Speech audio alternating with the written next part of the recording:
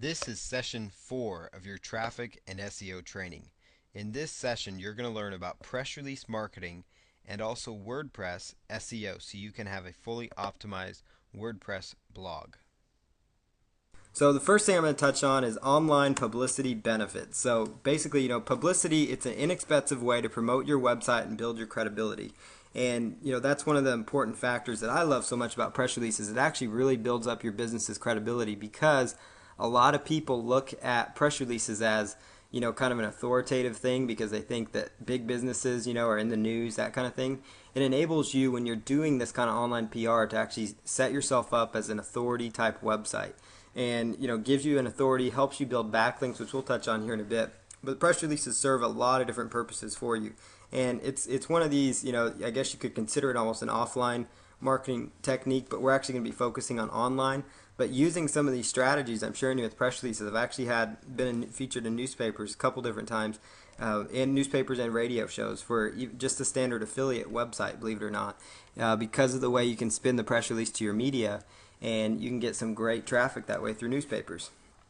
Press releases can really increase your sales, give your website more exposure, and help your website get traffic for many years down the road, and it will really enhance the image of your business. Just like I was saying, a lot of big businesses use press releases, and so you're on these high authority sites, you're on sites, even like Google News and sites like that. Your business can appear on those by utilizing these strategies. And one thing, I mentioned your site can get traffic for years down the road. A lot of these sites that I'm going to talk about submitting your press release to, they will stay out there for, 5-6 years. I've got press releases I submitted for some of my very first clients when I was first doing work for people 6-7 years ago that are still starting to show up, that are still on the internet for their business name, that are still actually driving traffic to their website. And, that's over, we're going on 6+ years now there. And that's just for work you did one time. So just like all the other things I teach here, it's so much better than regular advertising because it's not like every month for the last 6 years that business has had to renew their press release or something. Basically you submit it and it's going to be out there, and so it's going to help you grow exponentially because the more of these you can get out there. It's all about quantity and quality, but getting some a large amount of these press releases out here, and I'll show you how to spin things so that you can write a bunch of different press releases for one website. So the internet is where people are going for their information, so you definitely want to leverage that. And so that's why we're going to basically, all I'm focusing on here is online publicity instead of offline, because anyhow, people access their news online now anyways. And so, basically that's what you want to, that's the key component right there. So press releases and website traffic. Press releases can help build backlinks to your business, which helps with SEO. And as you guys will recall, in one of the first trainings where I talked about search engine optimization, I talked about backlinks. And basically the importance of backlinks is that they kind of act as votes for your website. And so the more votes that you get for your website, the more authority your site's going to look in the eyes of Google, because they look at that as a factor, and the better your site's going to rank overall. And so submitting press releases using the strategies I'm laying out here is going to help you build backlinks, and on top of that it's going to build exposure, build up credibility. All these things are going to be working synergistically in your favor to improve your business. And so press releases are a big component of your marketing campaign. It doesn't matter if it's just an affiliate site, if it's a site selling physical products. It doesn't matter if you're a chiropractor in Tulsa, Oklahoma, trying to get traffic to your website or to your business. It really doesn't matter what kind of website business you're running, what kind of business you're running. You can leverage press releases on the internet to really get some good traffic going. One other thing I touched on that helps really get you some website exposure on these high traffic sites, and these sites already have a captive audience. And what's interesting with some of these sites I'm going to share with you is there's actually news agencies that do browse these sites. There's actually journalists and such looking for stories that will actually appear on some of these sites and may get in touch with you, and you may end up running your site somewhere. But the main reason you're doing it is it's a great thing if some news agency picks it up, but really the key component here is you want to use these press release sites to get high rankings in the search engines from the backlinks, get more exposure, and as I'll touch on, I have a final point that I'll touch on that. Press release sites are read by bloggers and other people looking for story ideas as well. So I talked about journalists and things like that, but also just your average bloggers in your niche, people wanting story ideas for their website will look at press release sites as well. So if they like what you have to offer, they might get in touch with you, and it might be another opportunity to build exposure for your business. They might even take the press release and copy and paste it on their own site, which is allowed with a lot of these sites because they're just like the article sites. So that's certainly a component there that you want to consider. The press releases themselves can even rank high in the search engines for really good niche keyword phrases. So you can actually, using the keywords in the title of your press release, and I'm going to touch on that in the following slides, you can actually see an improvement in your rankings by actually having the press release itself rank in the search engines. And so it's just one other factor you can use to kind of help get more traffic through the search engines onto your press release, which then builds up your credibility, is what the press release does, which then again encourages them to click. Kind of like we talked about with article marketing. Search engines, can pick up these article directories and pages very well. And so people go in, they read your article, they see your an authority on the subject, they like what you're talking about, they click on your resource box. I haven't even had a chance yet to talk about social book marketing, video marketing, and podcasting, but they're all the same concept as well, and those are later topics.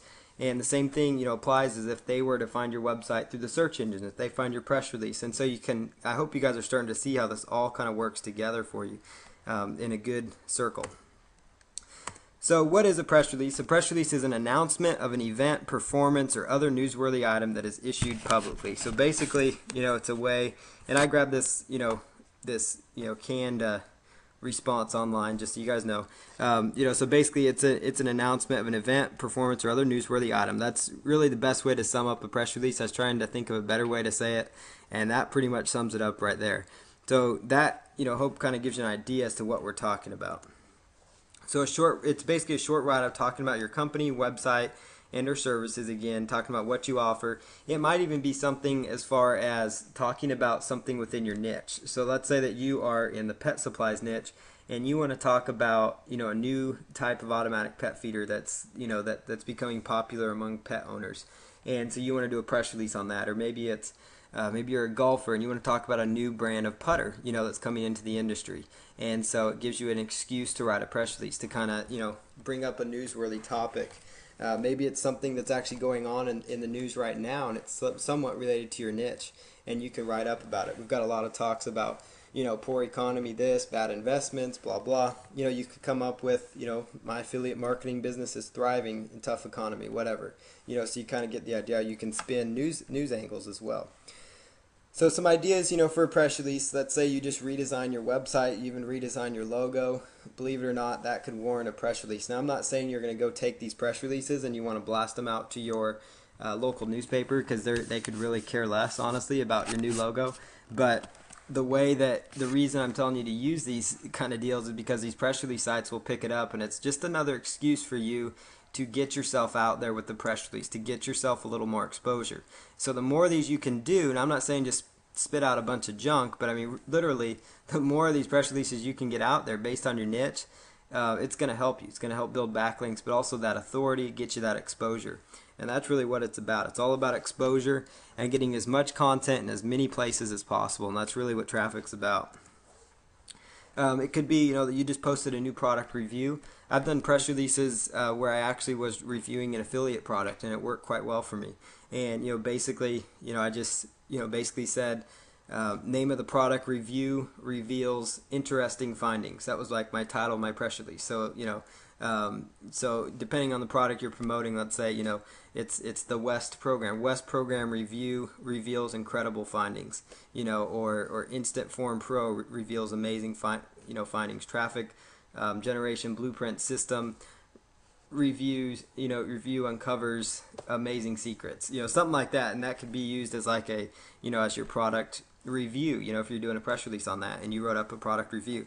And basically you just position yourself as an expert, and this is kind of a nice little subtopic here for you guys to chew on, and that's basically leverage yourself and say that you are an expert, or your company or you yourself are an expert in reviewing digital products. People don't know, just tell them that. That's in the press release. That's what I put. I put Paul Counts is the owner of Count on Us LLC, which is an expert in internet marketing and reviewing internet marketing products, And so I built up the authority in the press release. I talked a little bit about the product and why it was so great in my quote section of the press release, and I'll talk about some of these things here in a bit.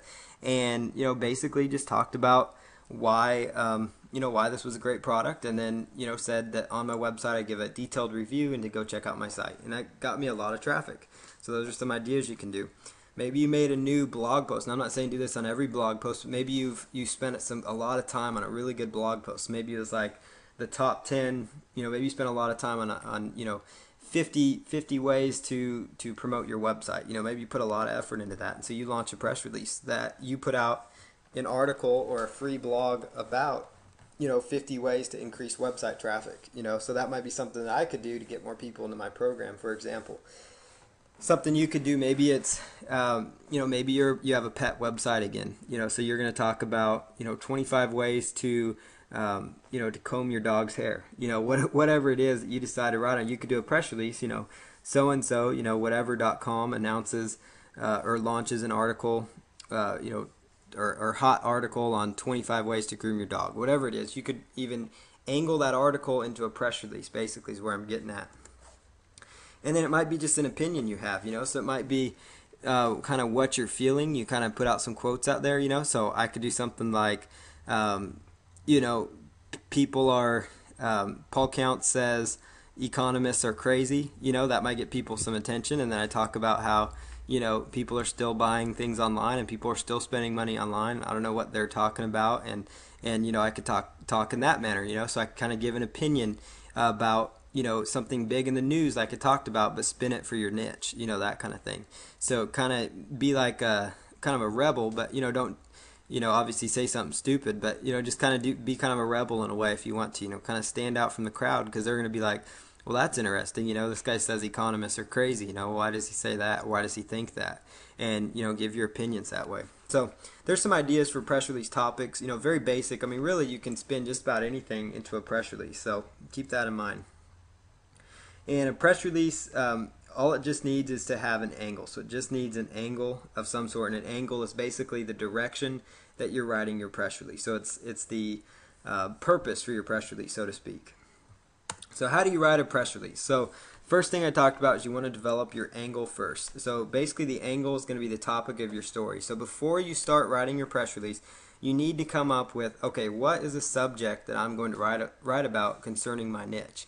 And since most of you, this will be the first time you're writing a press release, your first press release is typically going to be something about, announcing your website. Maybe it's announcing your free report. Like every time you set up a squeeze page and you give somebody something free, that could warrant a press release. Almost every time you make an informative blog post, that could be another press release for you. So when it's your first time, it's usually going to be announcing your website to the public. You're just going to be publicly announcing your website. And so your angle is going to be around your website and around your niche. So that's an example of your angle. So you want to create a newsworthy title for your press release that includes your keywords. And the reason I say kind of a newsworthy title, and it doesn't mean it needs to be newsworthy as far as the Wall Street Journal is going to pick it up or New York Times, but it needs to be newsworthy to the effect of, of something, to the effect of let's just say, I designed my new website. So a press release is not an article. So that's the point I'm trying to get across there. And so, your press release and article are going to be a little bit different, in how they're structured, and I hope you're going to see that here. So that's something to keep in mind. So your regular old article title may not work as well as, for a press release. So keep that in mind. So that's why you kind of want to have some sort of an angle to position it and spin it so that it can come off as kind of a news story. And some of these press release sites will actually delete your press release if they don't feel it's newsworthy. They've actually had that happen before. So it's, so then I learned real fast that you need to just create newsworthy titles for your releases. And when I say include your keywords, I'm going to give you guys some examples here in a bit of a good press release title, but you want to include your keywords, and if you can, include it the first part of your press release, but at least try to include it somewhere in your press release. So, if your press release is how to refinance a mortgage, that's your niche, so you could come with your website, mortgagesecretsinside.com, whatever the domain name is, announces, how to refinance a mortgage, ebook or something like that. So you get your keyword in there. It's kind of slightly newsworthy because you're announcing the launch of a free ebook or your ebook, whatever it is. And, that gets you started in your title. The next thing is you want to write an introductory paragraph that lays out your press release's point. And so, that's going to be your first sentence. Your first paragraph will be 2 or 3 sentences made up of just you simply talking about what your press release is about. Why you're writing your press release, the purpose of it. Whatever your angle is, you're going to address that in this first paragraph. So whether the angle is I am, launching a new website, then go ahead and put that in there. So that would be like the angle of your press release, so and so, Paul Counts, or your business name if you've turned your business into a corporation, is announcing the launch of their new website, www dot whatever, and then basically give like a feature of this website. This website's main objective is to help people learn how to do this, and this with this free report that they're giving away on their homepage, that kind of thing. Right, 2 to 4 paragraphs for the body of the release as well. So the body of the release is very similar to the body of the article. It's just basically some information. And when I say put quotes in there, I mean, quote yourself. And I'm actually going to read a press release that I wrote here in a second. But basically, you want to quote yourself. So come up with some quotes that you as the owner of the website could be making related to your niche. Build up your credibility as well by putting your name in there. So, so it says John Smith, owner of www.thiscoolwebsite.com, and then, so maybe say a quote or find a statistic about your niche and quote that statistic or something.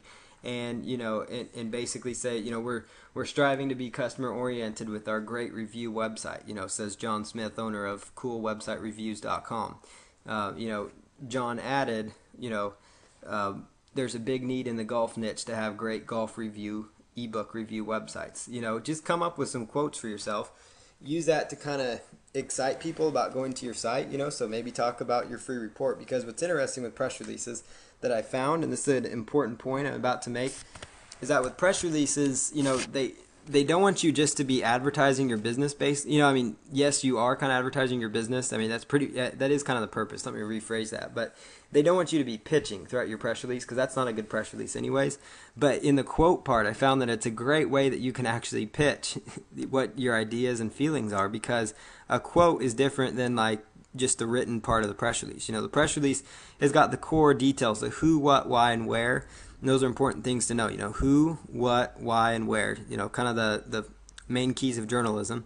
And who, what, why, where, and I think I said why. Yeah, sorry.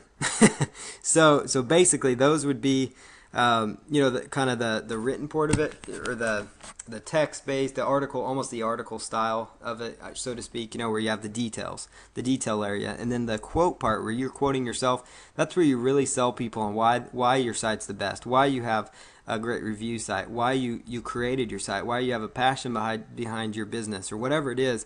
And encourage people to check out your site in there, and because that's perfectly okay. And I found right there, the press release sites have no issues with you when you're quoting, kind of the sales pitch part, so to speak, the call to action almost.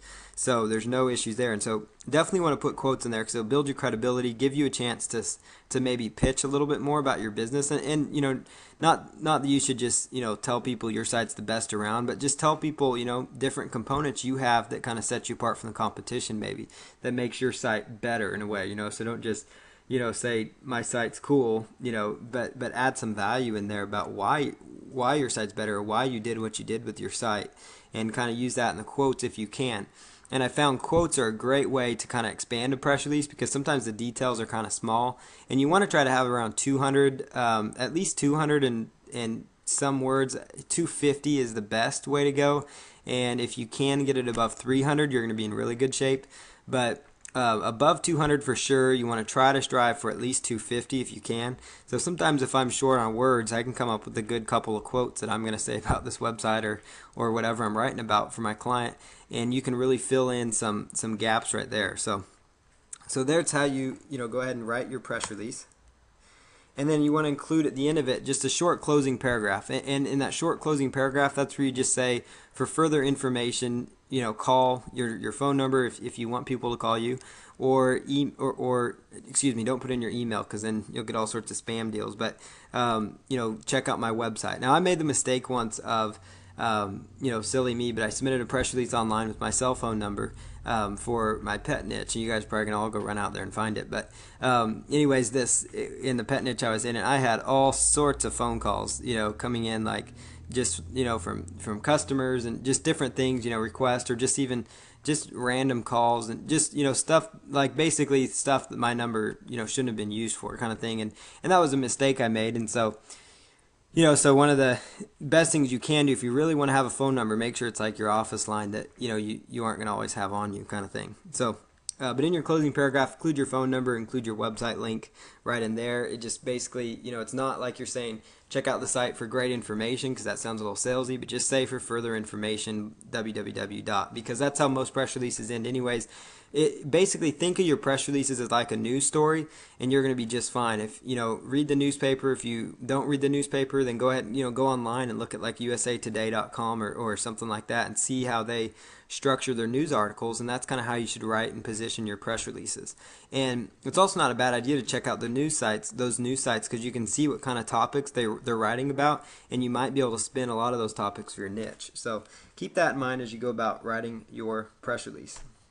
So here I'm going to go ahead and show you guys real fast a press release that I wrote.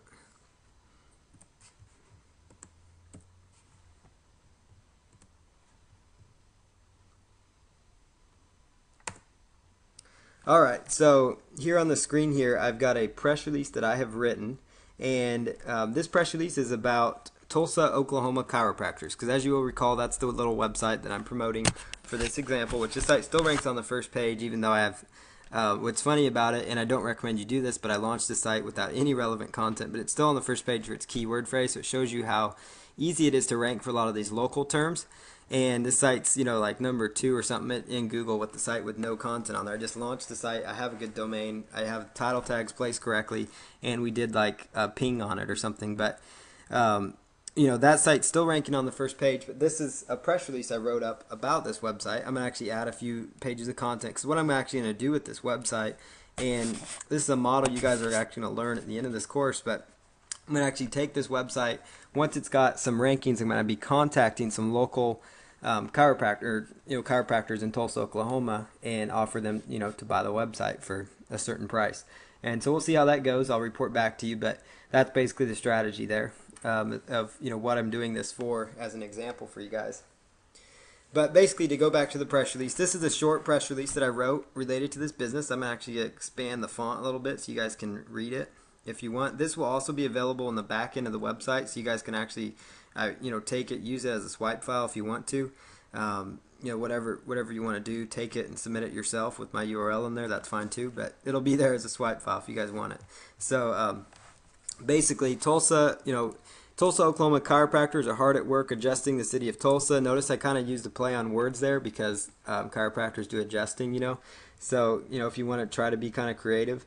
I'm not the most creative marketing artsy kind of guy, but sometimes I get creative. So, but anyways, the website, TulsaOklahomaChiropractors.com, shares information and resources related to finding a good chiropractor for your next back or neck adjustment. And then I go into saying, in a quote right here, our goal with this website is to give website visitors access to a variety of information and resources related to finding and choosing the best chiropractor in Tulsa, Oklahoma, said the owner of the website. We understand that every day more and more people are going online to find information and find chiropractors in Tulsa, so we created this resource for them. The site features a new design that allows for an easy way to find information and resources that will help in finding a reliable chiropractor in the Tulsa area. And I'm almost done. I just want to read you guys so you guys kind of see how this flows. The owner of the website also pointed out that a new article will be coming online soon that discusses the common myths people have with chiropractors. And then I go into saying a quote, rumors and myths about chiropractic care have been floating around for years, and so hopefully this article will help shed some true light on this topic. He mentioned that some of the myths people have are related to the safety of neck adjustments and the fact that people think you have to seek care for the rest of your life if you have a back issue. These concerns and more will be covered in the new article to be posted soon. For further details on finding a good, reliable Tulsa, Oklahoma chiropractor, you can go online to www.tulsaoklahomachiropractors.com. So there you see, it's a very basic, very bland. I mean, this is a very basic website that I'm promoting here. Yet I was still able to spin a press release with my keyword phrase in there.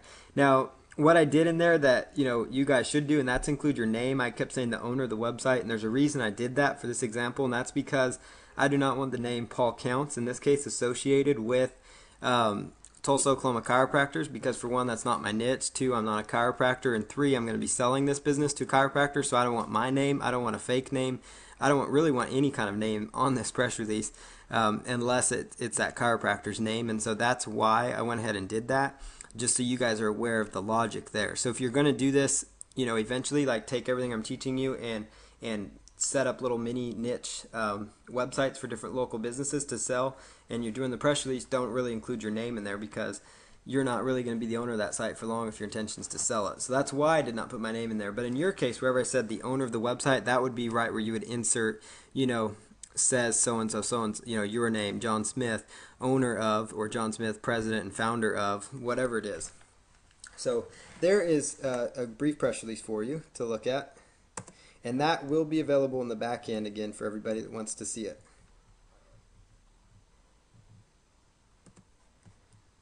So we're just going to jump back here, and we're going to be talking about writing a good press release title. So how to go about writing a very good press release title. So try starting with your targeted keywords like I talked about. And you want to also include the angle of your press release, so the topic of your story in the title. So here's some examples of what I think are good press release titles. You guys may not think so, but these are just some ideas that I put together, some good examples that you guys could take from and kind of spin however you want to. So there's that one we just went through, Tulsa, Oklahoma chiropractors adjusting the city. The core keyword there is Tulsa, Oklahoma chiropractors. Golf training aids website reviews top products. So that's kind of the keyword phrase there was golf training aid, so I included that into the subject line.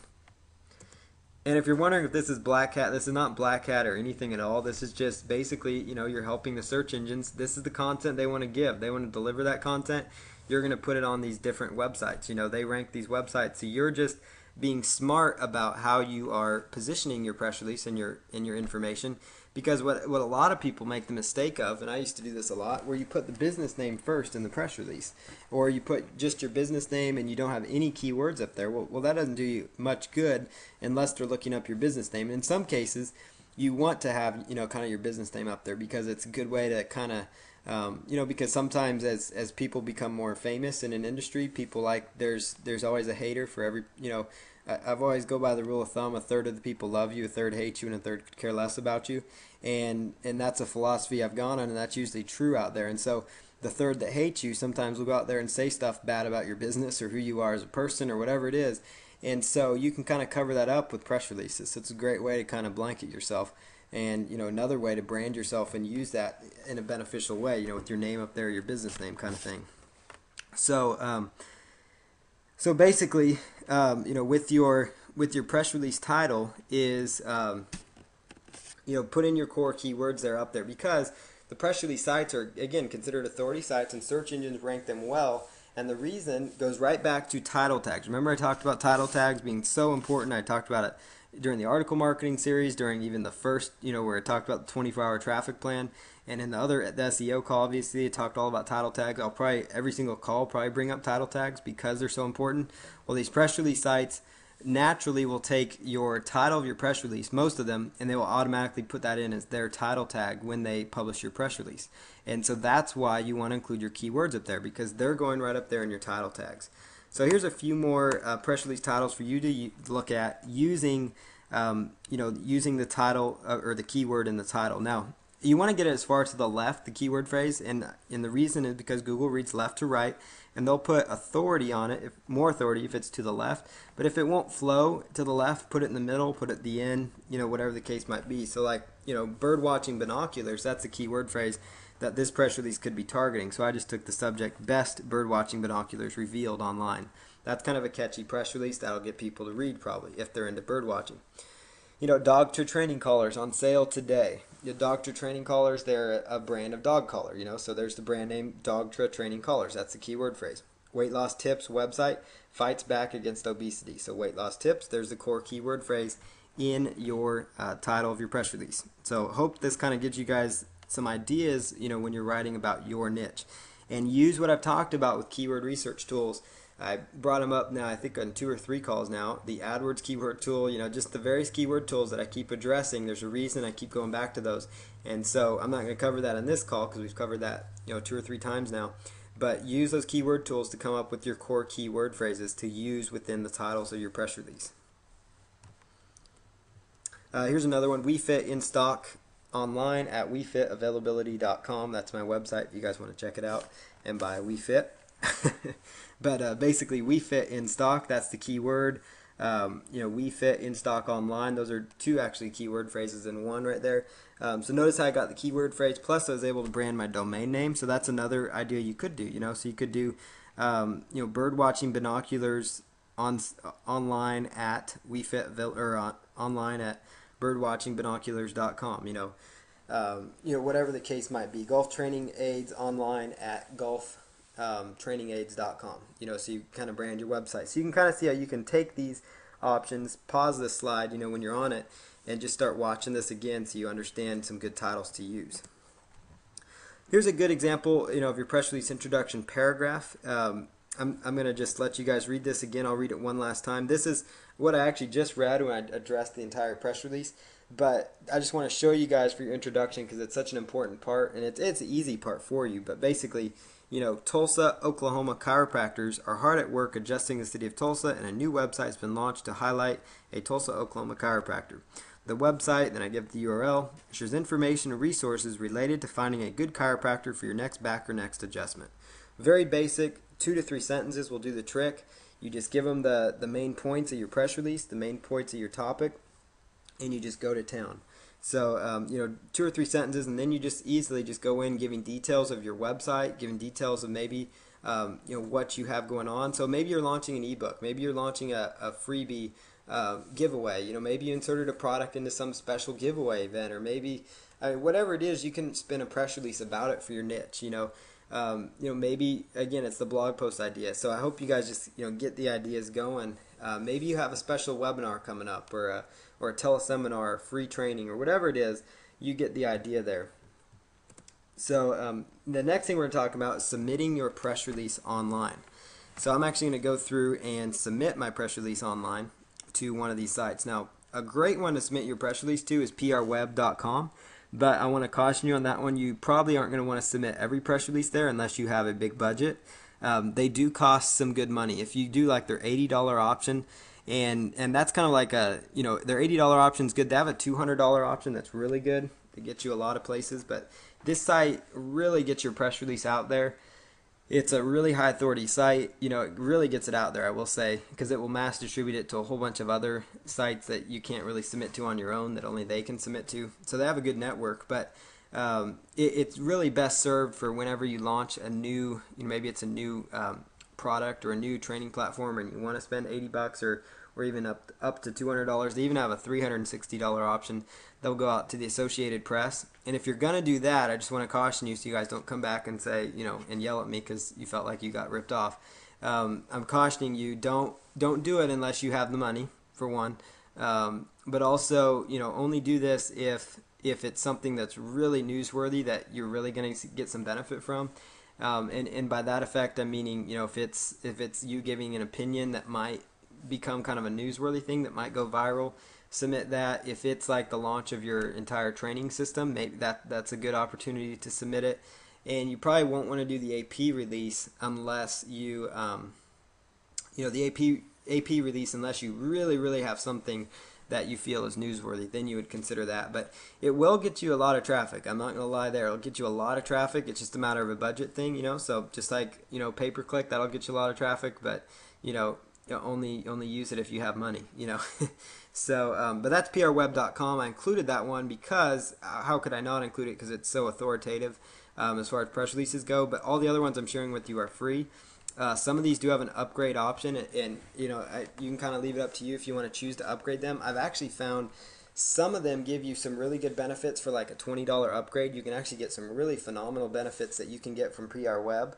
Not as many distribution points, but still some decent, some decent results from it. So if you have a little tighter budget, maybe consider one of these sites and choosing their upgrade option.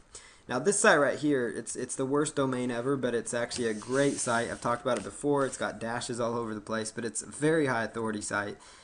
These press releases will rank really high.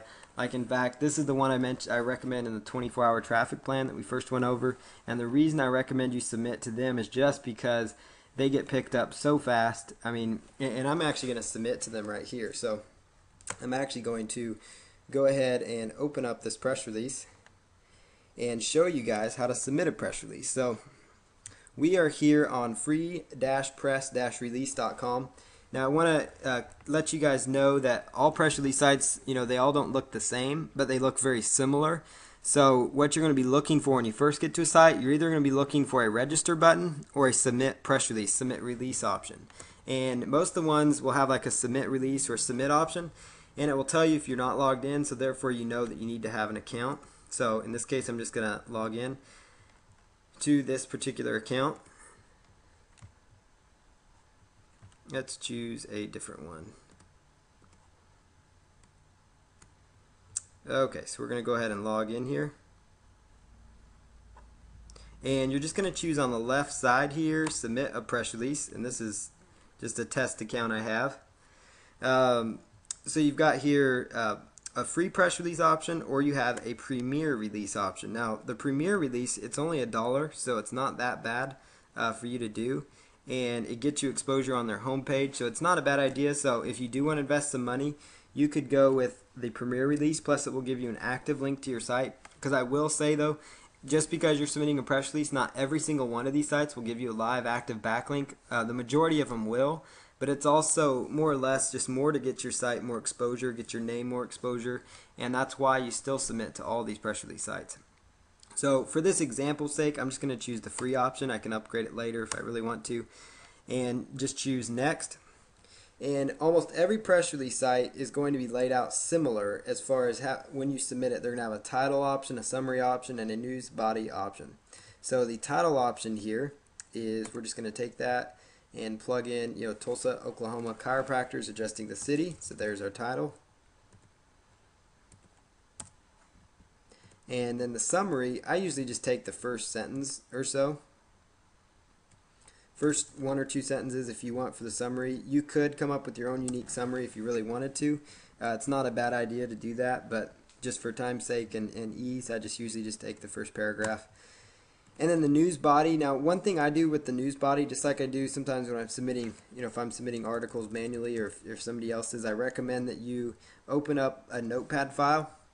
So I've got my notepad file up here, and I recommend that you paste that, copy and paste that notepad file, into your notepad file, because what happens is you notice how it kind of all jumbled everything together, so there's no separation for paragraphs, and that's why it's really important that you go ahead and put it into Notepad so you can clean this up really easily, and then that way you don't have to clean it up on every press release site. So I'm just going to go ahead and clean this up really fast. If you really want to be able to see it quickly, just take the word wrap off, and then every one of these lines is going to be a new paragraph for you. So once you have that, just go ahead and keep the word wrap on, and then you just copy it all. I just hit Control A to copy it, and Control C, or you can highlight it all. So by taking the mouse and scrolling over it, I just want to make sure this is easy for you guys, that you highlight it all, you right click, and you choose copy. So again, I right clicked and I chose copy, and I'm going to go right back to the press release website, right click, and choose submit. So what you're going to do after doing that is go ahead and scroll on down here and put in the little verification. Most of them have a verification option. This case they ask for tags. So the tags would be like keyword phrases related to your niche. So mine is Tulsa, Oklahoma, chiropractors, and chiropractic care. Maybe back pain specialist. Whatever it is, you get the idea. So you put in your keywords related to your niche. So every niche is going to be different. The optional option here, they have a website, and it's optional here because I did not do the upgrade. Now some of these sites, they don't care. It's usually just there. They don't care if you pay or not. The website features there. Everyone's going to be slightly different. The industry, most of them have an industry column. So this is where you just use your best guess to find how your website applies and fits in. Every one of them I found has slightly different, industry ways they do their industries, and that's okay. So what you're going to do in this case is, I'm talking about chiropractor, so it's kind of under health, particular, let's see, I believe, yeah, that's the health niche. Lifestyle, health, and fitness, so that's what I'll put that in there. So whatever niche your business is in, pets, choose that niche. So you know the drill there. Contact information. Put in your name. There you see that's the fictitious name I'm going under here. So you can just plug that in there if you want to as the author.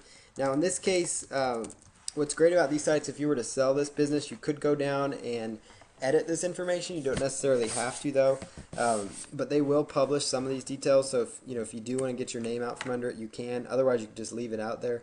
So I'm just going to stick my name in there because I'm going to change it to their name whenever I sell this business. So that's what I'm going to do. So you can just plug in your basic information, your address, and then I like to put my website in down there. So let's just plug in our website again. Let me put in my main address. And you don't have to put in your main address unless they require it, but I just do sometimes because it builds up some credibility. And just plug in your website there.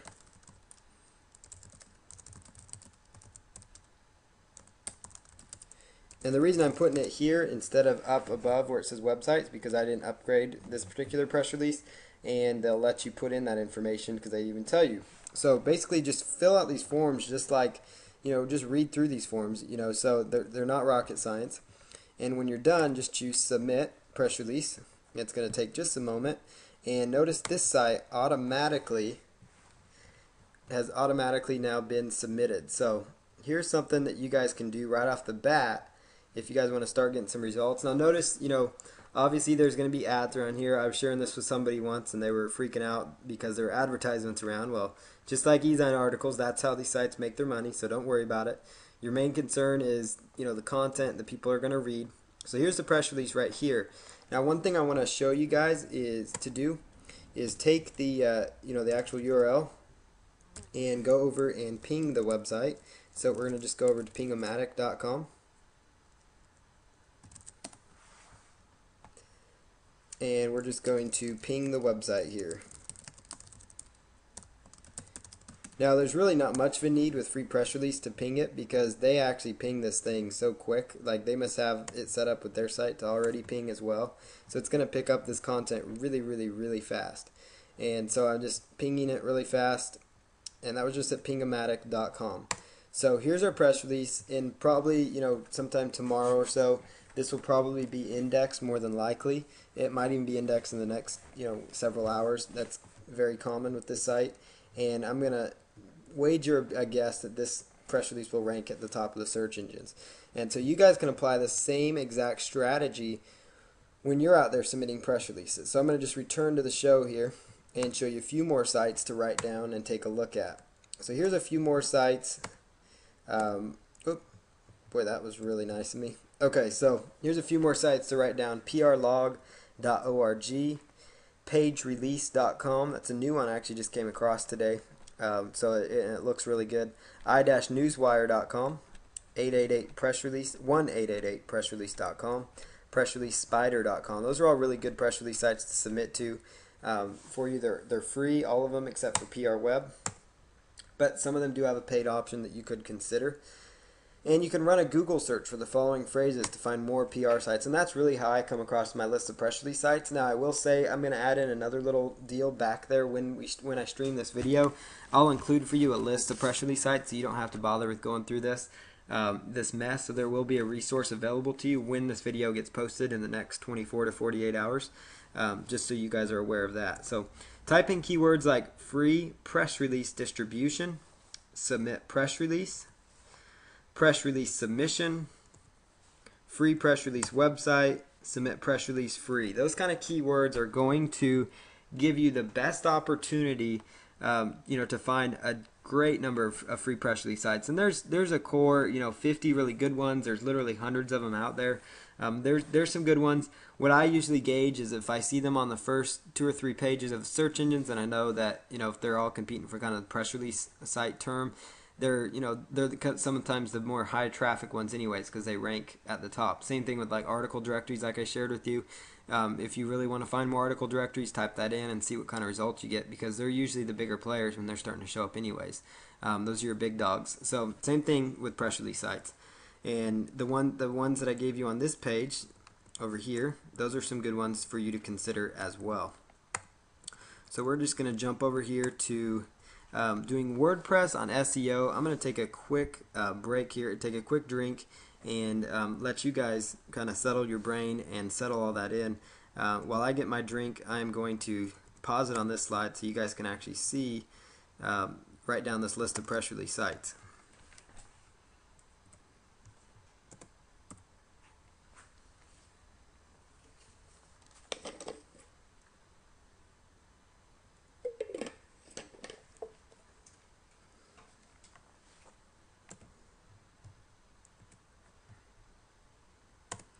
Okay, so we are ready to go on WordPress SEO, and then after that we're going to take questions.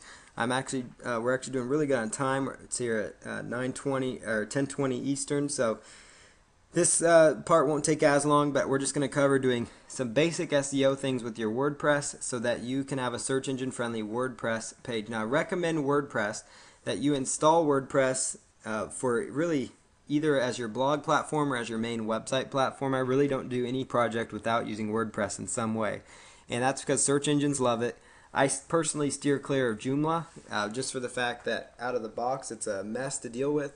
It's basically, I've dealt with client sites that are on Joomla. It makes you go way too many steps to make it search engine friendly. The URLs are nasty as all get out. It's just not a good situation. You know, Joomla just they don't care enough, I guess, about the SEO or anything. But WordPress really does a good job of, out of the box, it actually indexes well, even though it's still not all that search engine friendly. But just out of the box with no changes, it does decent for you. So definitely recommend you use WordPress. And one of the more popular uses of it, you know, is like whenever you launch a product page, for example, and you want to add content to it. You know, a lot of people, they have a sales letter, you know, and that's all on their website. So you want to add in a blog to your website. So you want to have, like, you know, your, let's say, you know, trafficgenerationblueprints.com/blog. You know, that's something that I would do, you know, when I launch this course out there. And, you know, that's the name of it. So trafficgenerationblueprints.com/blog. And that gives me an opportunity to have like a sales/squeeze page, you know, on the front end, and you aren't just stuck on a one-page site. Because remember, as you will recall at the SEO talk, you're only limited to target so many keyword phrases. So I can't type in, you know, video marketing, press release marketing, article marketing, SEO training, and all this as one title tag. Those would all be separate posts or articles that I would want to write.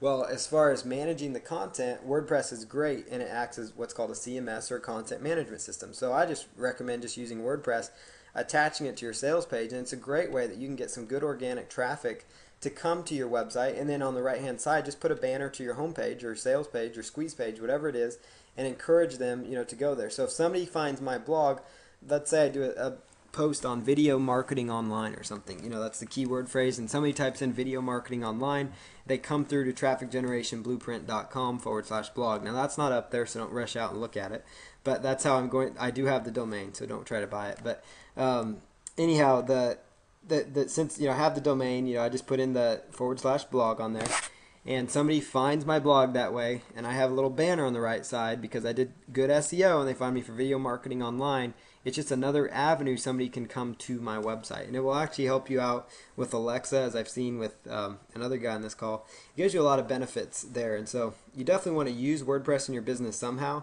One thing I love WordPress for is just creating niche affiliate type sites. It's easy to do. Any kind of site, you know, any client I have, I recommend they use WordPress somehow in their business, and so I recommend you do the same. So here's how to make WordPress search engine friendly once you get it installed and uploaded. So once you get it, you know, basically once you get it uploaded, you're going to want to download the following basic SEO plugins for WordPress, and you're going to want to install them. Just so you guys know, so you don't have to sit there and download all these will also be available below the stream, and all these will be up within 24 to 48 hours. So you're going to have the press release little resources plus the SEO plugins that I'm talking about here. Now there's a lot more SEO plugins. You know, I know some of you, you know, probably all know of some different ones. I know of some different ones, but these are some of the real basic ones, very basic ones that work well for search engine optimization. You know, because as it is, WordPress does a good job with SEO. All-in-one SEO, that's the name of the plugin. You're, again, going to see that in the back end. But if you do want to, if for some reason you guys want to get these all tonight, because it will take me a little bit of time to stream this video, it's a huge file when they're done. But Go to Google and type in all-in-one SEO plugin. Go to Google, type in Google Sitemap Generator plugin. Go to Google and type in Sociable plugin, and you'll get the download pages for these. So, but again, I will have the links to these. So download these 3 core plugins. Now, all-in-one SEO is tremendous for SEO because it lets you change your title tags, which again, I keep talking about title tags again. It lets you have a keyword-rich title tag for every single post you make. You can adjust your own title tag because by default, WordPress will actually make your will make your title tag be your article post of your blog. Now, sometimes that's okay, but not all the times, because sometimes a keyword like top 10 ways to get your ex back, for example, that might not be a search phrase people look for, but it's an interesting subject that would bookmark well, meaning people would find it popular in Web 2.0 portals and come through to your site that way. But it may not be, basically it might not be the best as far as SEO goes, because a lot of times people may not type in top 10 ways to get your ex back, but they might type in how to get your ex back. So maybe you could, in your title tag, reword it a little bit, so it says how to get your ex back top 10 ways or something, so you're kind of still doing that sales approach I talked about with your title tag before to kind of sell the click. This all-in-one SEO gives you that ability. It gives you the ability to write out your own, your short little meta keywords, the meta description as well. It's so important for SEO. And it's just a great plugin to use. The Google Sitemap Generator, this is fabulous. It does a good job of creating the XML sitemap that search engines love, and even Yahoo and MSN look at these .xml search maps. They call it Google Sitemap Generator, but it works for Yahoo and MSN as well. And you could actually submit this to Google Webmaster Tools. So it's just Google Webmaster Tools if you want. I personally don't do a lot with Google Webmaster Tools. I probably could do more, but basically it doesn't help me get indexed, or not indexed. But the Google Sitemap Generator, having just that sitemap on there, will by default help all your pages on your site get indexed. But whether or not you're a member of Google Webmaster Tools, that's not going to impact things or not. But there's multiple uses for it. You can submit this XML sitemap to some different, to MSN's side of things, Yahoo's, Google. Just type in like submit sitemap, or submit Yahoo sitemap, submit MSN sitemap, or live search sitemap, or submit Google sitemap, something like that, and then submit the generated sitemap they give you. If you aren't even submitting those, at least you're just generating the sitemap using this plugin. It's very easy, and it will basically by default make sure all your posts get indexed, which as it is, WordPress does a great job of making sure your posts are indexed. You usually don't have to worry about it, and WordPress has a really good ping set in there, and I'm actually going to give you guys a ping list as well. Sociable is the other plugin. It's a social Web 2.0 plugin. We have not had a chance yet to really talk much about bookmarking. I've touched on OnlyWire, and basically OnlyWire and how to do bookmarking that way, and how to do manual bookmarking with Dig. But Sociable and bookmarking is going to be covered next week as well. But with the Sociable plugin, it basically will enable other users to your website to bookmark your content, or it helps you as you're going through and bookmarking content, whatever the case might be. There's other Web 2.0 plugins out there. I personally like these 3. You guys might have your other opinions, and that's fine. I like these just for basic, getting started out of the box SEO. So what I'm going to show you here is how to go about and actually take these plugins and install them correctly. So I'm actually going to take just a moment and pause the screen and then open up a new window for you guys to take a look at.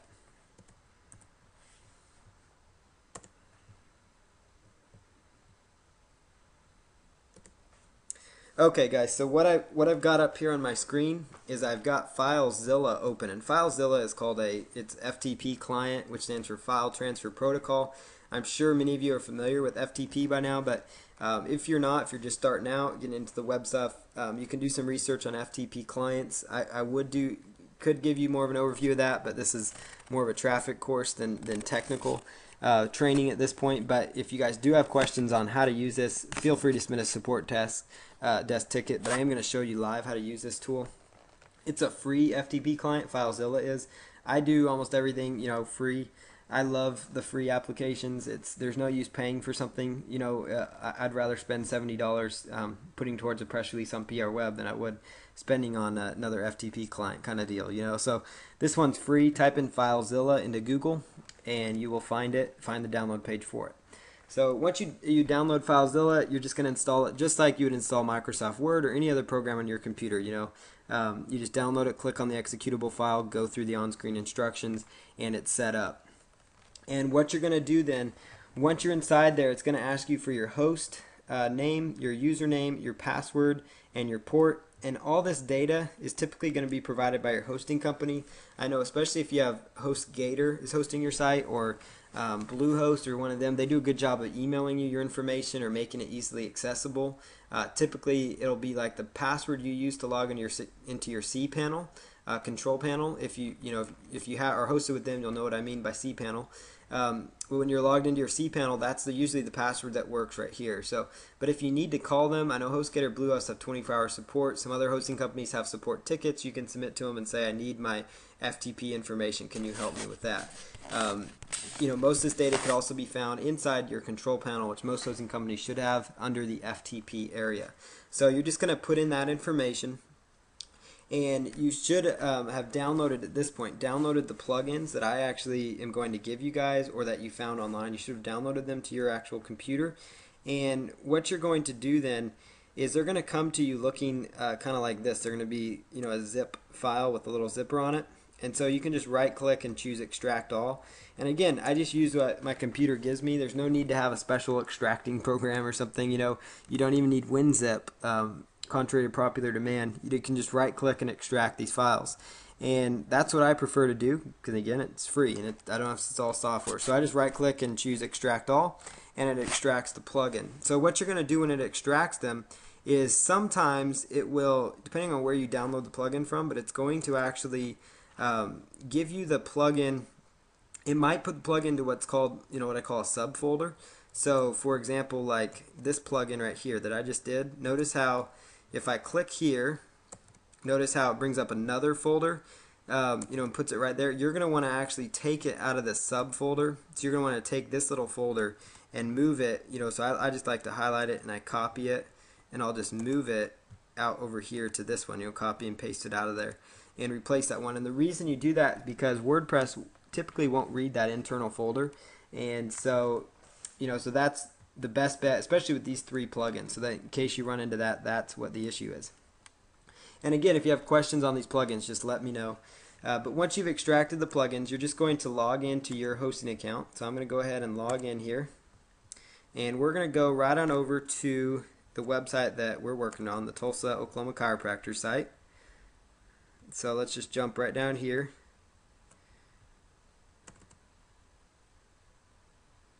And go ahead and choose WP-content.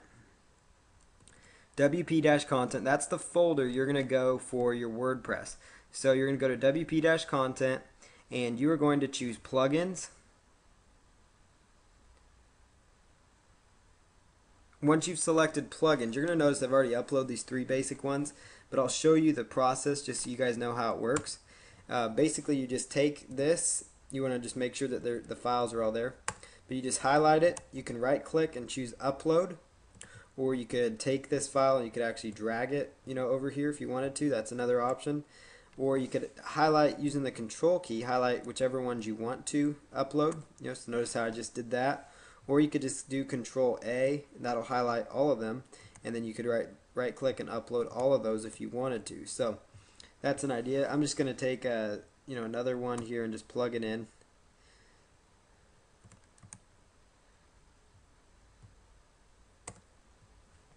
Google Analytics is another plugin you need, but as I'll cover next week, we're going to go into that a little more in depth. And you don't necessarily have to have their plugin. I actually find it's just as easy to copy and paste their code on there. But just so you guys see how it uploads, and then it gives you a little status thing down here. But once you've uploaded the plugin, you're ready to go. And the same thing will apply if you happen to download a WordPress theme. Just on kind of a side note, you're going to upload that to the themes folder. Whoops.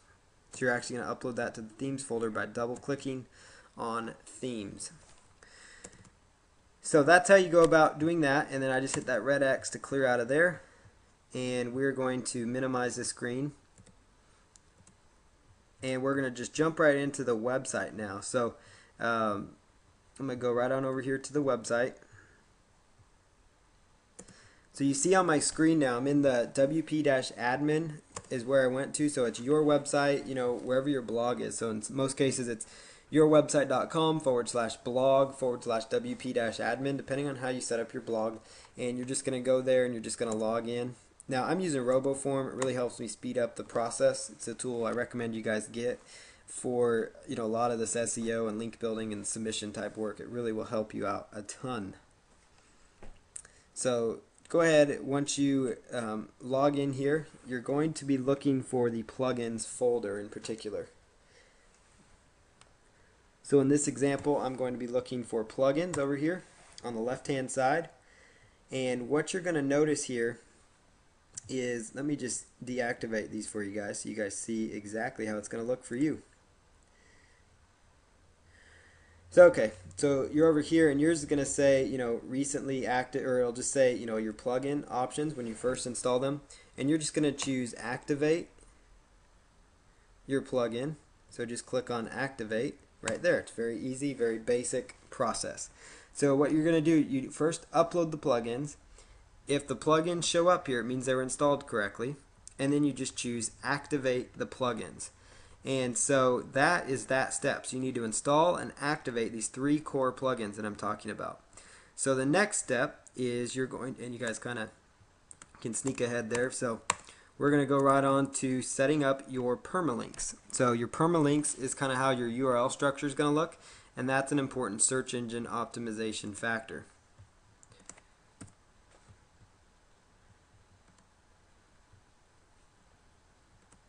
So I'm over here on WordPress, and here you can take a look at the back end here. The left side under settings is where you're going to go to do your permalink. So it's the left hand side is where you're going to do everything in WordPress 2.7, and you're going to choose permalinks. So in this case, I'm going to just select permalinks down here on the left hand side, and what you're going to choose is actually custom structure. Custom structure, and this is the exact string you're going to type in here.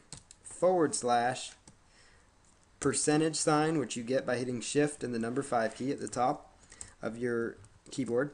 Type in the word post name, shift %sign /, and then what you're going to do after that is choose save changes, and your permalinks are going to be set up correctly now. So again, it's /, it's custom structure, so it's settings on the left hand side, permalinks, custom structure, /% post name %.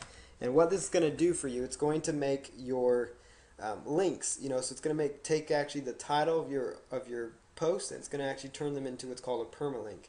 And it's really a good search engine friendly thing, because by default most of your posts will have your keyword in there, and it's just another thing. It just puts nice little dashes between each word, and it does a tremendous job of making your blog search engine friendly. So at this phase, you should have installed and activated the plugins and should have gone through with your permalink. So we're just going to go on to the next step here.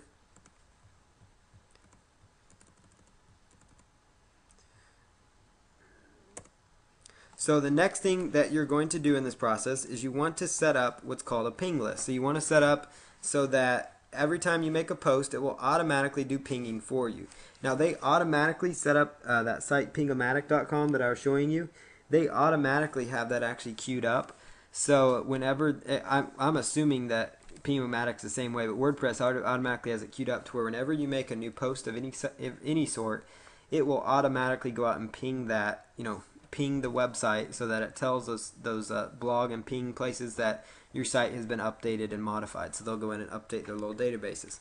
And that helps you get spiders, activities to your site. It helps with indexing. I can make blog posts and with literally hours have that blog index, and sometimes minutes you can have new blog posts indexed using a nice ping list, which I do actually provide for you guys, a ping list. And so I'll show you how to set up your ping list.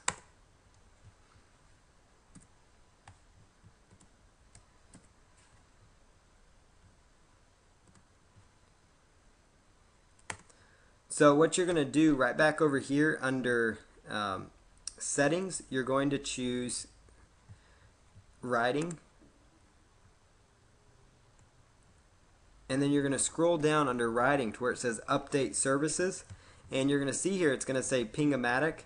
And you would actually, if you want to, I've got a larger ping list, you could actually just take that ping list and just copy and paste it right in here in the update services area. So that's how another great way you can make WordPress 2.7 and WordPress search engine friendly. More search engine friendly because it helps get spider bots back to your site. It just helps get your, every time you submit, it will ping it to 10 or 12 different pinging sites that will then again ping it out to who knows how many sites. You get a lot of pings, a lot of activity on your site. And there's a list that I will provide for you that's a great list. All you're going to do with this list is take it and copy and paste it right in here, over this Ping-O-Matic URL. So you would just highlight this one or just delete it and then paste in whatever I have. And then when you're done with these changes, just choose Save Changes. So again, at this phase now, you should have gone in and set up your permalinks, installed and activated your plugins, and then the next thing you should have done is set up that ping list, fix the permalinks, and then there's one final step I'll show you here in a second.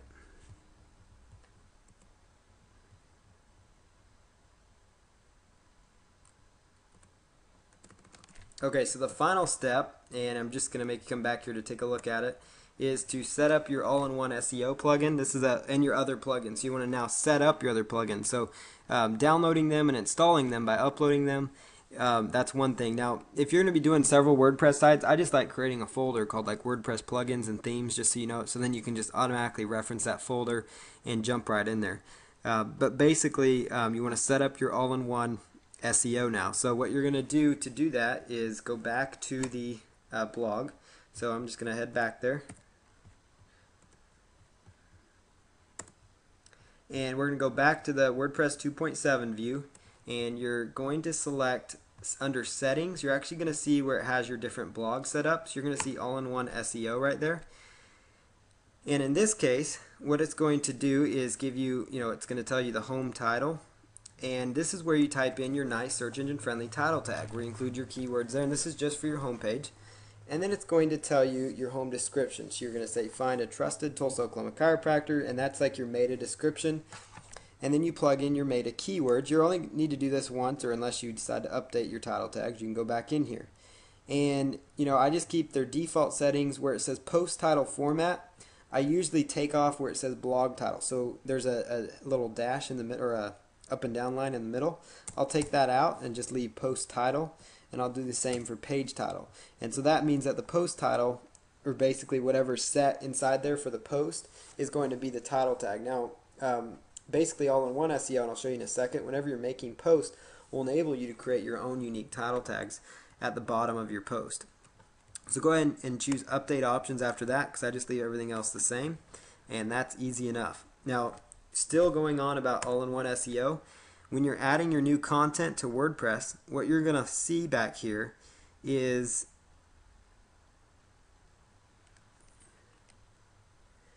back here when you make your post, you type in your post. So we'll just say test post, and you want to just say this is a test. So you put in your post, you copy and paste it however you do it. Put in your tags for your post. That's a good thing, search engine friendly thing to do. Whatever, tags, keywords related to your post, put that in there.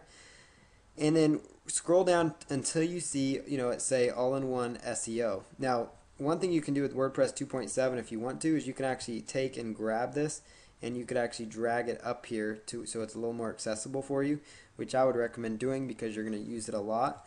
And then you just type in your title tag. So, for example, this title tag is test post. But if I wanted to make my title tag keyword rich, for something related to test post, so this is a test, might be my keyword phrase.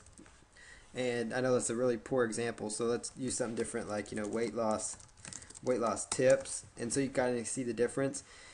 And let's say that your post happens to do with top 25 weight loss resources. Maybe that's your article. And top 25 type articles, like I mentioned last week, do really well. Top, any kind of top type article does a great job. But, so for example, top 25 weight loss resources may not be a searched for phrase, but weight loss tips might be better searched for. Weight loss resources, weight loss tips, weight loss information. So you guys get the idea. Using the AdWords keyword tool, you can identify the core keywords related to your article. Use those in the title. Create yourself a nice, solid, unique meta description. Sell them on the click in that meta description and include that keyword. and then put in your keyword tag right there. And then that's where you have all-in-one SEO all set up. The final thing you're going to do then is go in and we're just going to navigate away from that page. Go right on over to settings again, and this time you're going to just choose sociable one more time. And inside sociable, you could actually set this up differently if you want to. Like for example, there's some different things inside sociable that people use, a little more frequently, that might relate to your site. So like if you have a business site, you might offer a LinkedIn option on there because that might help build some credibility that way. You might offer a Twitter option, so you just look around here for, Tumblr for twit this, so that's one I want to add. So I could just click on that because I want to add it. And then you could choose Save Changes. And notice how it brought that up there. And let's say that I want to get rid of Spin, which that one's actually good. Facebook, Dig. Let's say I want to get rid of Google. Their bookmarking tool isn't that great right now. I decide. So let's just plug that in. And let's say that we want to grab another popular one. Like let's say, let's just use live.com or MSN's logo, or let's use the LinkedIn logo. And Mr. Wong, he's a good one. There we go. So we'll use Mr. Wong and LinkedIn. Mr. Wong gives you a good, Mr. Wong's a good one to write back, so he does give you a good search engine friendly backlink to your site that they can follow, no problem. So there you go, Digs, Fin, Delicious. And then if you wanted to reorder these, you could certainly do that. So let's say that you want to drag this and reorder these. Excuse me. It is not letting me do that. But you should be able to drag and order those if you want to. But that's how you set up your sociable. And then the next thing with your Google XML sitemaps, you're just going to go over here to XML sitemap, and you just need to do this once, but it says the sitemap wasn't built yet, and it says click here to build it for the first time. I'm not going to do that because I don't have content on here. But that's how you set up your XML sitemaps. That's in the left-hand side under settings, and you can watch. This is session 1 of your traffic generation and SEO training.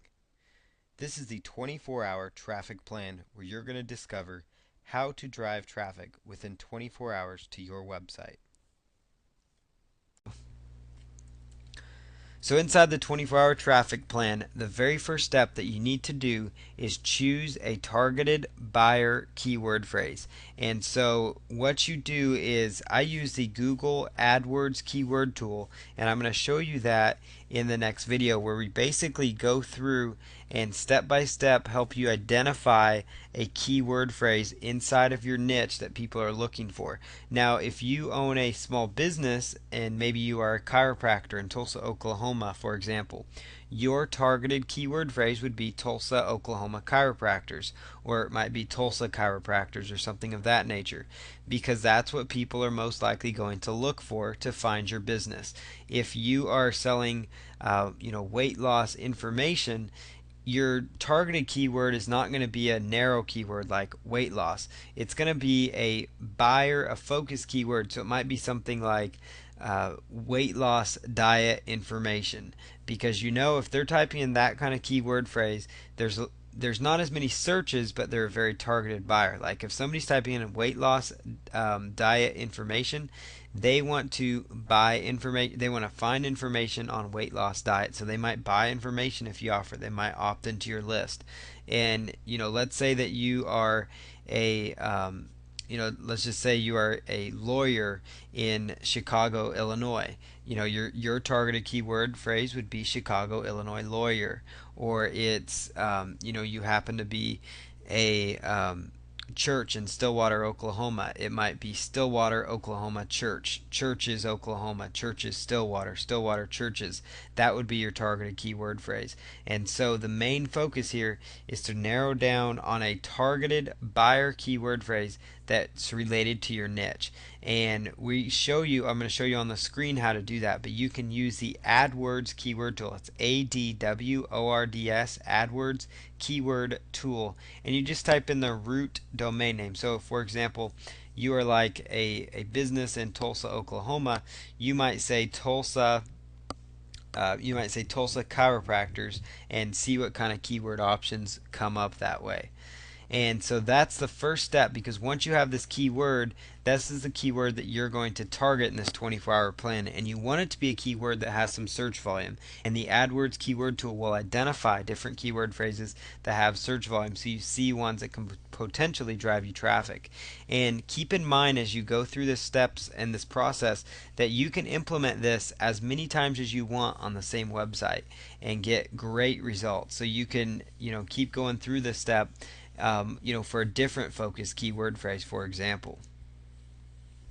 So the first step, after you've identified the keyword phrase, the very next step is to go ahead and submit your website to social bookmarking websites using www.onlywire.com and www.socialmarking.com. Now, what's onlywire.com and socialmarking.com is those are places that have information and links to websites where you can access social bookmarking websites. Now, social bookmarking site, if you're not aware, is a site basically that's set up with the sole purpose of allowing people to share links with each other.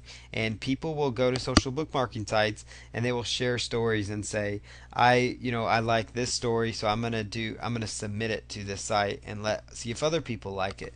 And sites like dig.com, reddit.com, mix.com, those are huge social bookmarking type websites that people are using. It's social bookmarking because there's a large audience of people using it. Well, these traffics are high authority sites. They have tons of traffic, and the search engines will actually rank the individual bookmarked pages, meaning that if you submit a link on there, it will actually submit your link on an internal page. And so that's what the power of social bookmarking websites is. And using a tool called onlywire.com, it will automatically submit your website to about 20 social bookmarking websites at one time. And so I'm going to show you how to set up that account at onlywire.com in an upcoming video here. And the same thing, socialmarking.com, it's similar to OnlyWire. OnlyWire does it automatically. Social marking kind of helps automate the process, though, to where it gives you a list of an additional set of social bookmarking websites to consider, of quite a bit more than the 20 OnlyWire covers. So you find more sites that you could submit your business to, and it will actually bring up a list where if you just click on the name of the website, and it will actually pre-fill the forms for the social bookmarking. And because when you're doing social bookmarking, the forms typically will ask for the title of the story, which is going to be your main keyword phrase. So that's very important. When I say submit it, you want to submit your main keyword phrase in the title. Next, you want to have your description, and inside the description, you want to try to incorporate your keyword phrase where it makes sense and put a 1 or 2 sentence that entices people to go to your website or offer. So, as an example here, we're just going to stick with the Tulsa, Oklahoma chiropractors example. If you were to say, Tulsa, Oklahoma chiropractors, and you were going to use that as your keyword phrase, so you would create a story called Tulsa, Oklahoma chiropractors. If that was your website, that's what you would submit, Tulsa, Oklahoma chiropractors, and you would say, get your spine aligned with this powerful, with this recognized Tulsa, Oklahoma chiropractor, as an example. And so that's what how you're going to submit to these social sites. And then they ask, usually after you've done your title and your description, they'll ask for a link. So you just plug in your link, and then if they ask for tags, it will plug in the tags. Well, the great thing with these two tools is they will automate this process. Now, the first time you do this, I'm going to warn you, it will take some time because you have to go in and set up these accounts. There's about 20 social bookmarking sites with onlywire.com that you'll want to set up, and there's like 50 or so sites with social marking. Now, you don't need to set up all the accounts with socialmarking.com if you don't want to, but you will want to at least set up the ones on OnlyWire, because that one will automatically do the submissions, and I'll show you how to utilize that, because that's a very powerful tool. And so in this step, once you've chosen your targeted buyer keyword phrase, and obviously you have your website ready to go so it can get traffic, you are going to go to onlywire.com, and after you've set up your account, you will go ahead and bookmark your site, at least all the sites on onlywire.com. That'll get you out there to about 15 to 20 or so websites on high traffic sites, and that's going to start the ball rolling and getting you some traffic. And that's also going to help the search engines possibly go and see if you change things on your site, or sometimes it will help them pick up your site if it's brand new, using this step alone. And that will help you get your site indexed faster, which means it comes up faster and higher in the search engines. The next thing you're going to do is ping your website using pingomatic.com. So you're going to go to www.pingomatic.com, and it's going to ask you to insert your blog. And if you're actually doing just a standard HTML website, it would just be your main URL. So if it's just a squeeze page, for example, it would just be your main URL that you are sending them to. And for those who aren't aware, squeeze page is a form where you have it set up to squeeze information out of people. So you're gathering names and emails, and that's an important strategy. So let's say again that you have a physical, an offline business or even an online business. You set up your website. You're going to go to www.pingomatic.com, and you will just follow their little basic steps, fill in their form, put in your URL where it says blog information, and then you're off to the races. Now you can skip this step if you are actually using WordPress, because by default WordPress will do a ping to Pingomatic. And what Pingomatic does is it helps the search engines pick up all of the pages of help search engine pick up your site and help start the process of picking up pages of content within your website. And so that's important because you want your site to be found within the search engines, and pinging will help do that sometimes. And it also just kind of helps notify other directories that you have done something with your blog, and potentially you can get some traffic that way. But at least the most important factor I've seen is that it can assist in getting your site indexed.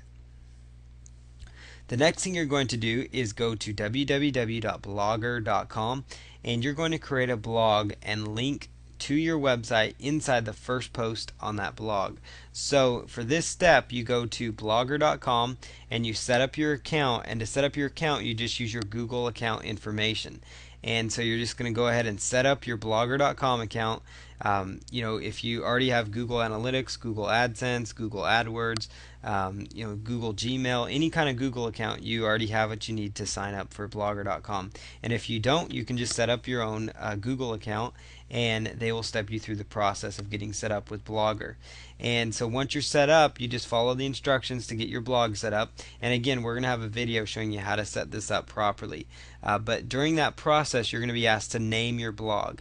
And it's very important that you name your blog or blog the main keyword phrase, in the .blogspot.com, because that's how it's going to come up. It's going to ask you for what name you want to use.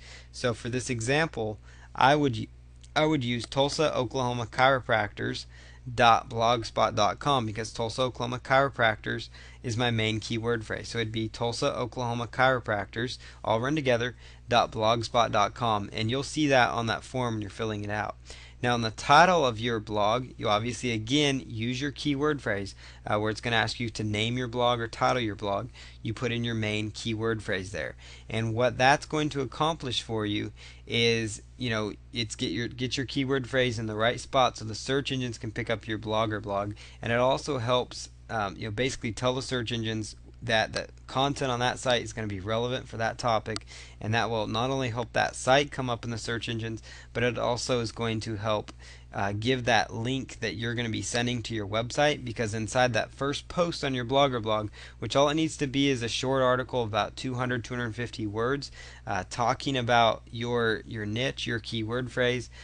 So obviously if you're a chiropractor, you might tell a little bit story about Tulsa, Oklahoma Chiropractors. If you are a lawyer in Chicago, you might write some information about being a lawyer in Chicago, and whatever the case might be, you can put that information in your first post. And inside that first post, you want to send a link over to your website inside that blogger.com blog post. Now the next thing you're going to do is, once you've created your first blogger.com blog post, you're going to open up the Blogger blog after you reviewed it and make sure everything looks good. You're going to go ahead and look at the bottom of your Blogger blog for something called Post Atom, and it's called Posts Atom, and you're actually going to click on that, and it's going to bring up what's called an RSS feed. Now RSS stands for Real Simple Syndication, and it's just basically a way for you to syndicate your content out there to a variety of different websites at once. and you're going to choose the choose the post atoms, and then what you're going to do is submit them to these two sites that I have up here. One's called feedag.com and another one is called feedbase.net. And these are sites where people can submit their RSS feeds, because other webmasters and other people that have websites go in there to try to look at these RSS feeds. Plus, sometimes people will use these sites, to get their fresh, updated content. So you're trying to just create your, submit your content there. But what's going to happen is, especially feedag.com will rank high in the search engines when you submit it. And that's why it's very important that you named your blog your main keyword phrase. That's another reason it's very important, because it all kind of works synergistically together. All these things do. So you're going to go ahead and once you've opened up the post atom, you're going to go to your address bar, and you're going to see a bunch of characters. That's where you'd go to type in websites in your address bar, and you're going to simply copy and paste from the address bar, and you're going to just copy that URL, and then go right on over to feedag.com, and then click on submit in the top right corner is where it's at right now, and you choose submit. And then once you've hit submit, you just copy and paste that RSS feed URL that you got from the post atom. And once you do that, you just follow their on-screen instructions to hit submit. The same thing works for feedbase.net. You're just basically submitting the RSS feed from the blogger.com blog to feedbase.net, and that's going to help. All this is going to work together to build some links to your site, which will boost it up, and everything's going to works together. That's what's so great about it. Next thing you're going to do is go to blogger.com again, or excuse me, go to pingomatic.com using the steps on the first page, and you're going to go in there and actually ping your blogger.com blog, and that's going to help again get that blogger.com blog now indexed, so that the link going from the blogger.com blog will actually benefit your website now. And all this stuff can work really, really quickly. And keep in mind, as you go through this first video, the following videos in this set actually go on the screen and actually show you how I'm doing these different processes. So keep that in mind. That's very important. Step number 7 of this process is a little more difficult and time consuming, but all the more important. It's extremely important. For this step, what you're going to do is you're going to write a press release on your website, and you're going to submit it to free press release websites. So what you're going to do is you're going to write a press release on your website, and so that would be a press release on your business, whatever it might be. And what a press release is basically it's a news release. It's information that's newsworthy about your company. And so inside your press release, you want to have your title. So you have your title of your press release in there, and the title of the press release, you want to try to incorporate your keyword phrase. So you might come up with a press release title like Tulsa, Oklahoma chiropractors, aligning Tulsa spines, for 100 years or whatever it is. So you come up with a spin or an angle that's kind of newsworthy. Whether it's you're launching your new website, so so let's say your keyword phrase is golf drivers, titleless golf driver. So titleless golf driver's website announces 1 year anniversary, 6-month anniversary, whatever the case may be of the website. You basically kind of get the idea, and I'm going to show you on screen how to develop a press release. And what's so great about press releases is that when you submit them, they go out to really high authority websites, and those sites will link back to you. And when I say a high authority site, I mean the site that the search engines look into as a site that it's been around for a while, they trust it a lot, and so therefore when you're getting links from those sites, it's actually going to help your website even more. And also what's great is that the search engines, because they like these sites, will rank the individual press releases files themselves for the main keyword phrase if you've titled them correctly. And that's why it's important to include your main keyword phrase inside the title of your press release. So it's kind of an art to create a good press release title, because you want it to be something that has your keyword in there, but you want it to be something that's kind of fun and interesting that encourages people to look at it, because that's going to help you in the long term. But if you can't think too creatively, at least come up with, even if it's the most boring news angle, what's going to happen is if your main keyword phrase is up there, those sites will rank high in the search engines. And I'm not saying you shouldn't have passion when you're doing your press release, but you don't have to wait till you have the biggest news story in the world. And you're going to actually take it, and there's 4 press release sites I have listed here. There's literally hundreds of them out there. But what is so powerful about these 4 sites is that they get indexed really, really quick in the search engines. And so this is going to help you get indexed and start getting that traffic within 24 hours. And so you're going to go to each one of these sites and actually go through submitting your press release. The next thing you're going to do is write an article on your business. So it's going to be an article of about 300 or so words, 350 words or so on your business, and you're going to go through the process of submitting it to these 2 websites, Symbio.com and Squidoo.com. And the main points is you just go to these sites and you set up your account. And once you set up your account with them, you just follow their basic instructions for setting up your site. Now, what's great about Zimbio is you can actually take and import a blog. So you could actually import your Blogger blog by going to the post Atom and grabbing the RSS feed, and you can import that content to Zimbio.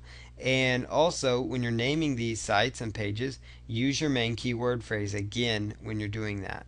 And so these are sites that the search engines have a lot of trust in, and they really they really like these sites. So we're going to show you on screen though in the following videos how to go about doing this step by step. So once you've gone about and you've done your articles and the press release, the next thing that you are going to do is going to create a very short video, and you're going to submit it to youtube.com, rever.com, and realpeoplerealstuff.com. Now again, there's tons of video hosting sites out there like YouTube, but these are the 3 of the best ones. Now what I like about realpeoplerealstuff.com, it's relatively new. It's not, obviously as high authority as YouTube or some of these other video sites, but what I like about them is they're designed to be a video classified website.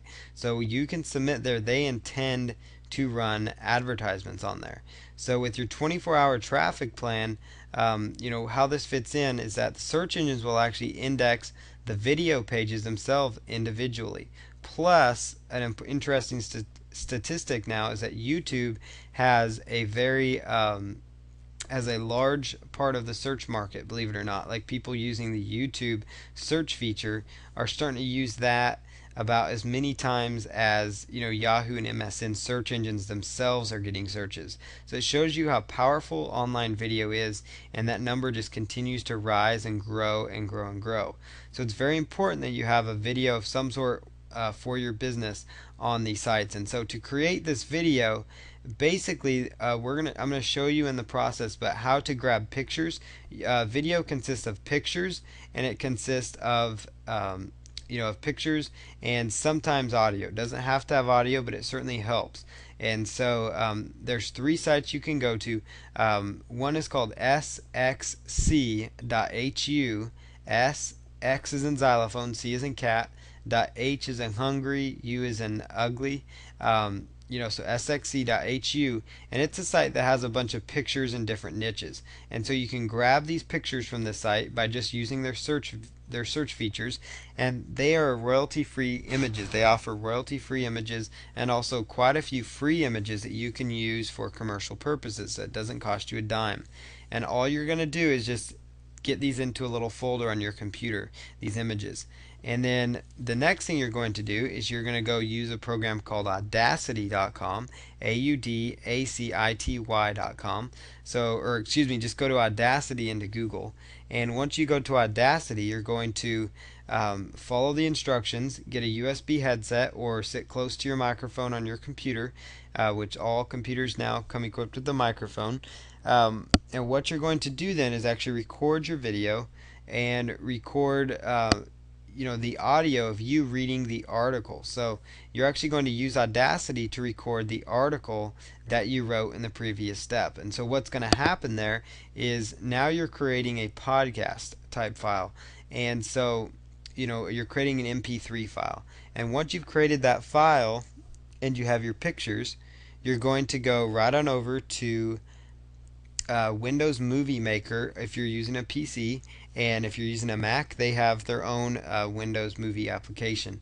And so you just go to Windows Movie Maker, and it's going to be in your left-hand side of your browser or of your computer, usually the Start menu, and it's going to be under the main applications or just like under applications or something of that nature.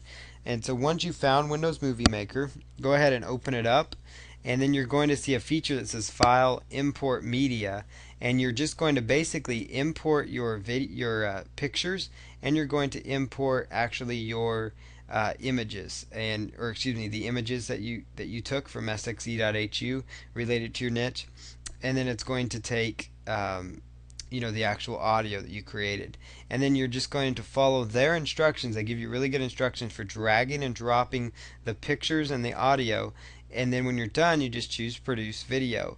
And I just explained this process to you, but it's really going to be a lot greater when you can see this step. And so I'm actually going to show you step by step how to create it so that you totally understand the concept of actually creating your online video.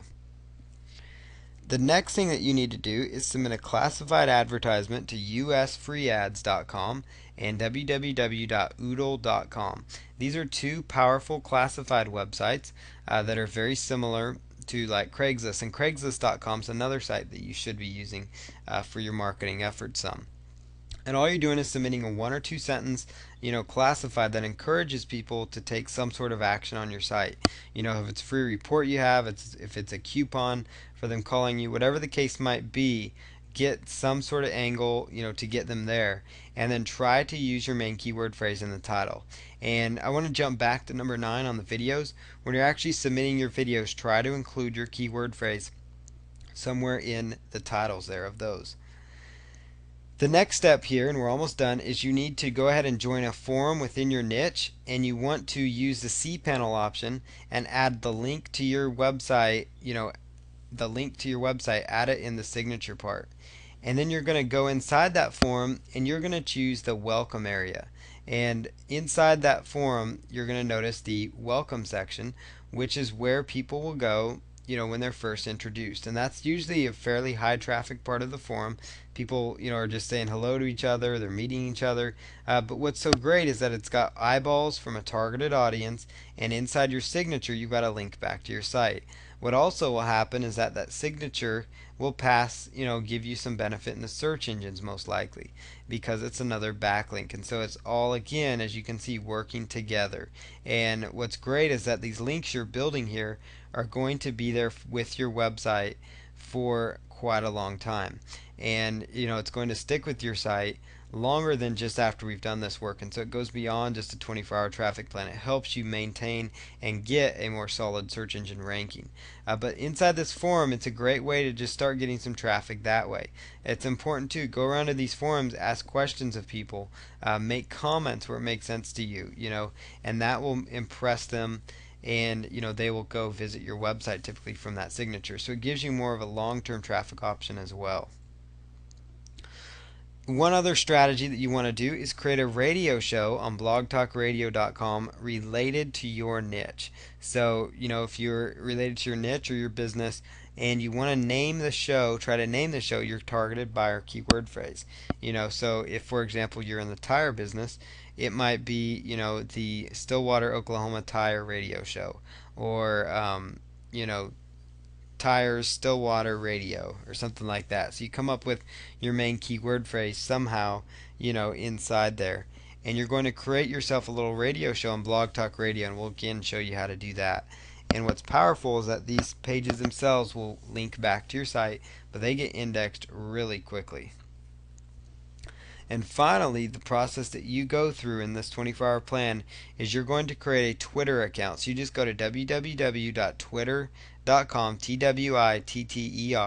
twitter.com, and you're just going to create an account. You're going to choose join.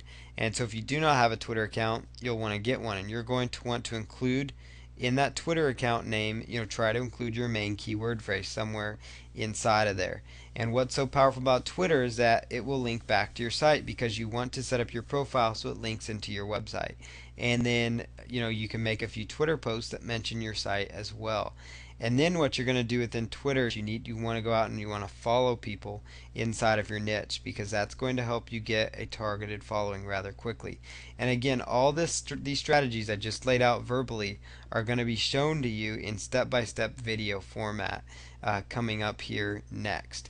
And so this is the first video that gives you the step-by-step traffic plan. There's 13 basic steps you can use. Now you don't have to do them all, but it will certainly give you the best benefit possible. And that is the most important. This is session 5 of your traffic and SEO training. In this session, we're going to talk about social bookmarking for more traffic and Web 2.0 properties. The first part talking about Web 2.0 properties. And let's just jump right into this. And there's actually one other little thing that I'm going to be showing you guys here that I didn't put on the intro slide, and that is how to check your website statistics. I thought this was a good part to kind of teach you how to do this and how to read your web stats, because at this point you could have and should have done some things where you can start seeing some results with your website traffic. So I'm going to give you guys the tools you can use to kind of check your web stats. So the first thing you want to do is here's a list of some programs you can use to check your website stats. The first one is called AW Stats, and Webalizer is another one, and then Google Analytics. And the good news for you is that all of these programs are actually free to use. So it doesn't cost you anything to use these programs.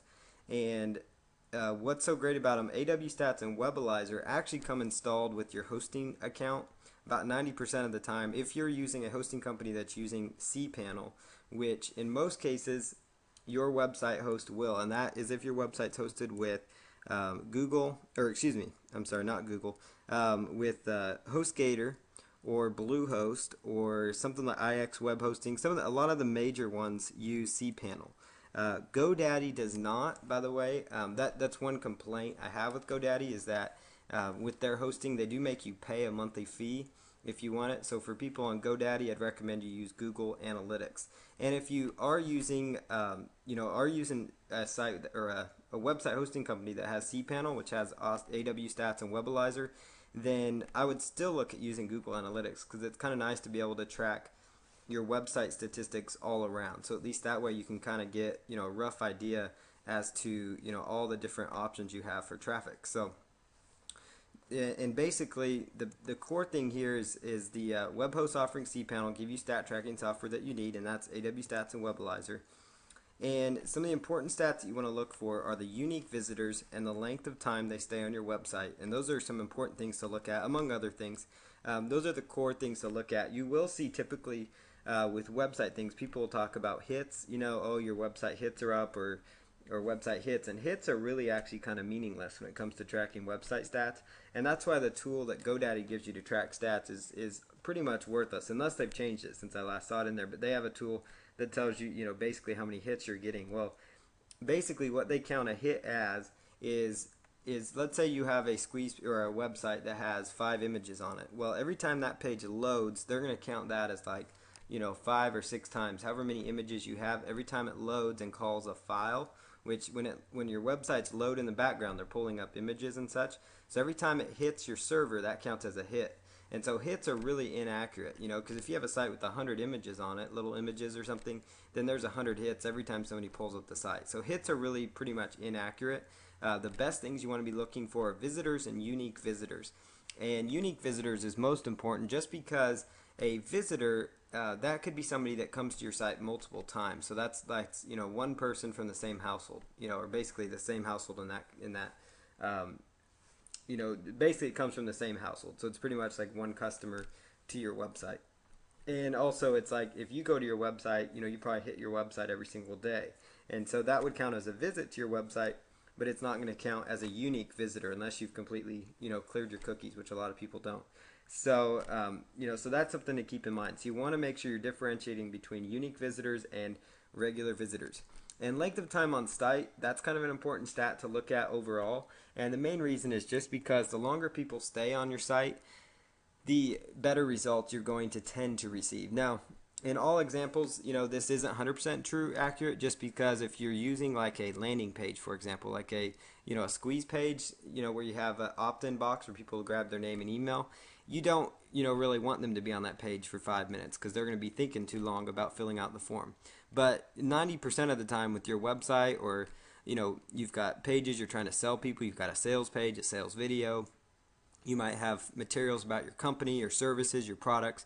You want people to stay, a good amount of time. And online, you usually have about 10 seconds to grab people's attention. So if you're seeing in your website stats that your average visitors are staying about a minute or two on your site, that's actually really good, because that means that gives them time to actually make what you would say almost like an accurate decision about whether to buy or not from your company.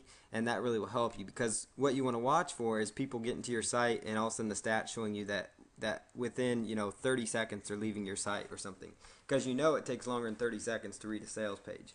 So you want to keep that in mind. You also want to try to see which pages they're leaving your website from as well. So I'm going to show you how to use some of these tools.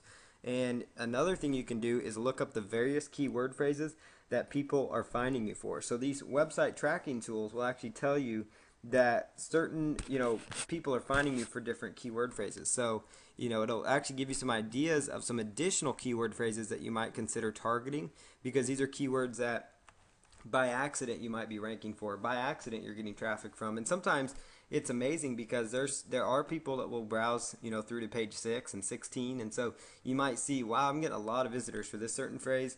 I bet, and I'm only on page 6 or something. So you think, okay, well, if I started optimizing a page and I created a blog post or an article around this keyword phrase, then that might rank pretty well for me. So you can go through your stats and start thinking of new pages to rank your site for. So that's how you can use and check your website stats. So here's a little bit about AW Stats and Webalizer. You want to make sure that you have selected to view stats for them in your cPanel.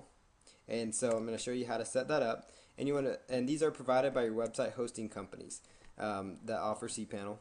And AW Stats and Webalizer will vary quite a bit from each other, so keep that in mind as far as the numbers go. So typically the numbers are going to be, almost, one might say that you're getting 1,000 visitors a month, and the other one might say you're getting 2,000 a month. Like, it's that far off.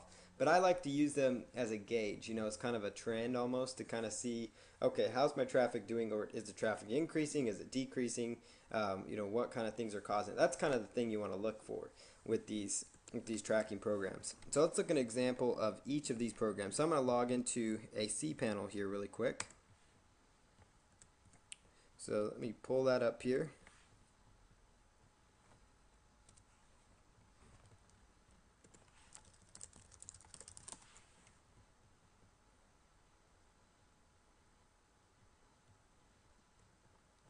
Okay, so I'm logging in here, and I'm going to make the screen live here in just a moment for everybody.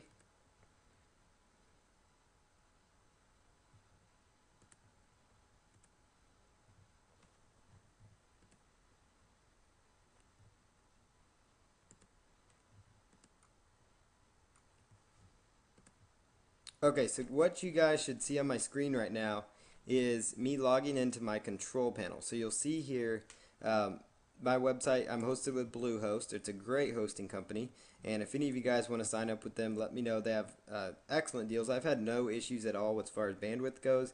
I have a lot of domains with them. Yeah, I just have a lot of things going on with Bluehost. I have all my downloads for all the different products and services I have. A lot of these are all hosted here with Bluehost, so I have a lot of content here, and the only cost is $7.95 a month. So I do like Bluehost a ton. So they are very, very good. So if you're looking for a web host, they might be one to consider. But they do have cPanel. HostGator accounts do. Most hosting companies have cPanel. So what you're going to do here is scroll on down to where it says log files, and you're going to just simply choose whichever one you want to use. So whether it's Webalizer or AW Stats. But first, when you first set it up, especially if you're with Bluehost, HostGator does it, might do it slightly different. But you want to make sure that you selected choose log programs. And you want to go down here and you want to find different, websites that, like, here's a site of mine. And notice all these sites are going to have .counterspr.com because that's the main domain on my account. So don't worry about that though. If you see that in your account, that's all it is, just a little subdomain. How they set it up structurally wise, but it's the same thing as having your core domain. And that's why you just want to promote your core domain name. But you want to make sure that you have checked marked here inside, the box that tells you to choose your log program. So notice I just checked there because I want some of these websites, show up. I want to see what kind of traffic they are getting. So I can just click on a couple of those, and next thing we do is come right over here, and you would just select. So just come right over here, and then you're going to choose Save Changes. And if it's the first time you've done this, first time that you've saved these changes on the domain that you want to start tracking, so that might be something you want to do tonight. You're not going to be able to see the web stats for probably at least 48 to 72 hours. But if it's your default domain, which most cases, you might only have one domain, then it's going to automatically already have your first one there. Now keep in mind that what I'm showing you here is basically on the majority of website hosting companies. So if you do end up having issues with this, send me a support ticket. One of the best things you can do is actually call up your hosting company or send them a support ticket, because they will be able to help you find the best web tracking program that they offer. But most your website hosting companies will provide cPanel, and if they do, they typically have these things installed. So here's Webalizer. It's the first one we're going to take a look at, and I'm just going to grab one of these sites here, one of the mini sites that I have, and we're going to just pull up the web stats here for you guys to take a look at. So inside Webalizer, I don't like Webalizer because it's not as nice to look at. I don't think. I think it kind of gives you a kind of a nasty view. But basically here with Webalizer is you can actually just click right here. Like these are stats. It looks like dating back. These are kind of old stats, but most of the time they're pretty updated. But notice, let's just look at May right here. And you'll notice here it'll tell you total hits, which again, that's useless. It tells me there's 106,000 hits. There was actually only, according to them, there was about 7,000 total visits of actual people that went to the site. Total pages. Now, page views is telling you how many pages people have viewed on your site. So if your website has maybe it's 10 page, you have a 10-page website, and the average person maybe looks at 3 pages on your site. So that each time they look at a new page, that's a page view. So that's a pretty important stat as well to look at. Now you're going to notice here when I get on to the next one, this one can be kind of hard to look at, but this one kind of tells you, the amount of website stats per day. So every single day it tells you how many hits, how much file usage. It just means how much, basically, how many different files they pulled from and all this stuff, like your images. So that these two you don't need to worry about, hits and files. Pages tells you how many pages it looked at. The yellow is the, like the unique visitors, and then you've got kilobytes of information that they've looked at. And it even gives you a breakdown of hourly usage, and this is all a free tool, so it kind of tells you, basically, what your traffic was looking like throughout the days, what kind of things were happening. So it tells you, on like, let's see here, and it's all on Army time here. So at 1500 hours, which would be like 3 o'clock Eastern, let's say, I was getting a lot of traffic at 1400 hours here, whatever, which is about 2 o'clock. That's when it looks like most of my traffic and things are taking place, just because. And you can track hits. Like, I don't record the numbers, but you can track hits to see how your web stats are doing. So basically gives you an idea of, okay, at this hour my site's most active. You can use that site as you will. Here is some other things you can track. The exit pages. This will tell you basically what pages that are the pages that people are leaving you from the most. So I see here that, like, my home page, and if it's just a / and that's all, that's actually just your home page. So that's all they're tracking there. But this will tell you, okay, a lot of people are leaving me from this page. Maybe I better do something about that. Here's a different way. Sites that are referring to here. You're going to see a lot of things that might look kind of funky in here. So I don't really worry about that. Those are sites that just different people's IP addresses and things like that. Here's the 250 of 381 referring sites. A lot of these would be referring URLs within your site because they're finding things within your site. You see here Google search. You see some other stats show up. MSN search, Ask search, some different things. Kind of gives you a rough idea there. Top 20 search strings. So this tells me anaerobic threshold. That's a big keyword phrase. Weight loss articles is a big keyword phrase. Stomach bulge. How to lose 10 pounds in a month. This is a weight loss site, weight loss encouragement. So these are all keyword phrases that people are finding my site for. So if I go back and I were to type in these phrases and say, huh, that's interesting, I'm getting a lot of traffic for this phrase, but my site's not ranked very well for it. Well, that means that I would go back and create a page around that keyword phrase. I would do some marketing, video marketing, some Web 2.0 properties, all the stuff I'm going to teach you here, just because that's going to really kind of give you, kickstart in the right direction, because there's actually traffic for these keyword phrases. And if you're not ranked well, just imagine until you're ranked well what would happen. So that's how you can use that tool. This tool tells you, what kind of browser most of the people are using, or down here it shows you. This one actually shows you countries, so you can look at countries. And so this is just your basic overview of Webalizer. It gives you just some basic stats. Most of your data is right here, and then you could narrow it down further, by your daily usage and how that went. So that is Webalizer and how you use that program. So let's go back here and go back to your cPanel, and you're going to be looking right in the same area for where you found Webalizer. You're going to be looking for AW stats. And we're going to kind of see, hopefully, how different some of these web stats actually are. So there is AW stats, and let's just click on this, and let's see here, let's pull down to, we were looking at May 2008, so let's look at that for this site. And notice here, they're telling me that I actually had almost 4,000 unique visitors. The other one was telling me I had almost 7,000 some. So you see how different they are. And so basically, one of the best things you can do if you really feel like you want to get a number, average the two together, might be the best bet for you. I really couldn't tell you exactly which one's more accurate. I know that question's probably going through your mind. Honestly, the main thing you want to be doing is tracking, are my web stats increasing? You want to see some increases going on. Now, this site's showing a little decline, so I need to do actually a lot of work on this. I haven't done any work on it since back in May, and then that's when things were high. So this tells you basically your unique visitors. This one's a lot easier to read. I personally prefer looking at Webalizer stats or AW stats, how they lay it out, because it's just so much cleaner and it's a little easier to follow. This tells you number of visitors by day. So each day of that month, there are 200 visitors on this day, on down. So it tells you the average visitors per day. They just have it laid out really, really clear, and they give you more data, I feel like, than the other ones.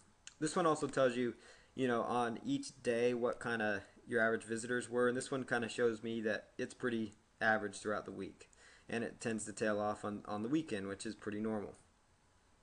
Hours of the day, just like the other one, tells you what kind of your traffic looks like. It's fairly stable throughout the day, mostly in the midday. US is most of my traffic. That's not a shock. So this just kind of takes you down through there. This tells you visits duration. Notice this stat here, 0 to 30 seconds. So this would be a site that I would be like, wow, I need to improve that, because there is people leaving the site fast. So I need to do something that would get them to stay longer. And I do need to work on a redesign for the site, because I probably could tell you exactly why they're leaving. So this is a good indicator as to why people, what you need to be looking for is, okay, a lot of my visitors are leaving quickly. And so again, this is one of those free tools that cPanel offers. This tells you what's kind of interesting is some of these URLs actually match up almost identical to what the other one was as far as URLs that get the most traffic. One tool I really like to see, though, is the referring sites. That's a great tool. They tell you kind of where your traffic's going from, and then referring search engines kind of tells you where your search engine traffic's going from. Most of my search engine traffic is Google by about 91%. So if you can see that, how big Google is in the scheme of things. Yahoo's not even on the map, even though I rank for that.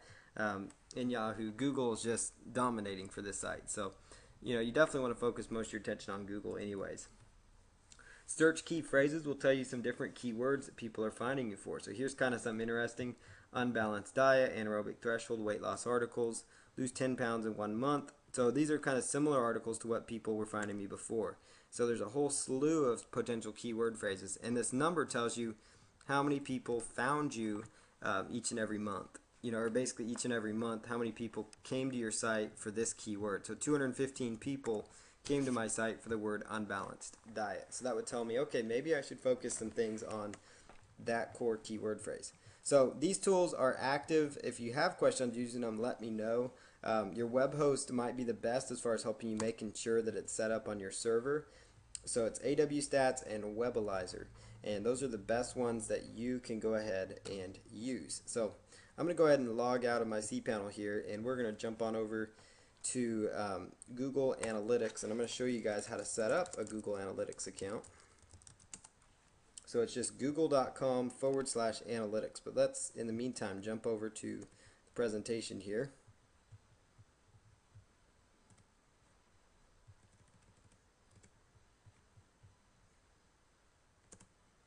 So we're back here in the presentation here, and this is the URL again, google.com/analytics. And this is a free website statistic tracking program that you can use with any site. I personally recommend that you use this in conjunction with your other tracking programs that your hosting company provides. Especially if you're on GoDaddy, I would highly recommend you use Google Analytics because there's no need to pay for their upgrade. The stats will vary from the other programs as well, so keep that in mind. So, just be prepared for that your stats will be quite a bit different. All you do with this is you simply add a line of code to your website, and I'll show you how to get that code, and it's a very clean and user-friendly interface for you, so it's very simple to use. So let me show you an example of this, of Google Analytics.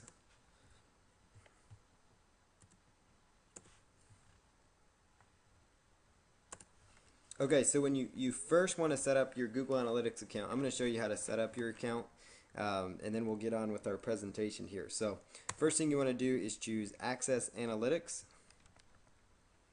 and you just want to log in with your Google account if you already have one.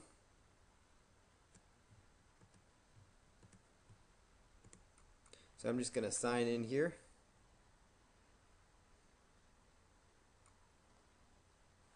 And what you're going to do inside here is you're going to go ahead and set up a new account. So for this example, we want to set up a new page. So I'm going to go right over here to where it says My Analytics Accounts.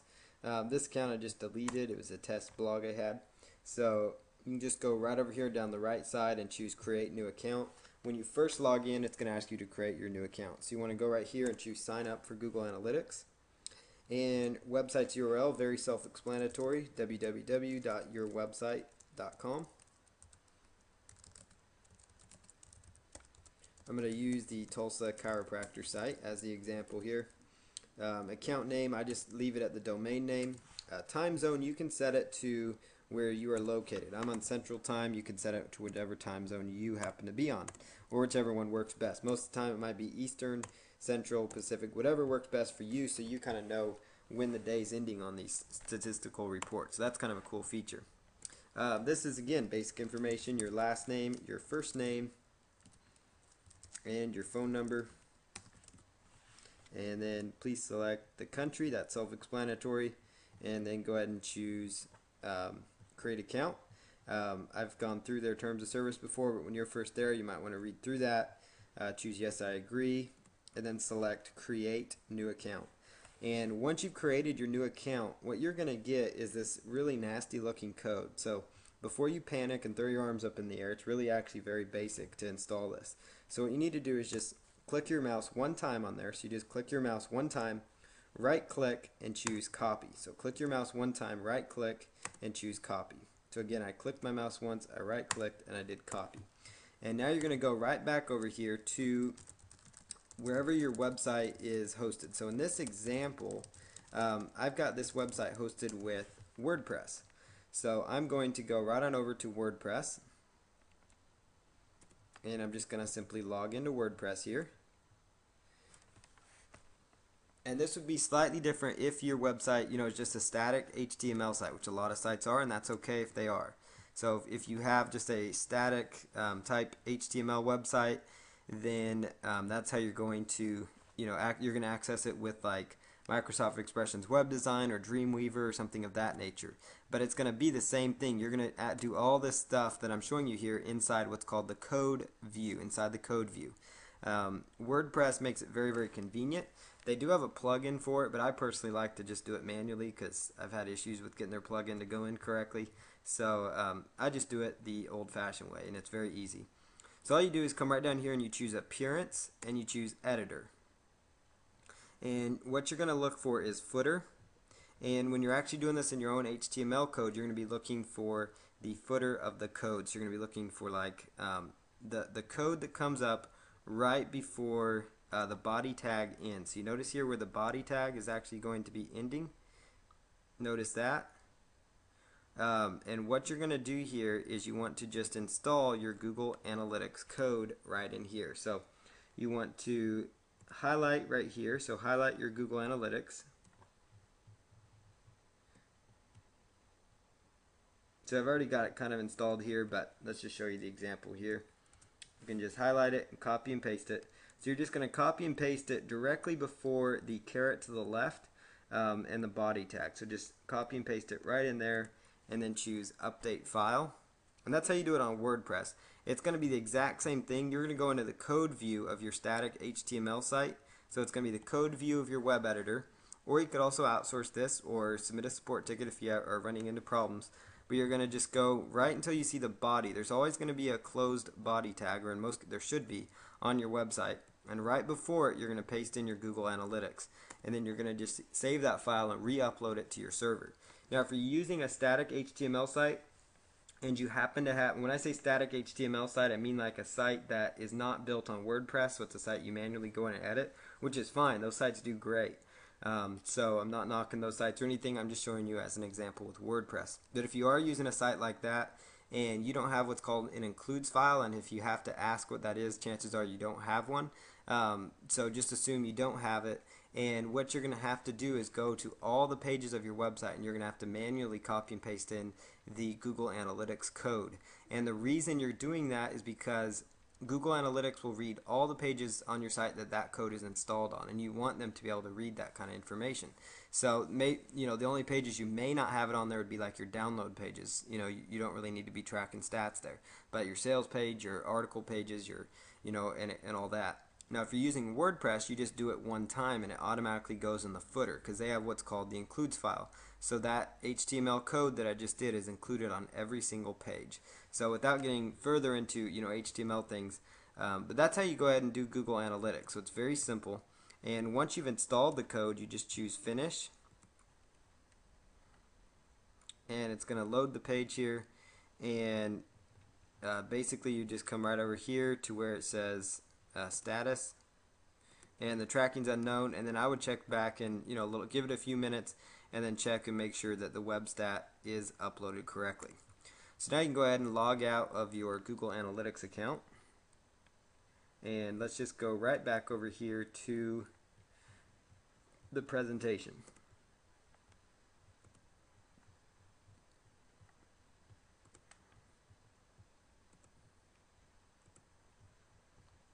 So we're going to now start picking right back up here and talk about social bookmarking, a little bit about social bookmarking and what it is and how it works for you. So the first thing we're going to do is talk a little bit about social bookmarking, then I'll show you some examples. So basically, social bookmarking is a method for you to share, store, and organize websites, stories, or things online that you appreciate. This would also include things like articles, videos, on video hosting sites, whatever it is. It's a method for you to share it. It's a method for people. It's a social thing where people can share things. Well, in this example, we're using these social bookmarking sites as a marketing tool as well. So this is how you use them. So it's more of a way to share your favorite websites with the world, which in most cases is going to be your own sites, your own articles, and things like that, typically. Social bookmarking websites get a lot of traffic, so that's why they're great to use, because they are, pretty high authority websites. Most of them are. They get a lot of traffic, so they're good to use that way. And submitting to these websites helps you build backlinks and exposure for your own website.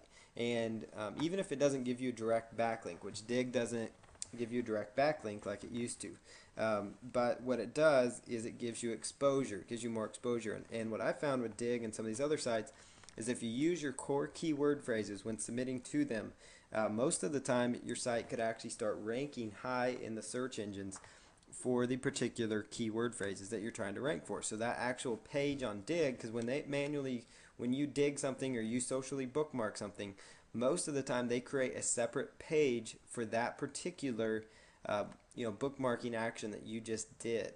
So what that means is that they are automatically creating new pages. Like some of these sites have literally millions of new pages because they automatically generate a new page as you do your dig on it. And what happens is that these pages will oftentimes show up in the search results. So it's kind of like what we talked about with the article marketing and how you can leverage that with your keywords. Same thing with the press release marketing. And now we're talking about social bookmarking, and later on in this presentation we'll talk about Web 2.0 properties. So all these things are geared towards not only getting your site ranked, but also helping you index new content, but also help new additional places for additional exposure, because it's all about getting more exposure. If your web if you only have your website, if you're only relying on just getting SEO done on just your website, then there's only one really main area where people can find you, and that's through Google and hopefully just to your website. Well, it'd be nice if you could have multiple avenues where people can funnel through to your website, and that's really the goal of social bookmarking, along with helping to mass promote your new content as you add it.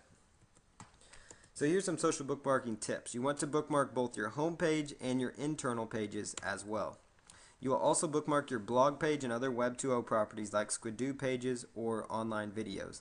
And so those would be things like you create an online video, which we'll cover next week or next lesson. And in that lesson, after you've created your video, you would go back and bookmark that video, or you would bookmark the Squidoo page, which I'm going to show you how to make here in a bit. Or maybe it's your own website, or it's your own blog, or whatever it is. It's your squeeze page, whatever it might be. You can bookmark that. You want to use your keyword phrases as the title for your bookmark. And as you'll see in a moment, when you do a bookmark, they will ask for your core keyword phrases. So you want to keep that in mind.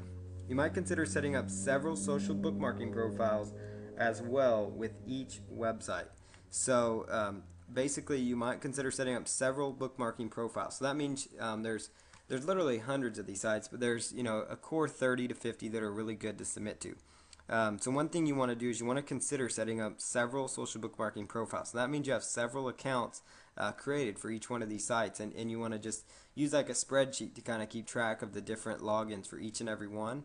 And inside your hosting company, you can actually create multiple multiple email addresses that you can use to sign up for these. You could also create multiple Google Gmail accounts and whatnot. And so, but you do want to try to have several profiles, just because that can kind of help you spread things out among your websites and your bookmarking. And you want to also occasionally bookmark other pages as well, especially other pages that are related to your niche, because that will kind of show these bookmarking sites that you are interested in the subject of weight loss, for example. So you bookmark other weight loss sites, and it just so happens your site and maybe YouTube video that you've done, a few other things happen to be in that mix too. So that's kind of some good tips for social bookmarking. And you want to definitely use some tools to automate the process. But here's some preparation, and some of those tools, I'm actually going to show you two of those social bookmarking tools right here. You want to come up with the following before you start bookmarking, and you want to place this into a notepad file. The first thing you want to use is come up with the title that you are going to use for your bookmarks. In this case, it's going to be the core keyword phrase that you happen to be trying to go after. So, for example, let's say I'm trying to go after the keyword phrase, let's say it's weight loss articles, for example. So the title of my bookmark would be weight loss articles. And so that would be the title. That's my core keyword phrase. That's what I'm going to submit to the social bookmarking sites as my title. So you want to get out like a text pad editor or notepad editor and write this down. And the reason is just because it's easier to copy and paste from these kind of sites. So that's the title you're going to use. Then next you want to have a short description. So a short description of 1 or 2 sentences talking in detail about, basically about what your website is. So it could be 1 sentence to 3 sentences talking about what your website is and why they should check out that site. And in the description, try not to be over hypey and pitchy, because that's not going to attract a lot of people. But just try to include your core keyword phrase in the description once or twice. Make it flow, make it be easy to read, and make it somewhat interesting as to why they might want to see your site. So the description is very basic. It could be as simple as check out these great weight loss articles that I found. Something like that. The next thing is your keywords and tags. And in this little area, a lot of these will either ask for keywords or tags. Most of them are going to ask for tags, and tags are pretty much the same thing as keyword phrases.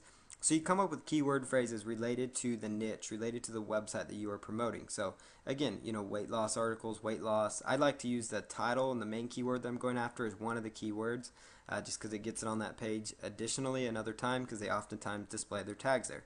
So you want to try to use your core keyword phrase once in your keywords and tags, and you want to also come up with additional keywords inside your niche. And you don't have to come up with a lot. I typically don't come up with more than 5 keyword phrases, and a phrase would be 2 or 3 words in length.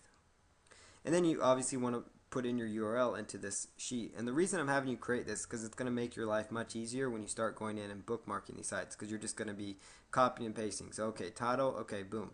Description, boom. Keywords, boom. URL, boom. Got it done. So that's really what's going to do. It's going to really speed up the process.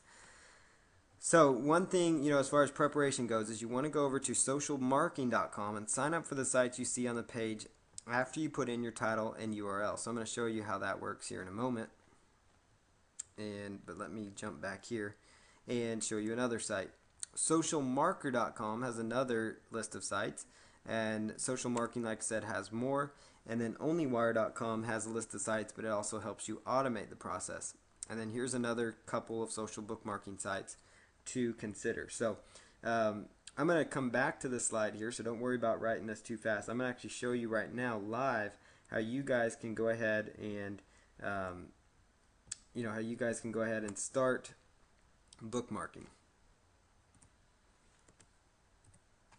So let's just jump right over here, and I'm going to pull up one of the first sites. I'm going to pull up here is actually socialmarker.com. Then I'm going to pull up another site called socialmarketing.com.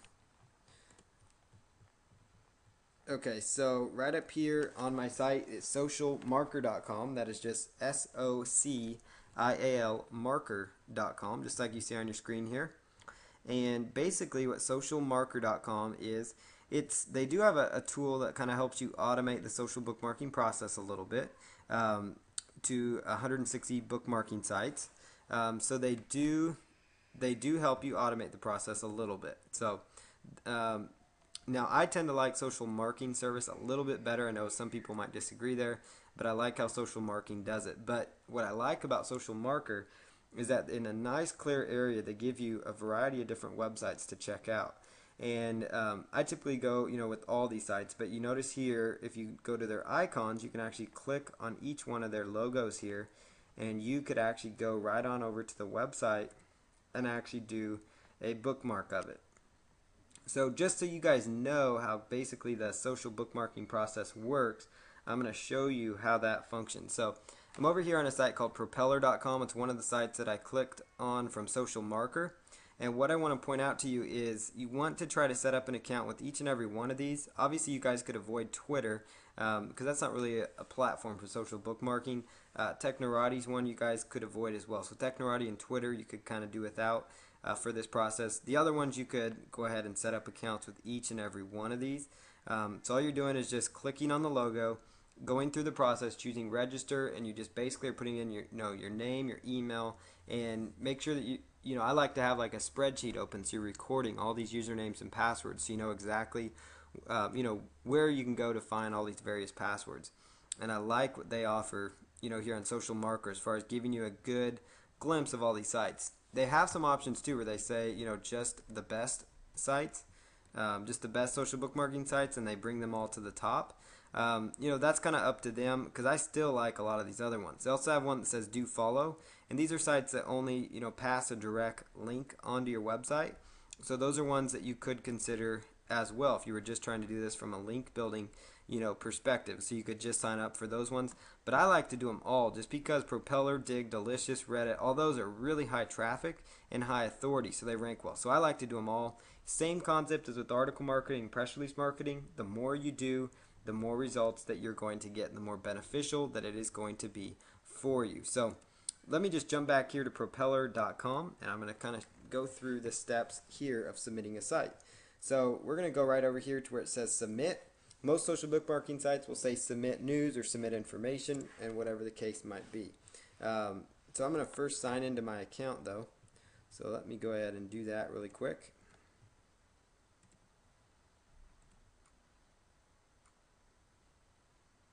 Okay, so I'm all signed in here, and it's going to ask me to enter my URL of my story or website. So in this case, I'm going to input my website. And some of these sites will let you only submit an article of your website. So instead of typing in your whole website, you might put in your website with an article attached to it. So if you get a notice that they don't like that, go ahead and you can go back and fix that. But here it is, story title. They will pull from your title tags, so if you've done a good job with your title tags, you should be actually be in fairly good shape. I always like to test it, but if you don't like what they give you, just go right over here and type that in. But I'm going to just stick with what they've given me here. That's great. So what you can do here under story description is type in basically something about your website. So find a great variety of Tulsa, Oklahoma chiropractors. And again, this would apply to your niche, whatever it is, your keyword phrase up there. Whether you're a small business, you're trying to rank for, Chicago, Illinois bakery, same exact steps that you're going to follow here. So here's, just the thing. Find a great variety of Tulsa, Oklahoma chiropractors that are reputable and ready to work with you. We're ready to help you. There we go. So there's my description. If I was doing this right, I would have copied and pasted all this into a notepad file. But here, user tags, sometimes it will pull off those, so that's good. So you could try Tulsa, chiropractors Tulsa, you could try Oklahoma chiropractors. So yours would be, like bird watching, weight loss, whatever your niche is, goes right there. Story category, this is going to be more of a health type news because it's related to chiropractors. Could be business because it's about business as well. And then you just choose preview story and you make sure everything looks okay. So I'm going to just look at this and then I'm going to choose approve and submit.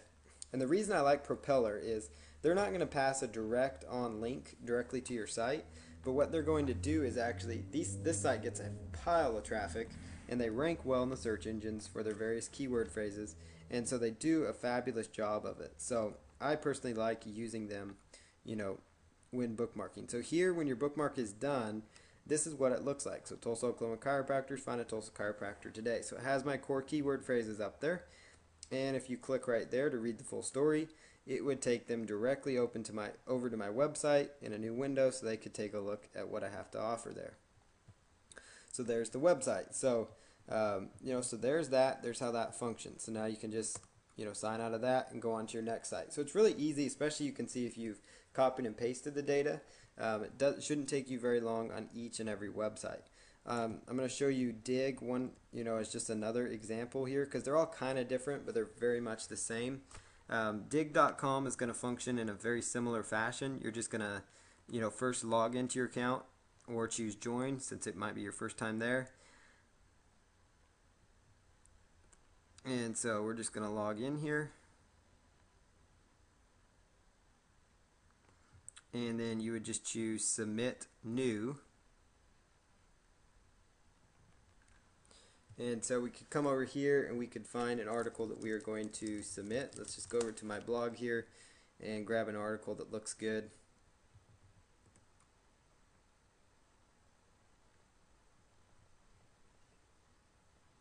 Okay, so this article looks good to me. I'm going to go ahead and bookmark this.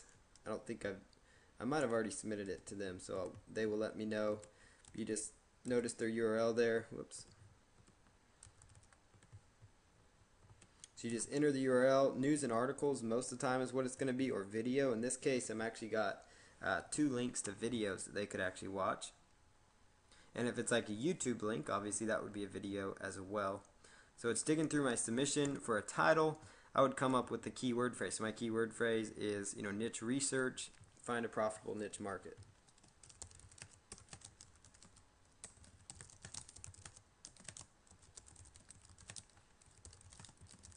And then you just plug in your description.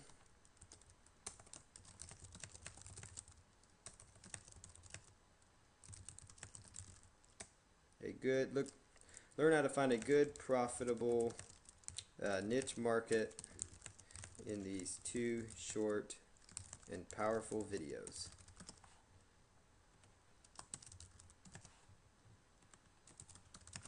Okay, so I'm going to just modify that a little bit. And then you choose your category. So it sometimes will pull a picture from your site. Most of the time, if they don't apply to your thing, just choose no thumbnail. And then choose your topic. So in this case, it's business and finance. And it's going to say, preview of what it's going to look like.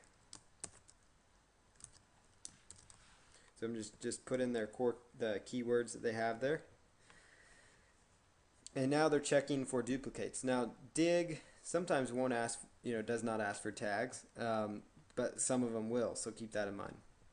This time it's going to say, okay, it looks like something else, so I'm going to just say it's totally original because it is. I have not submitted this yet, and so you just scroll down to the bottom, and there it is. So it's all queued up now. So now if I were to click on it, it would open up in a new tab, in a new window,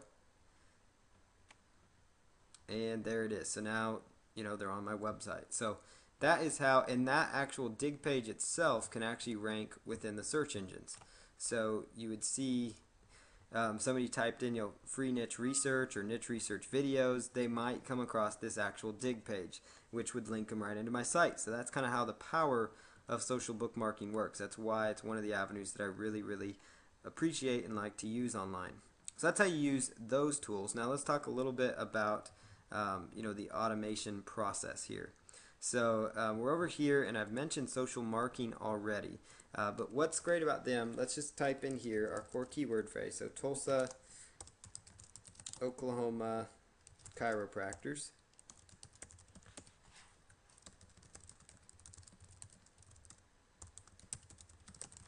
And you want to just choose bookmark this. So when you're first starting out there, just choose the bookmark this. And that's what I meant when I said put in your username and your title.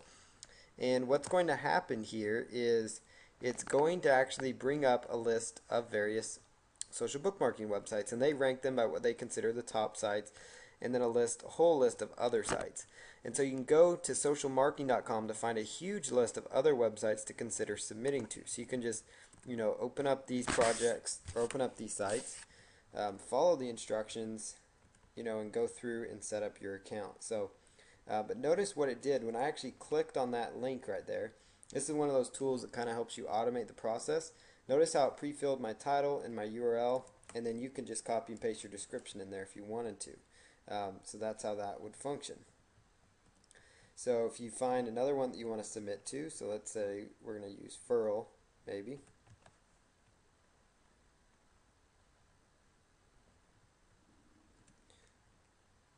So you would just need to sign into your account.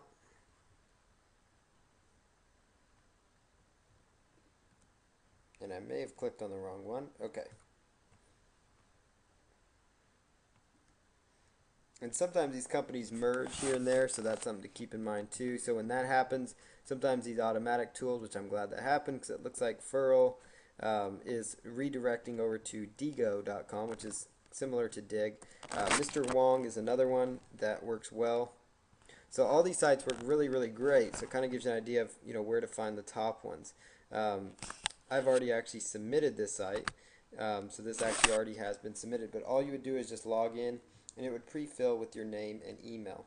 And Social Marker works very similar, where you put in your title, your link, your text, and your tags. This one, sometimes it's a little buggy, I'll be honest, but it does work fairly well. And you can go through here and quickly just click on each one of these, or basically not click through, but put in your information there and then move on to where it says submit, and then it will just take you through the process of submitting it to these various social bookmarking sites that you have checked here. So that's how you would use socialmarker.com to find social bookmarking sites, and then you can use social marking to find a few more. And I really like the list that Social Marker has made available. So the other tool that I wanted to discuss with you is onlywire.com. I've touched on it previously, but I just want to show you a live example here on how to use it. So you go right over here to onlywire.com, and this tool is really great because it will actually automatically submit for you. But what you're going to do here is go and choose sign up when it's your first time there.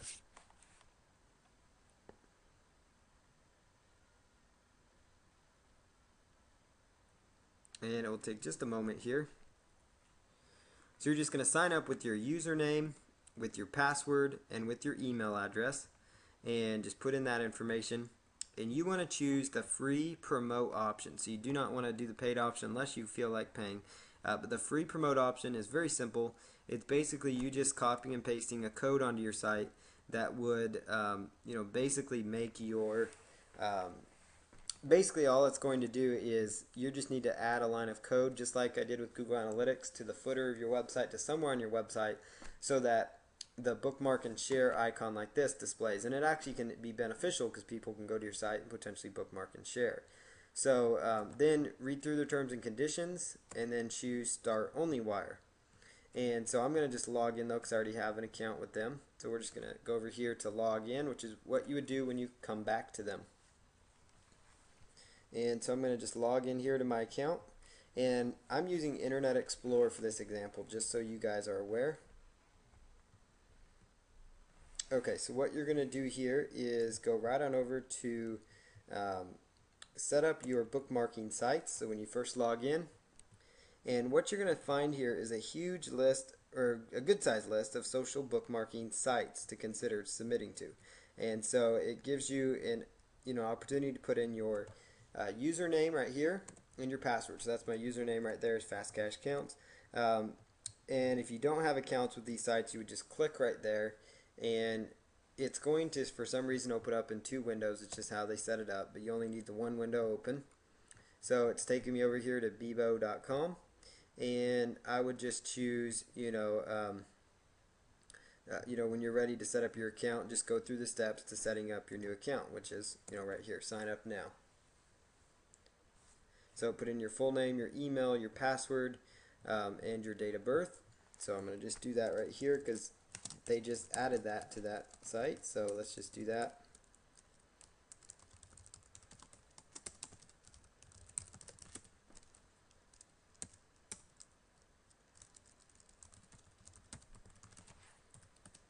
Okay, so we're just plugging in the information here.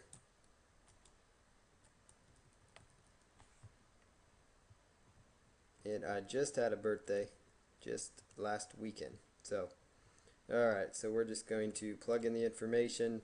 You can do what you want on the age, and then choose sign up now.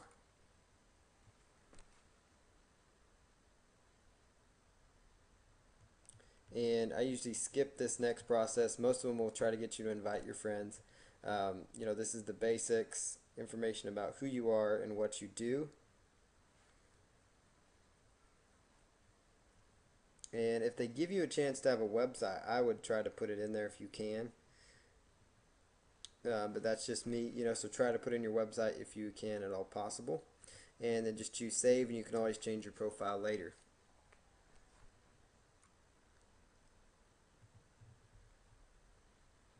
Okay, so I've now set up my account with them. And what you would do then is just go right on back to log in, which is going to be your username or your email address. So there's my username that they gave me. They automatically send me an email address. And you're just going to put in that username, whichever one, either they give it to you or you set it up.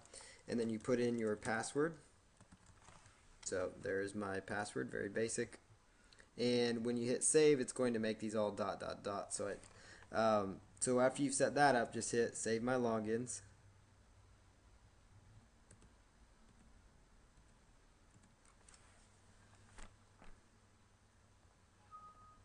So it says your login information has been changed. So what you want to do then, again, with social bookmarking, is go in and set up with each and every one of these. And again, once you're logged into, you're going to go over here to where it says my account, and you want to make sure the free promote option is checked again.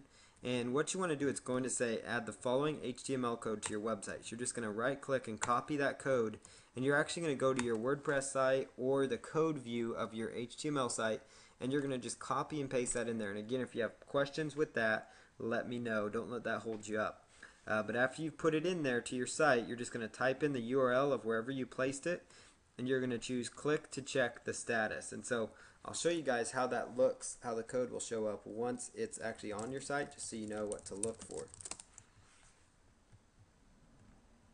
So there it is right here in the footer. The bookmark and share icon is showing up right there.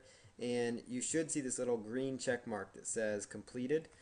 And once you see that, you should be in good shape. And then just choose update my account after you've read the terms of service, and that will make you a free a free account there. So let's just scroll up here and go back over here to your username, which is how you get to the management section of things. And so at this point, you should have set up your bookmarking sites in there, and you should have set up your account to make sure it's on the free option. And now you want to choose for your web browser. So what you're going to do here is, if you happen to be using Internet Explorer, what you're going to do is just simply right click on the button and choose add to favorites. And I already have it in my favorites, so I just right clicked on it and I chose add to favorites. If you're using Mozilla Firefox, you're actually going to take this icon and you would drag it to the top bar here. So notice how I clicked here and I dragged it up here, because Firefox has what's called like a bookmarking toolbar, so you could actually take it and drag it up there. And so at this point, then the next step, what happens here is you're going to go, when you're ready to use OnlyWire, you're going to go find a post that you are interested in bookmarking. So let's just go back to the post that I just wanted to bookmark on my site here. And what I'm going to choose here, I'm using Internet Explorer for this example, is I just choose the favorites here, and I'm going to just scroll down, and it's going to say bookmark and share. So I just click on that. So notice I just went to my favorites, I chose bookmark and share, and now I just simply log into my accounts and I choose sign in. What I'm going to do here is it's going to have all these different accounts checked right here.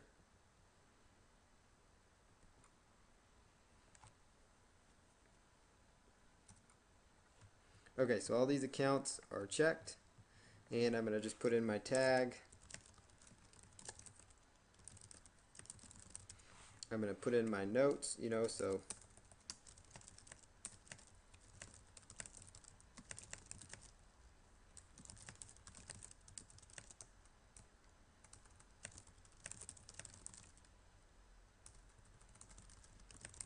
okay. Notice there's my short description, and if I had already copied and pasted this beforehand, it would have gone a lot quicker, so that's why I recommend you do that. And then simply choose bookmark this page. And what's going to happen is it's going to go through the process, and it just bookmarked my site to several sites all at once. And so it's going to take you, just a few moments once all these accounts are set up, to when you add new content, to when you want to bookmark a new video, to when you want to bookmark a new press release. You notice how fast it can kind of make this thing work for you. And when you log into your account, it's going to see, so notice right here, it's telling me that it's already been submitted to 1, 2, 3, 4, 5, 6 sites really quickly. And if I were to refresh that, notice it shows up a few more. Now what happens here though is some of these sites are going to say to finalize the submission, and they want to take you through another step. So as an example here, let's just choose this one right here, one of the ones that says finalize. Now some of these are going to show up as failures, and even if your username and password are correct, they're going to fail from time to time for whatever reason. That site server's down, OnlyWire's having a hard time logging in. There's a good chance it could be your login details, so you might check that. But oftentimes you will get failure rates. Sometimes the same site will fail over and over. If that happens, I just check that account, and make sure you have your username and password right. But sometimes it'll be one site one time, the next time another site. So if you find one that keeps failing, you might go back and manually submit that. So keep that in mind. It is going to happen from time to time. These tools are free, just like any kind of software and web type program. They are human, and they will make errors from time to time. The humans created them, not the programs are human, but you get the idea. So notice here it took from my, it already pre-filled with all the information I already gave them. They just want me to go through more of a manual process to get it there. But they make it very, very easy to do. So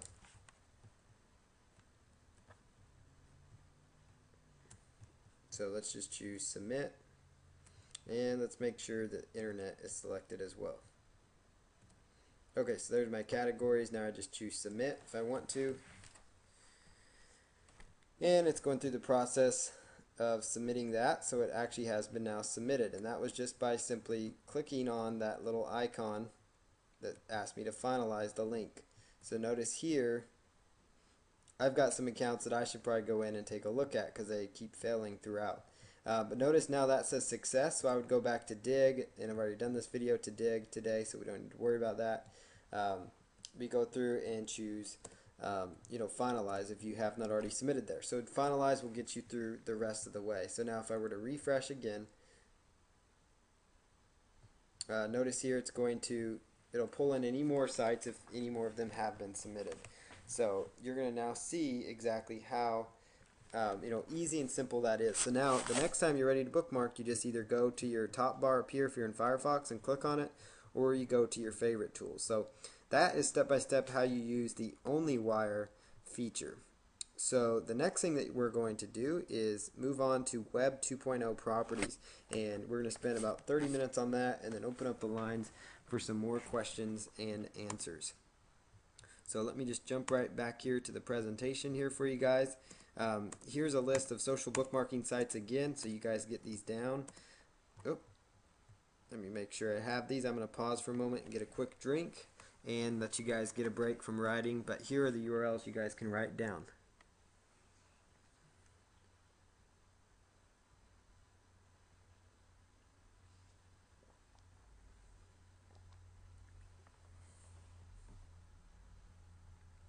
And these 4 sites here: Dig, Propeller, Mix, Reddit. Another one I should have added here was Delicious. That's another really good site. That's good as well. So, but here's a few more social bookmarking strategies before I jump right into Web 2.0 properties for you.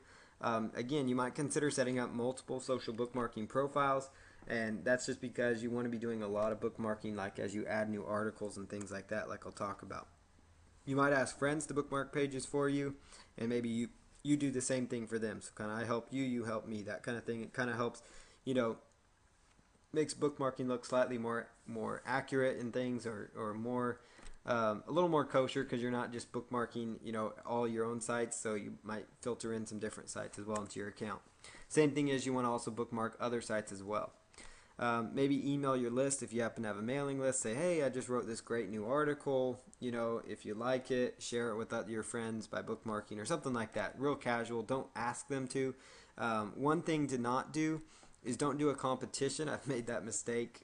Learned my lesson. It was in the terms. I guess I violated them.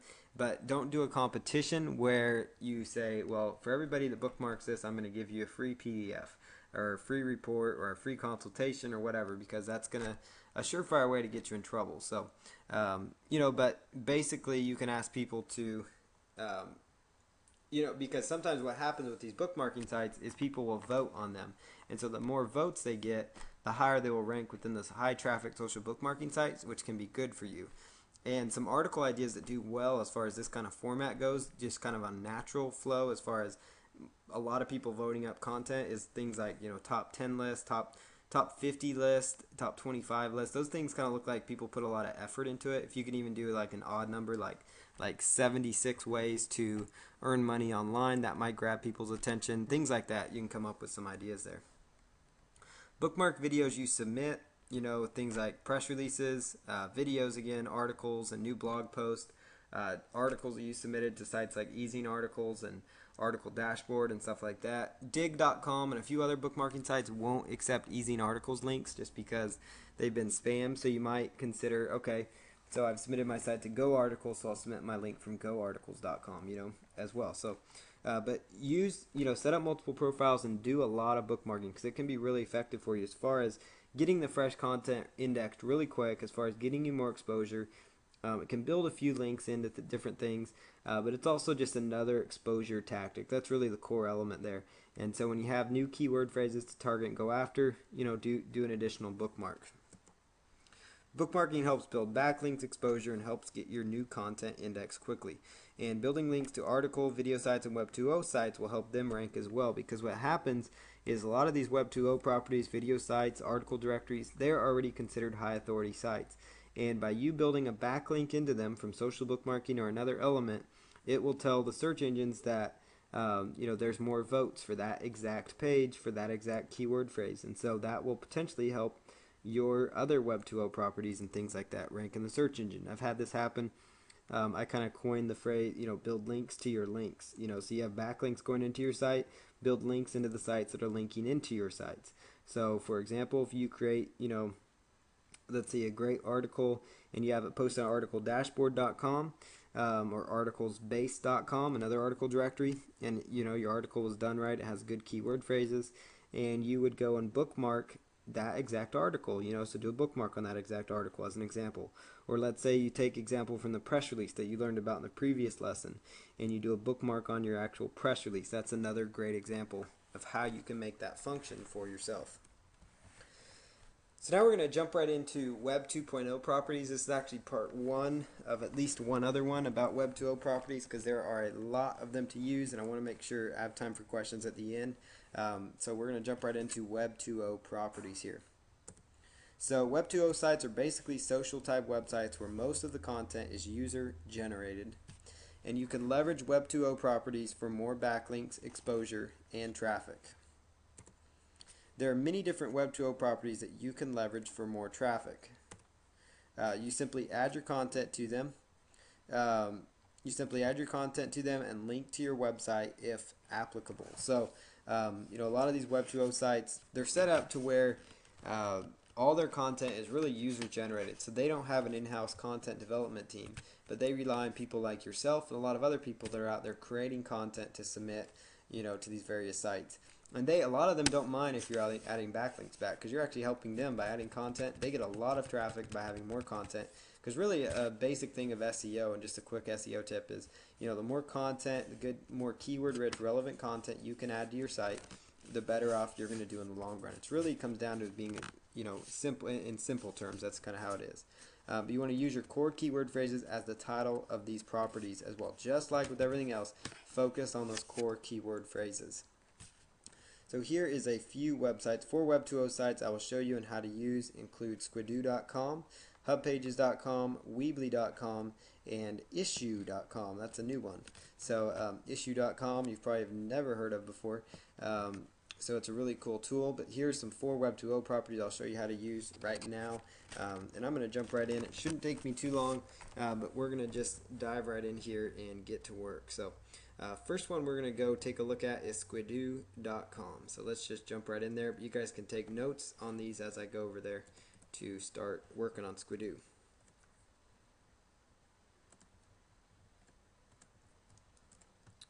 So I'm just going to log in here or go over to squidoo.com, and we're going to set up a new account.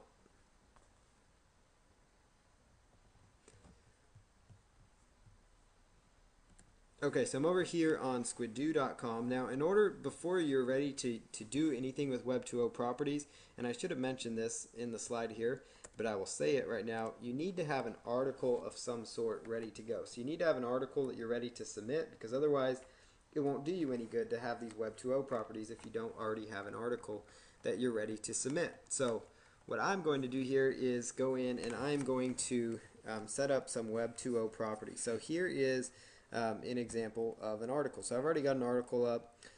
Easy, effective online marketing strategy helps you generate more leads. This is an article I wrote for a Chamber of Commerce newsletter. So I'm just going to modify this slightly so that the title has a better keyword phrase in there. So I'm going to show you really fast again, like I think I've showed you in every single video, the AdWords keyword tool. And again, the core thing there is keyword research is such an important element of any marketing campaign, so you want to make sure that you are utilizing it. So go click on Google AdWords.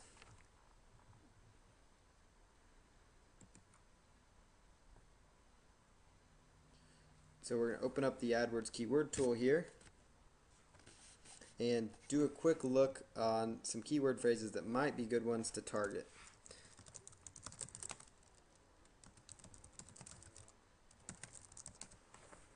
Okay, so let's just log in here and find some good keyword phrases. So my article is about video marketing, so we could just type in video marketing right there and see what kind of keyword phrases that we get back to us.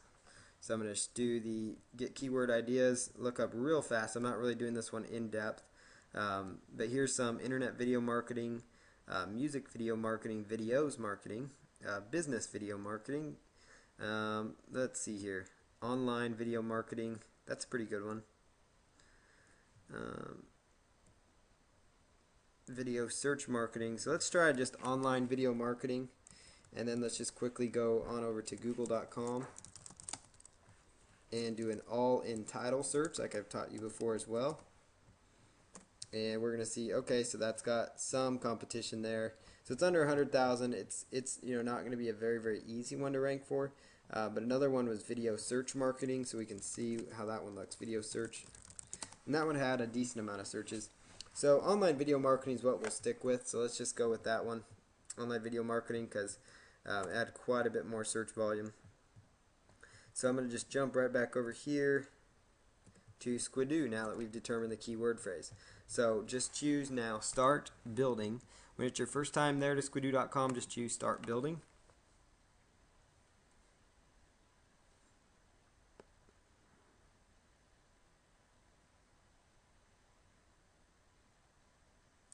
So what you're going to do then is choose, either yes, I already have an account, or not yet, this is my first lens. So I'm going to choose not yet, this is my first lens, because I do have a Squidoo accounts, multiple accounts, but I'm going to show you how to set up your new one. So my lens is about online video marketing, and then go to step 2. And you want to get the word out about online video marketing, so now go to step 3. So the lens title here is Online Video Marketing, and then I'm going to do 6 simple steps. And then when you pick your URL, you want to have your core keyword phrase in the URL that you choose, meaning the link. And you want to have the keyword phrases in there, and if you can, have them separated by dashes. So basically, online dash video dash marketing. So weight dash loss dash articles, bird dash watching dash tips. Whatever the keyword is. So online video marketing with dashes there. Go ahead and choose the topic. This would be related to business or even SEO and affiliate marketing. Your material should be G-rated. And it might tell me, bummer, that URL is already taken, so I'm going to just try another option. So if the dashes won't work, you could also try it with just without any dashes, or you could try, adding in the word 6 steps. Let me just add that in because that's part of my article. Or you could try online video marketing 1, 2, 3, article easy, online video marketing, whatever it is that makes it work. But you want to at least have your core keyword phrase somewhere in there. Now, I need to go back because it took off my nice little article title. So 6 simple steps. Online video marketing, 6 simple steps. Now choose go to step 4. Right here on step 4, the best keyword is online video marketing. So add more keywords. It might be internet, video, business, video marketing, and just video marketing. And just choose go to step 5. And you want to choose, it depends on how you want to do it. You could either donate your profits to a charity, because sometimes they will give you royalties for your different pages if you get a lot of traffic to them. It's not going to be a huge income thing, so but I do know some people that can make some money on it. But just choose I want some cash if you want. You can always change that. Now you're almost there. Keep it up. They keep you encouraged. Just put in your email address.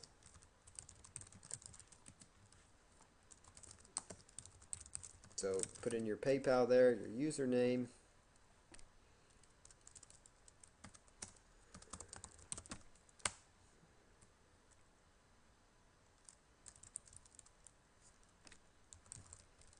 So for your username, you could just use, your website's name, for example. So I might use, let's just use my name here. Put in your real name or the pseudonym that you might be going under, if that's the case.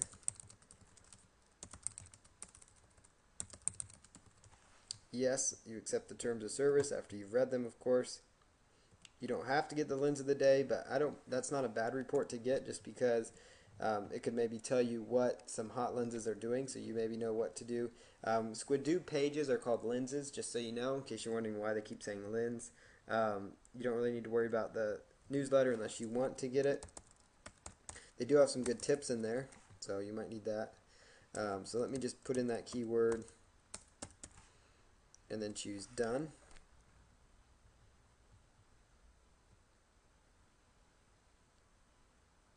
Okay, somebody already has my username, it looks like. It might even be me. So let's just use a different name here, SEO counts. Let's just use the same password.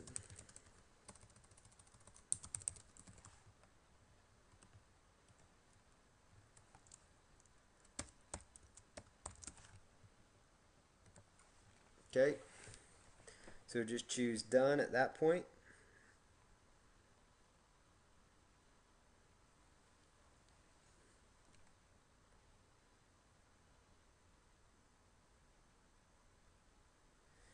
Okay, so what you're going to do now is you're now ready to start adding content to your Squidoo site, to your Squidoo lens or page.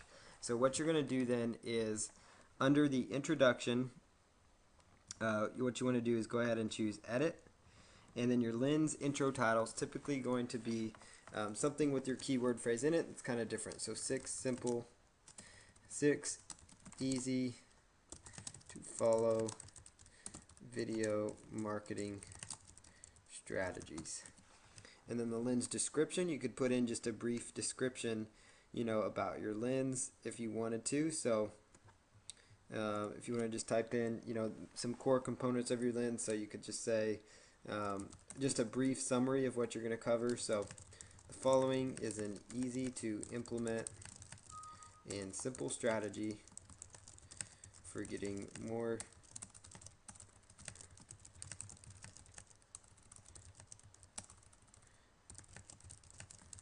video marketing. Learn 6 easy steps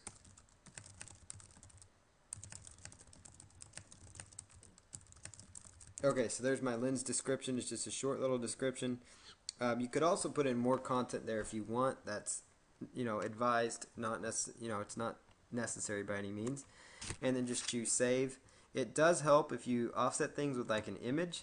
So I'm gonna go out. I'm gonna grab like YouTube's logo as an example, just for example's sake here.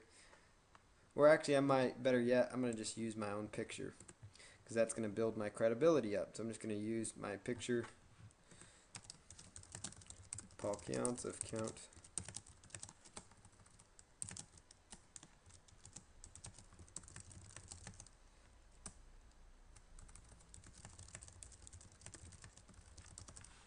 Okay, so I put my name in there so I can add in my picture. You don't have to use this could just be an image related to whatever service or whatever it is that you are offering.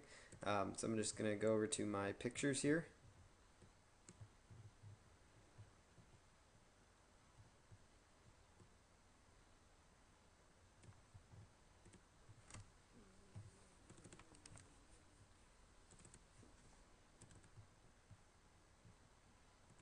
And then just choose upload photo. Okay, and then just choose save.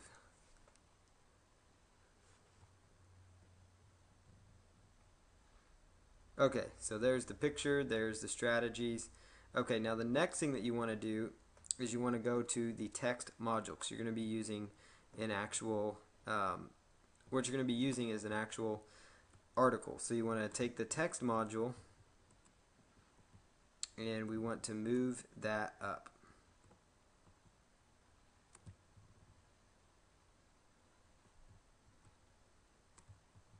So go right down here to where it says, add your blog there. You could just cancel that for right now. And notice that will knock that down. So now it says new text module. So you're just going to choose edit. Okay, and then now you're just going to put in something, simple video marketing how to. And you don't have to give it a subtitle. So here are the 6 steps. And enter your text below. So what I'm going to do then is come right over here and I'm going to just grab all my text from my article, and I'm actually going to open this up in a notepad file because I like to copy and paste from notepad. It's much easier and it cleans up stuff like this, because you notice how it's all jumbled together here. And if you were to choose word wrap, each one of these lines is going to be a separate paragraph.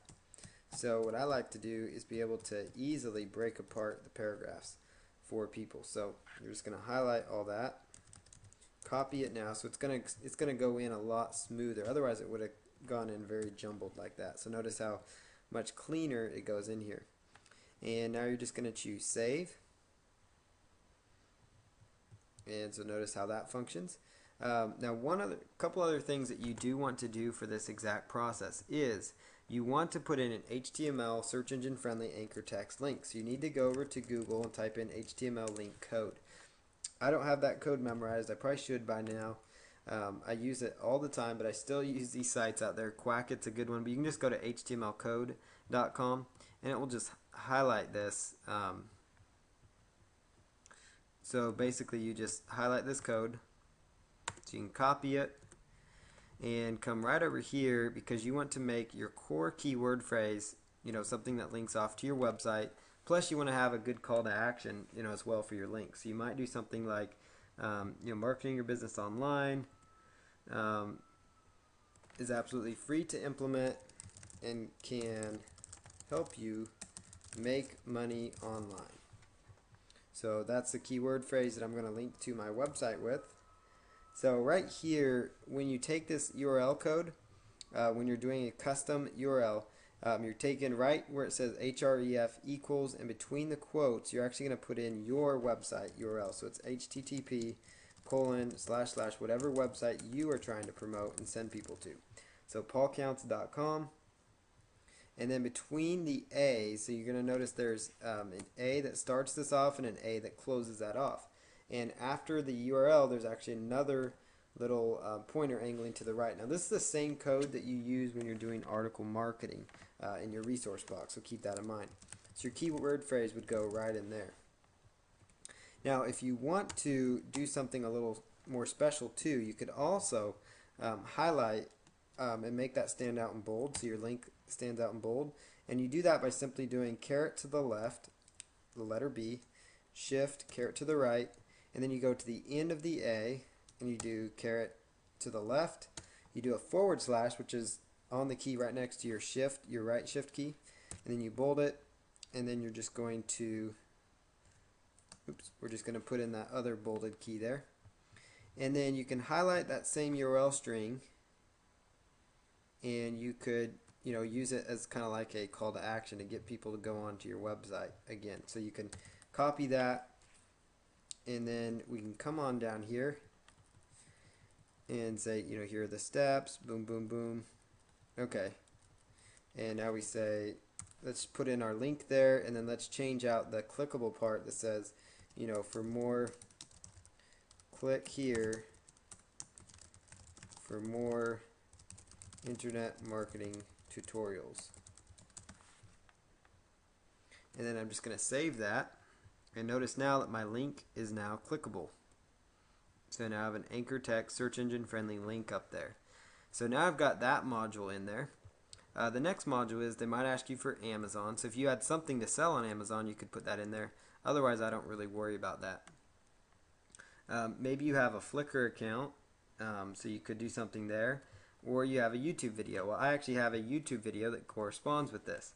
But if you don't, you could find a YouTube video related to your niche, because you want to add a few content modules on here. So I'm going to go to YouTube videos, and this is all just how you do squidoo.com.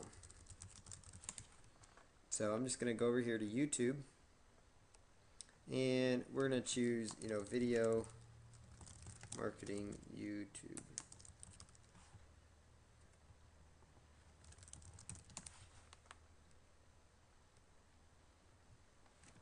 So let's just grab a video.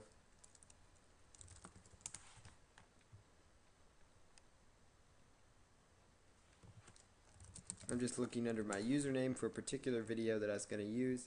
But if I can't find it, I'm just going to use something different here.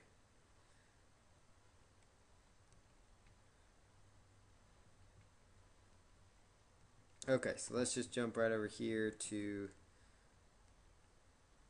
another video. So let's just grab this video here, new free keyword research video. So I'm just going to click on that, and video marketing YouTube videos. And you don't have to put in a subtitle or description. It's going to say select your videos. You could either have YouTube pick or you could pick. So I'm going to choose let me pick. And then I'm going to choose show full size video, or you could show the thumbnail video, so you could show 3 videos, but I'm going to just show 1 video. So I'm going to just open up my video here, I'm going to copy it, and I'm going to go right over here to where it says enter YouTube video URL, and then I'm going to hit save. So notice now that brings up my nice little YouTube video right there that integrates quite nicely with all this. So the next thing you're going to do is, you want the guest book one to show up. Now where it says new delicious bookmarks, you could edit those. You could actually take bookmarks by username if you wanted to, and you could enter your Delicious account, your URL. Delicious is a social bookmarking site. So let's just do here. How many bookmarks would you like to show? Maybe it's just 5. You could also choose show popular bookmarks. I'm going to just choose the ones from my account. So notice now it's pulling these videos directly from my account. So now it's linking directly into all these pages that I've linked into. So now here's another little feature here. If you want to do Google blog search and you wanted to pull in more relevant content related to your topic, so maybe it's more content related to video marketing, so you could type in video marketing. And then you could just type, do search for blogs. Number of posts to display, let's say it's 3. How much to display, let's say headline and abstract to add content. And you want it to update every day, and then just choose save. And that's going to just pull in these new articles every single day, so it's going to add some fresh content here. Now if you want to add in another module, what you want to do is you can come right up here, and maybe you want to add in a new text module at the end, or you want to browse all modules. There's a module on here that I would recommend that you add, and that is the RSS one, because you want to grab your RSS feed from your blog if you can. So you want to just choose that little green button and add that one. And let's see here, you also want to take this link list one as well and just choose done adding. And then you can scroll on down here, and new RSS, add your blog, just choose edit, and you're going to new RSS, you could call this a keyword phrase. I'm going to call it internet marketing blog. And what URL would you like to pull from? So put in your URL. How many headlines would you like to display? I'm going to just choose 5. And would you like an excerpt? I will put excerpt 100 characters. And then how frequently should this be displayed? I would say every other day. And would you like to be HTML friendly? I'd say yes. And then I'm going to just choose save. And this is pulling my RSS feed from my actual blog. So now they can link into my blog. So now you can really see how powerful this is becoming. So now under link list here, type or paste your link here. So let's just put in my link. And I'm linking into my blog. You could also link into your video if you wanted to. So let's just, add in another link.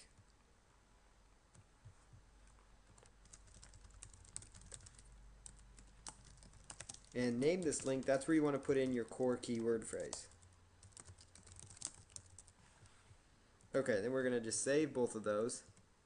Next thing you want to do is scroll all the way down. And it looks like they want me to add in a description, so that's what I'm going to do. So learn some inside tips to make more money online. And then I'm going to add in more description for my other one here and say learn some powerful SEO and website marketing strategies.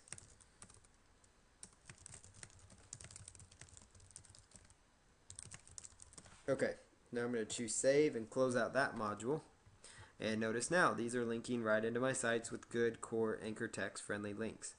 So the next thing is, if you want to go in and say you want to reorder these. So say you want to reorder these different modules. So let's say I want to bring my RSS feed up there. I would just click right here, and I can just drag it up there to where I want it to go. So I like my RSS feed up higher. I might like the guest book down lower. I want my links up here, my delicious bookmarks after that. Amazon voting, I don't really need that one, so I'm just going to delete that.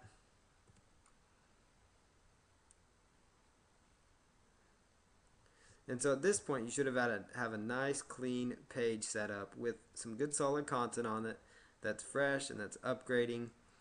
And so I need to go back and reorder this though, because I did not hit apply. So I'm just going to be simply dragging this up here.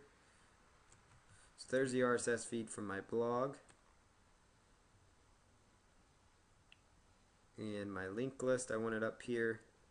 And I want my guest book down at the bottom. And then I'm going to just choose apply. Okay, so now that I've applied this, notice where my RSS feed is showing up. So at this point, my blog, it is all completed. Now, one other thing you want to do is under your bio, you want to make sure you put in a bio. So, so Paul Counts is a full-time internet marketer. Okay, now just choose save. Your photo, you could add in your photo. I already have my photo there, so I don't need to worry about that. And when you're done, just choose publish. And the reason you want to have all these modules, or quite a few of them, is because that's going to make sure that it gets published. So you just publish your first lens ever. That's a special one. Here are 3 things you might like to know as you get going. So now you could actually already Twitter your lens. You could sign up for the lens of the day. If you're on Facebook, you could brag about it. So I'm just going to choose tweet it, and right away send an update to Twitter. But I have not set up my Twitter account, so if you had set up your Twitter account for your profile, it would automatically go through there. So there you have it. So what you're going to do then is you can go ahead and log in.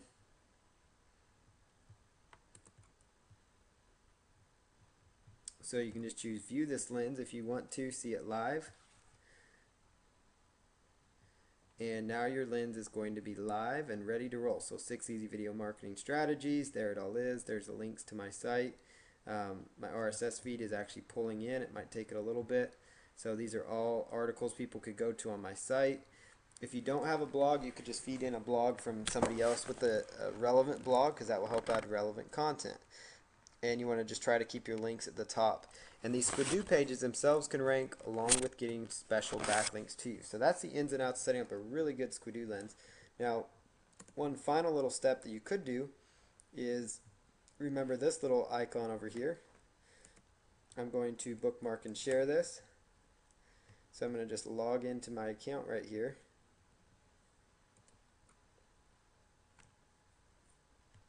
And online video marketing. So video marketing. So notice how I'm just leveraging what I just taught you how to do.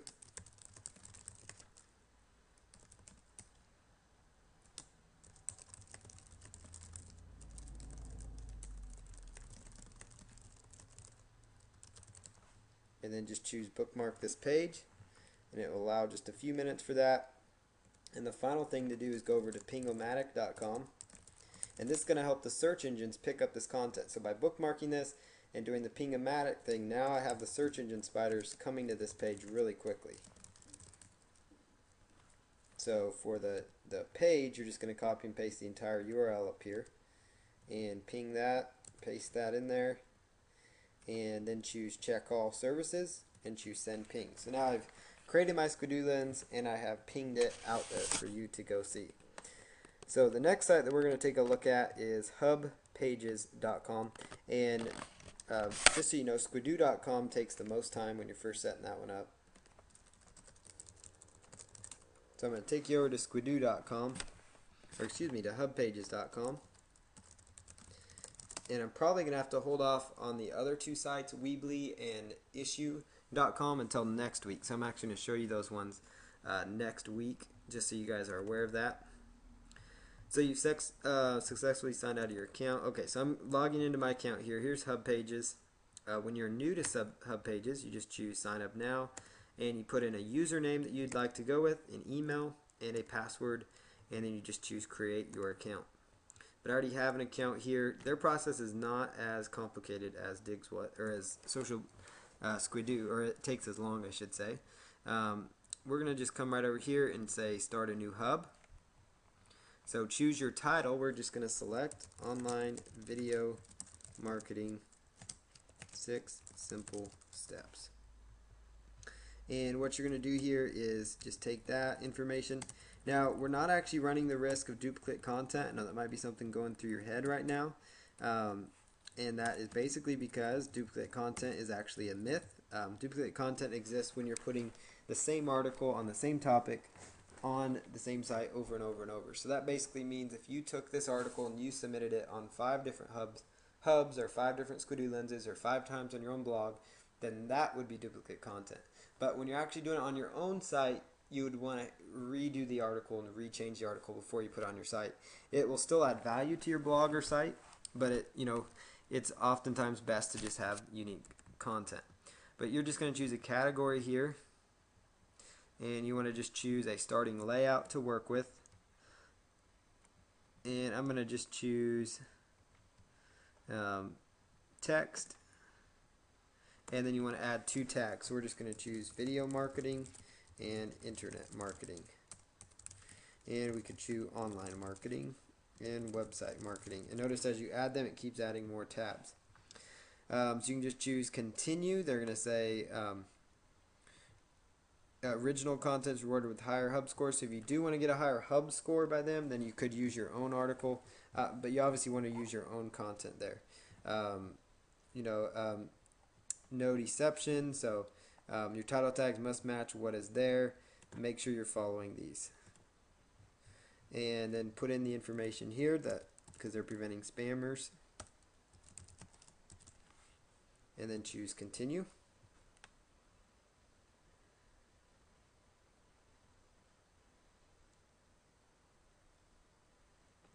Okay, so we've got our module here, online video marketing. Business, this would be more like marketing and sales. Choose optional, so it could go under web-based marketing. So it depends on how you want the ads to show up. You will actually get paid for the advertisements. So right here you've got your text modules. And where it says text, it says click to edit. So you choose this little edit button right here. Excuse me. So I'm going to actually go to this one first and choose edit. And we're going to say 6 simple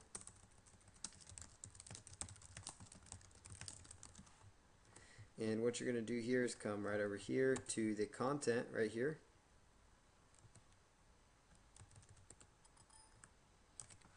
Oops.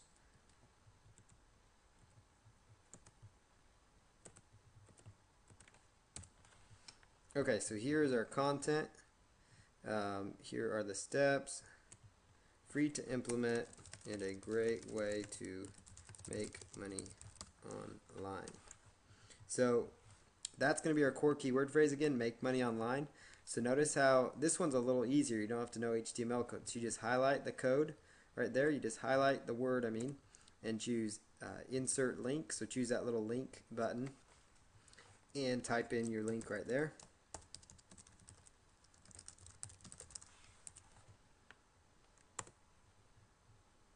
And you could interlink to another hub page if you had one as well. So that's another option.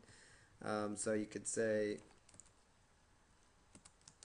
click here for more free internet marketing articles.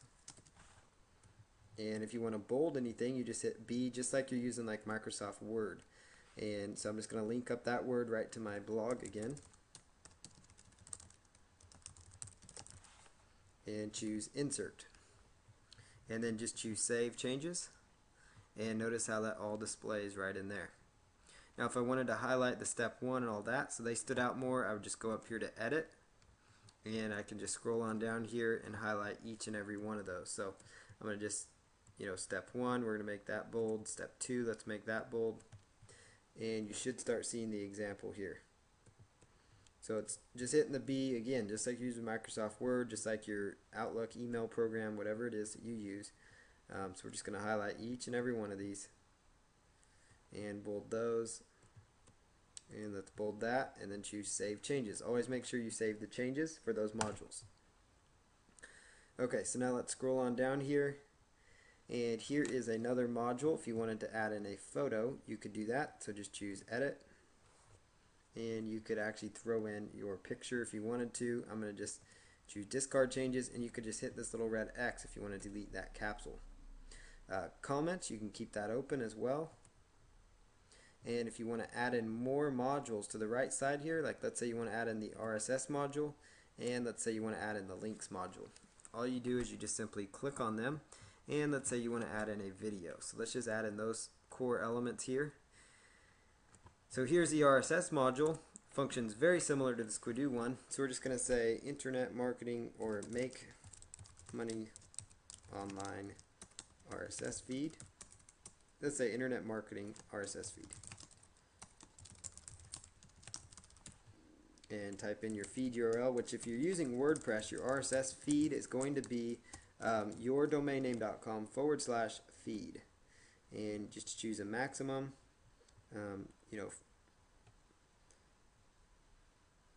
shorten description, and then choose preview RSS. So there it is, and then choose save. So the RSS feed is now working. The link module, internet. So just type in your link.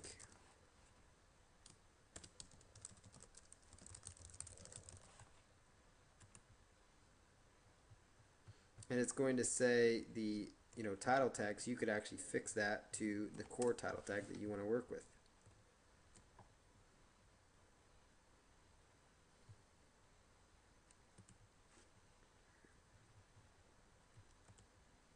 And then you can add in another link as well. So I'm just going to add in one more link.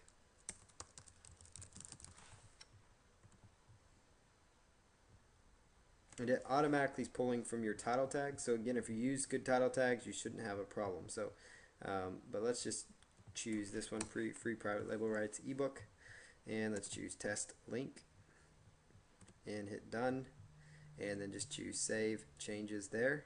And so notice now we've got nice links right there. And finally, we're on to the video module, which is very simple. There's a module we don't want, so we hit the X. Here is the video. So I'm going to just choose the video URL, so we could go right back over here to YouTube and we can find a random video that we've created or one on internet marketing.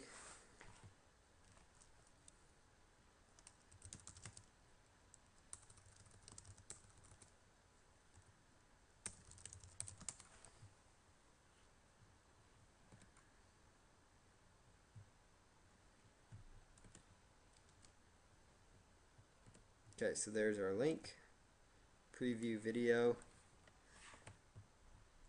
and if all looks good, just hit save.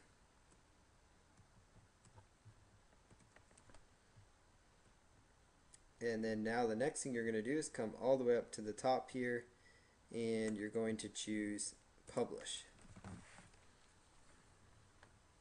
And it will take just a moment to publish out there. And it looks like it went through okay. So you could tweet this if you wanted to, or you could use Start a New Hub. I would recommend that you do a Twitter post on it, because what that's going to do is help the search engine start indexing it and finding it. So you could use the tweet this option, because that would actually start getting that picked up and indexed. So there it is. Now again, you would just go right on over to pingomatic.com and you could just ping this post as well if you wanted to. So there's everything. There's the video. There's how it all functions. So that's how you use hubpages.com now as well. So I'm going to jump back over here to the slide here, and we're going to close this thing out. So squidoo.com and hubpages.com, I was able to show you how to use both of those. Weebly.com and issue.com, I'm going to hold off on those until probably 2 more weeks when we go back over some additional. This is session 3 of your traffic and SEO training. In this session, we're going to go over article marketing and keyword research for more traffic and more profits. You want to write informative articles that help build credibility and that drive targeted traffic and increase your search engine ranking. So that's very, very important. The next thing is to keep in mind, articles increase your online exposure by placing your articles on high traffic, high authority websites. And I want to make sure that I made the screen active, so I'm going to just double check on that. Okay, good. So you guys are seeing the screen. I just want to verify that. So let's go back right here.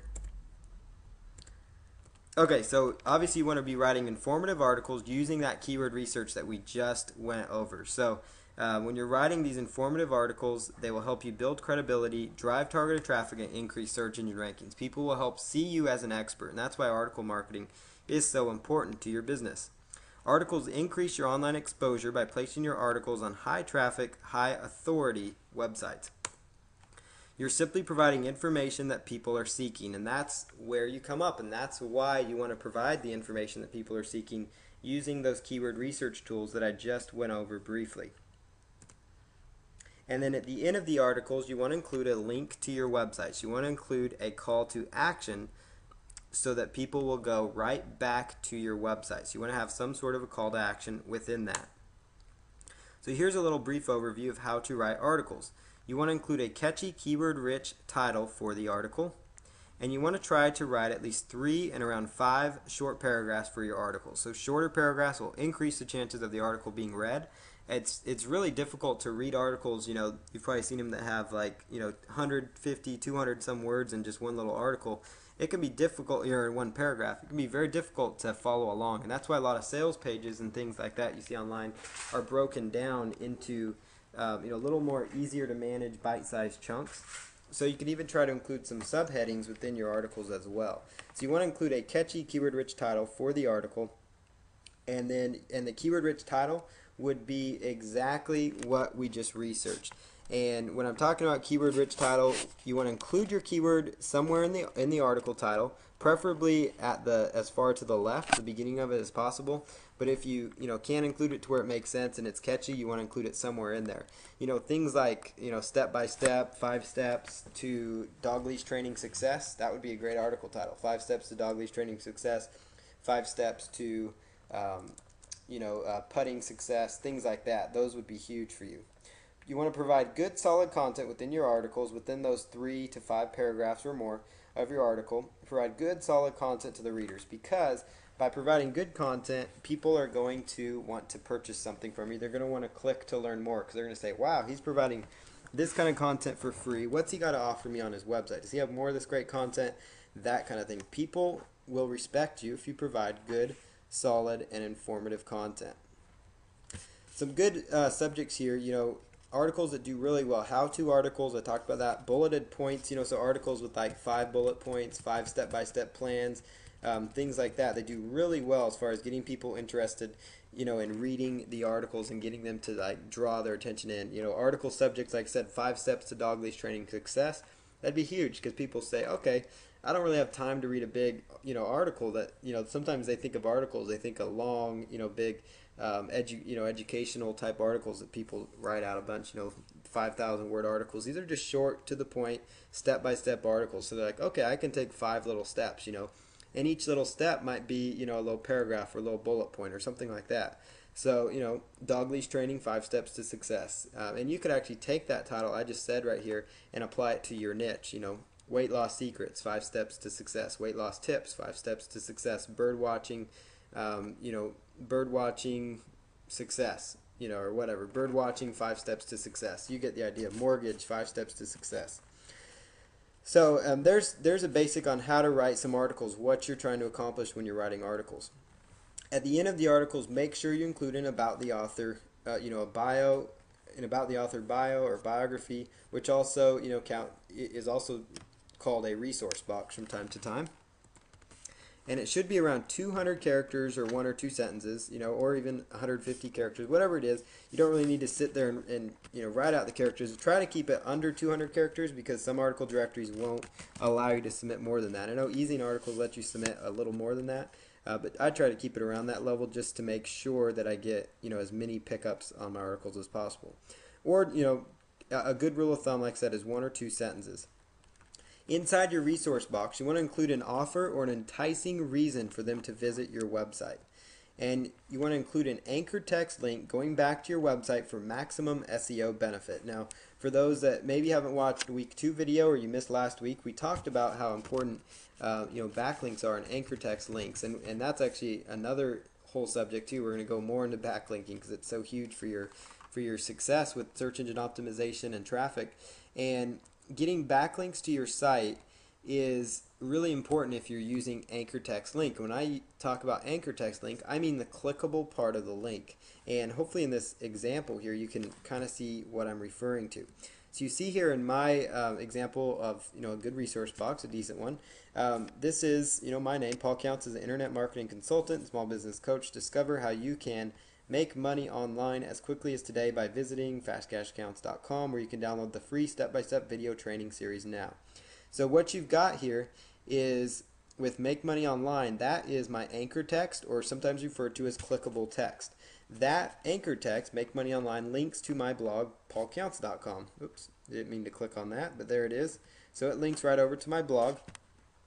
And that anchor text tells the search engines what to expect on my website. And search engines love anchor text, search engine friendly links. And I show you here how to actually create that so you know the code that I use to make a link like that. And that's very important that you're using this, because not only do you want to use these articles to get traffic and interest in your site, but you want to use these articles so that people are coming to your site, and also search engines scour these article directories. They pick up the article directories and then they'll follow the link to your site. And the more links to your site, the more votes your site has, so to speak, in search engines. And the more votes your site has, the higher your site ranks. So I hope you can see how they work together. Not only do the articles drive traffic, they also drive and improve your search engine rankings, which, when working together, will help you increase your overall traffic. Now, article directories, just so I'm clear on that, it's not the only source of link building you're going to want to do.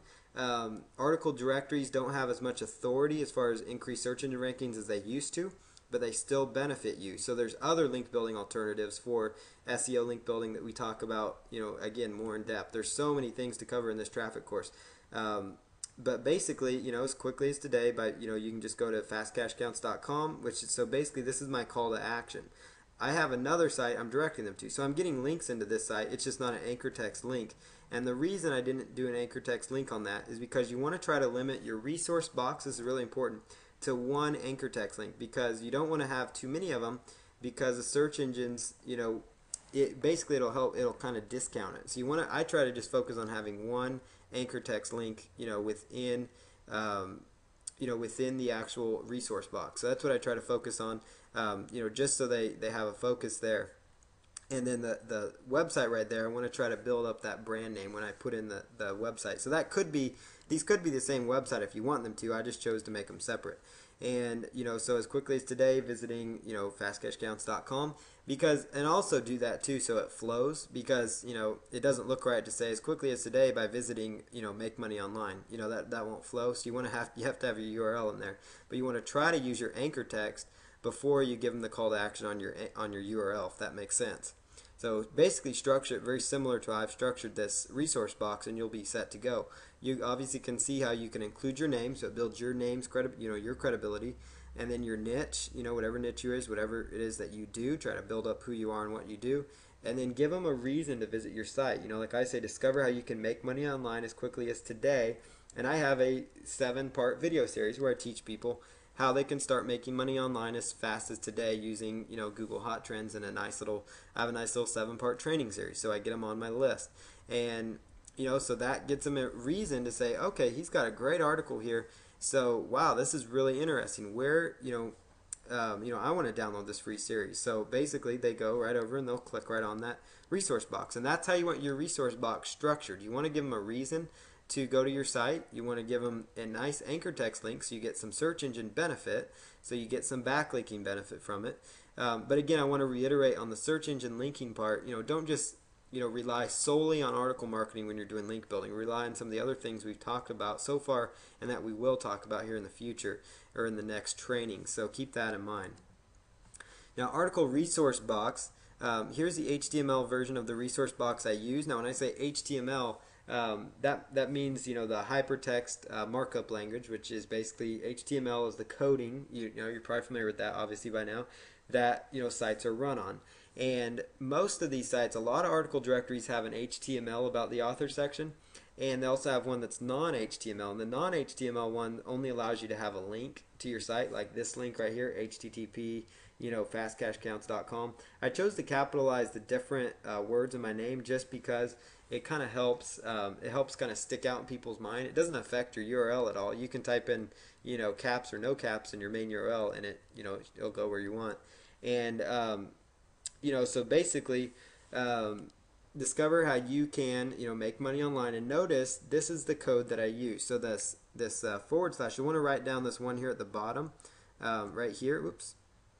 The one that has a caret to the left, and then it's got the A space href equal sign, and then a quote, first quote mark, and then put in your URL. So that would be the link to your website that you want to get the benefit. That could either be a link to your website, a link to an article page on your site. It doesn't have to be to your homepage. You can deep link is what it's called. And deep linking can really help you with search engine optimization.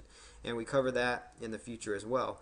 But with deep linking, you send them a link. So you pull up your website, your article, maybe it's an article on your site, and you want to send traffic just to that particular page on that article.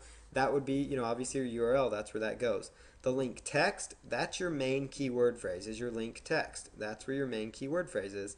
That is the link text. That is the text that you want, your anchor text. That's your clickable text. So that's like, in this case, make money online. And it has to be in between these two little, I call them little carets. You call them whatever you want. So there's the caret to the right. Some people call them less than or greater than, like the math symbol. So you choose however you want to call them, but it must go between those, the link text, and then it must end with this, you've got a little arrow to the left, forward slash the letter A, arrow to the right. Now don't ask me what all that stuff means. All I know is that it makes a link look how it does. I'm not an HTML guru or expert. But this is the little link code you're going to want to write down, because you want to use this when creating your anchor text links. And you'll want to refer to this in the future too, for when you're doing press release marketing and other forms of marketing on your site as well, to generate anchor text, search engine friendly backlinks that we have discussed before. So article topic ideas, like I mentioned, that keyword research is some ideas, and here's a few more. You can research other article directories and browse the top performing articles for ideas on content to write about. So basically, so you could research these other article directories and research other article directories and browse the top performing ones and come up with some ideas. So you can go to for example, you can go right over to ezinearticles.com, and let's just pull that up, www.ezinearticles.com. And if you go and let's say we narrow down to a particular niche, like let's just say health and fitness, and let's pull down acne as another niche within a niche, and you would see here at the top of all eZine Articles pages, they have a little page up here that says Top Authors in Health and Fitness. And you could click in here and get some ideas for what these top authors in this category. Now I'm not saying to copy I'm saying to come up with some ideas for article subjects. I'm not saying to go in and copy their articles by any means. I'm talking about coming in there and helping yourself brainstorm some subject ideas that they have used for success, because they're considered a top author in their field. And you can also utilize this to get ideas for how you can structure your article titles using the keywords that you have researched. So as you will recall, the keyword research we already went through in depth. This is how you can go in and actually start going through the process. So cures for pimples. Cures for pimples would be his main keywords. Get rid of those ugly pimples and get your clear skin and beautiful skin back. So there's a little subject. Home remedies for acne. That's his keyword. Forward or space dash space. Use these remedies to get your clear and beautiful skin back. So notice in the title, he does a fabulous job. Now I haven't looked at this stuff yet. I'm just showing you guys this as an example. They do a great job of including their keywords as far to the left, and then they do a great job of trying to sell people on reading that article. So you see here they've got their main keyword, space, dash, space, and that could be probably the best way to format some of your articles, because it's easy to read. It's got the information they want. If your article title is on, comes up on the first page, not only is it going to interest people because your actual article, not only is it going to interest them because of your article itself, but it's actually going to interest people because it's what they searched for. It's what they actually searched for, so it's going to match up, obviously, and that's why it's ranking, but it's going to match up with what they looked for. Dog leash training, they are looking for dog leash training. They're not looking for dog training overall, they're particular about dog leash training. So if you give them the article related to dog leash training, they're going to click on it. If you include that in your subject line with something enticing like 5 steps to success, they're going to be really interested in clicking. They'll see like, wow, this looks like a great resource. And then they read through your article, they see your bio box, they happen to click through to your site, maybe they sign up for your list, maybe they click on the affiliate link you have on your site that takes them over to like ClickBank, and it takes them right on over to the affiliate site, and then maybe they sign up and they buy the ebook you're promoting, or maybe they buy your ebook, or maybe they maybe they buy a dog training collar from you, or leash or something like that, for their dog, or maybe they sign up for your dog social networking site. You get the idea. Now all of a sudden you've given people what they want, because you did a good job doing your research and applying these principles, and you will be rewarded for that, because not only will Google reward you by ranking the various articles up there because you've matched up with what people want, you have good content, but the people will appreciate the good content, and then you see how this can really grow. Obviously, use the keyword research, and then use the idea mentioned above. Work them in tandem. Okay, here's some keywords. Now, how could I? Let's look up some ideas of how successful authors on easyarticles.com has formulated their articles. So use that as a guide or as some examples. Obviously, do not copy titles. Try to not copy article titles. That's not a good thing to do. Sometimes, obviously, there's some article subjects that you may have to have very similar subject titles.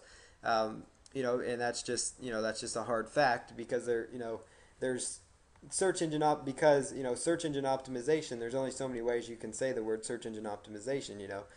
So I could do an article, search engine optimization, 5 steps to success. And somebody else might have an article, search engine optimization, 3 steps to success, or successful search engine optimization tips. Well, obviously I'm not copying the content. I'm writing my own content. But if the article title is similar, don't fret about it. Just don't blatantly go out there and try to copy them if you can help it. And obviously, do not copy the content that they have within their articles. Create your own content. Be original. You can write 1 article per keyword phrase most of the time. So as we identified using the AdWords keyword tool, we were able to identify a lot of keyword phrases that we could go after.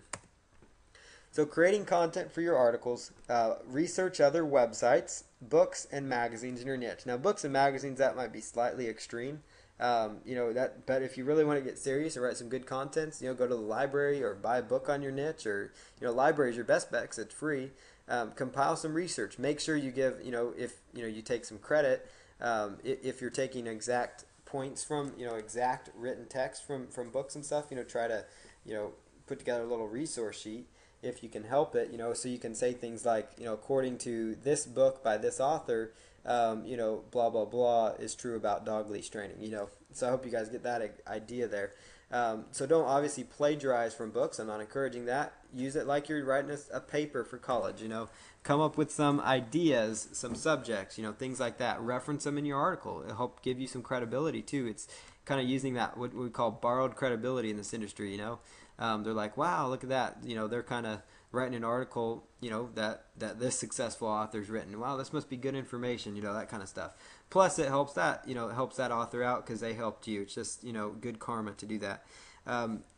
Take things from magazines. According to Dog Training Journal, dog leash training can take, 5 weeks to be successful at, or something like that, So you get the idea. Use books, magazines, other websites, within your research, and obviously if you just take stats from these different sites, you don't really need to reference them. If you pull some data or stats that may not be proprietary to them, meaning that's their only source of content, then by all means, use that content, just formulate your own wording around it. But just be careful there. Obviously, I'm not teaching anybody to go plagiarize and copy. I'm going to be very careful about saying that. Don't want anybody to get upset here.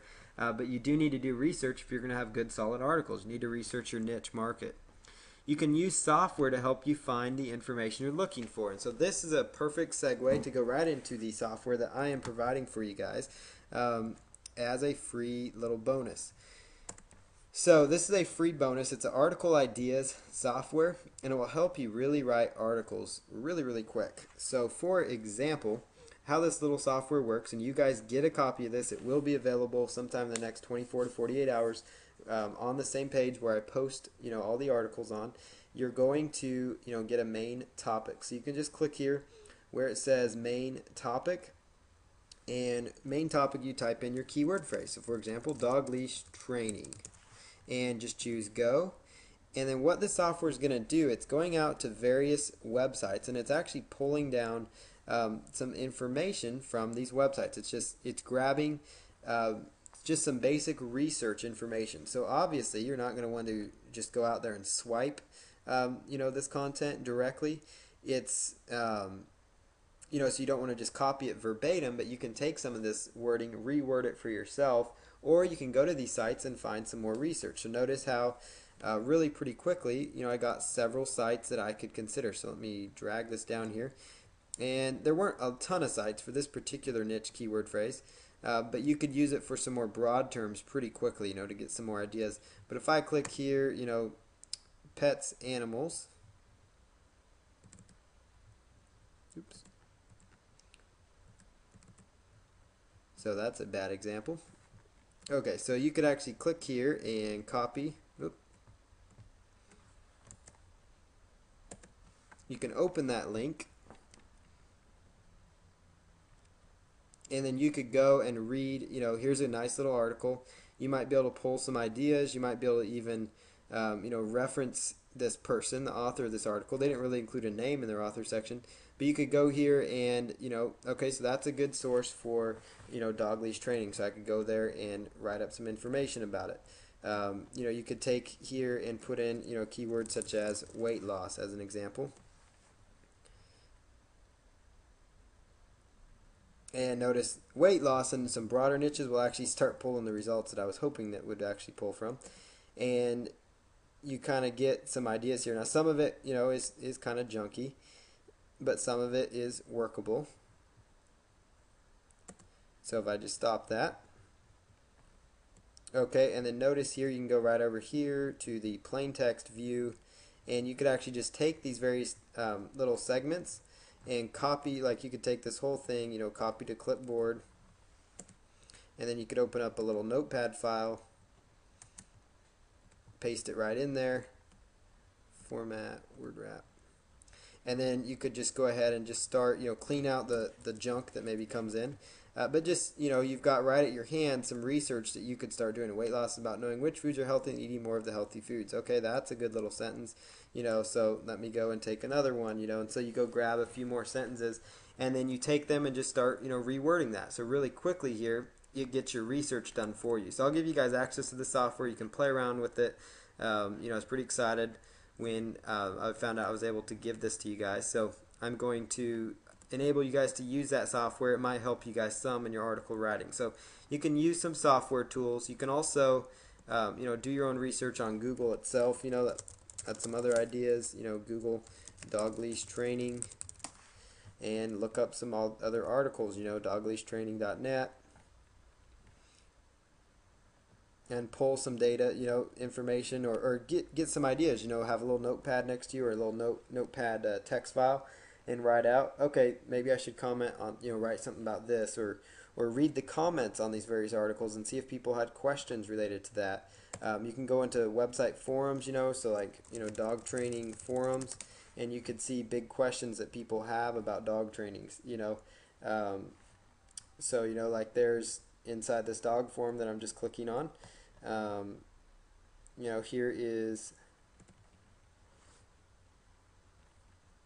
here's a dog behavior training section, or some articles on dog behavior training, so you could pull some more ideas within these forums. And there's just a lot of data that you could pull from. So here's like an individual dog training forum, and you could go through here and identify questions that people have, so then you could answer these questions that people have related to dog training. Another tool example, another tool slash freebie thing that you can use is Yahoo Answers. So you can just go right in here to Yahoo Answers and go ahead and do a quick search for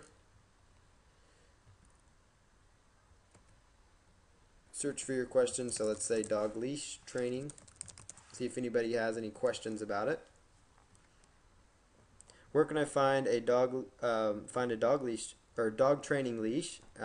Does dog leash training or dog leash training, how long should it take? So there's an example of a good article. Somebody's saying, okay, dog leash training, how long should it take? I'm going to train my dog. How long should I take for each session? And then you could research that answer, come up with an article, and and respond to them with a link to your ezine articles that you created. Plus, you're creating content for yourself with that main keyword phrase. So definitely use Yahoo Answers as another research tool to utilize. So again, we talked about using software. You can rewrite private label rights articles, and I encourage you to rewrite them because you want to have good, unique content. You want to ensure that your articles are picked up. So if you rewrite them, it's basically reordering the content, adding content to them, taking out words, coming up using a thesaurus, which is basically it's a tool that gives you kind of like a dictionary, but it gives you synonyms, keywords that are or words that are similar to different keywords within that. So you might use additional keywords like dog leash training, dog obedience training, or something. You might tie those kind of words in. Leash, collars, those kind of run together. You can try to use those inside within your article. Come up with some ideas. Just some various things that might make sense. Some core keyword phrases. You could change them to different keywords as long as they mean the same thing. Rewrite the articles. Basically take the content and say, okay, this is good research, but I'm going to rewrite it myself. The great thing with that PLR content, when you're rewriting it, you don't need to worry about referencing, the PLR content, because you have the rights to it to do whatever you want with, pretty much.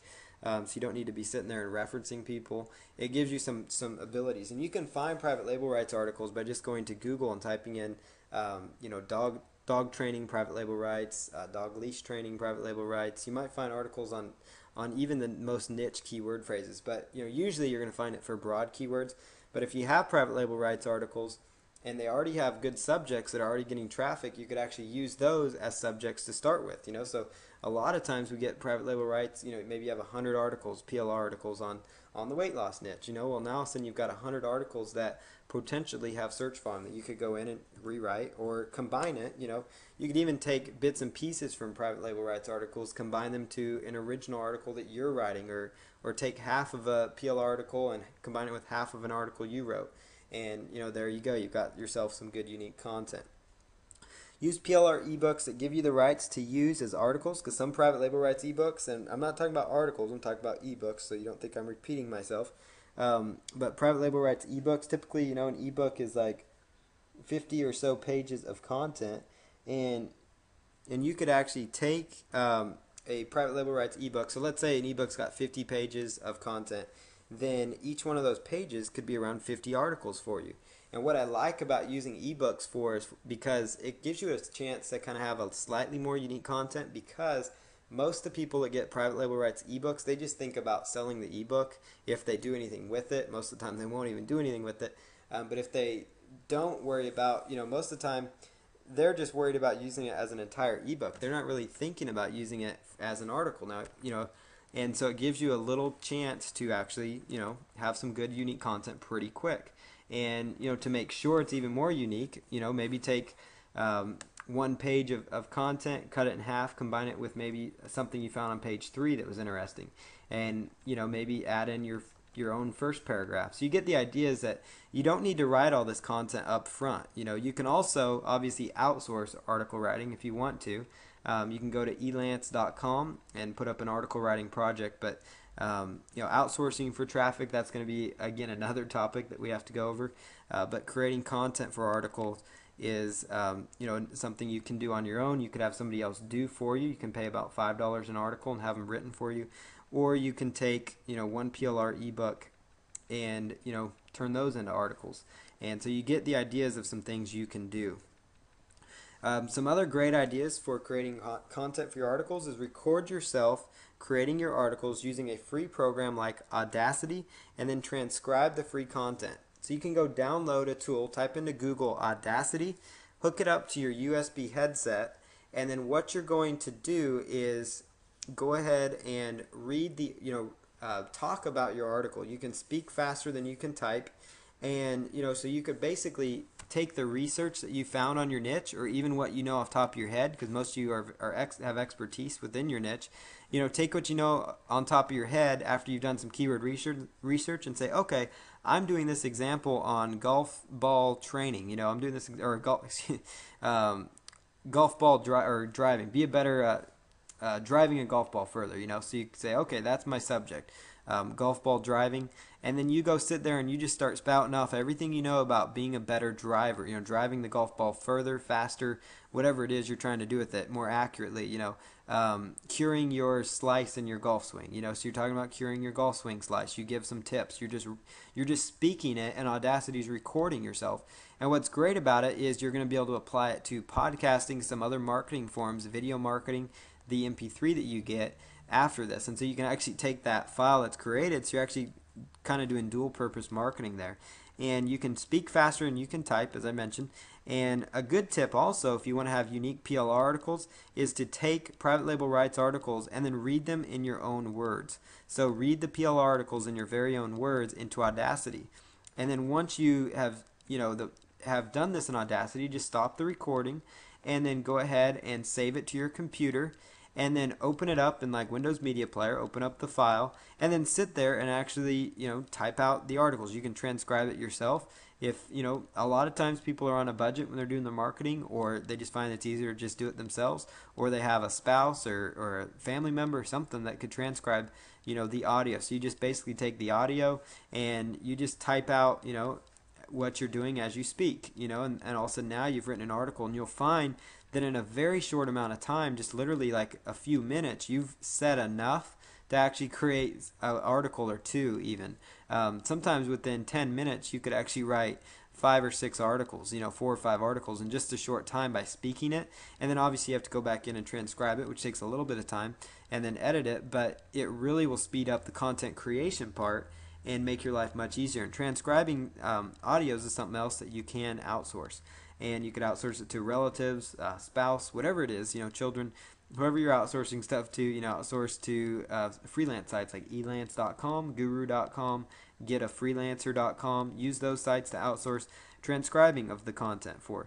And that's how you can, start creating some content really quick.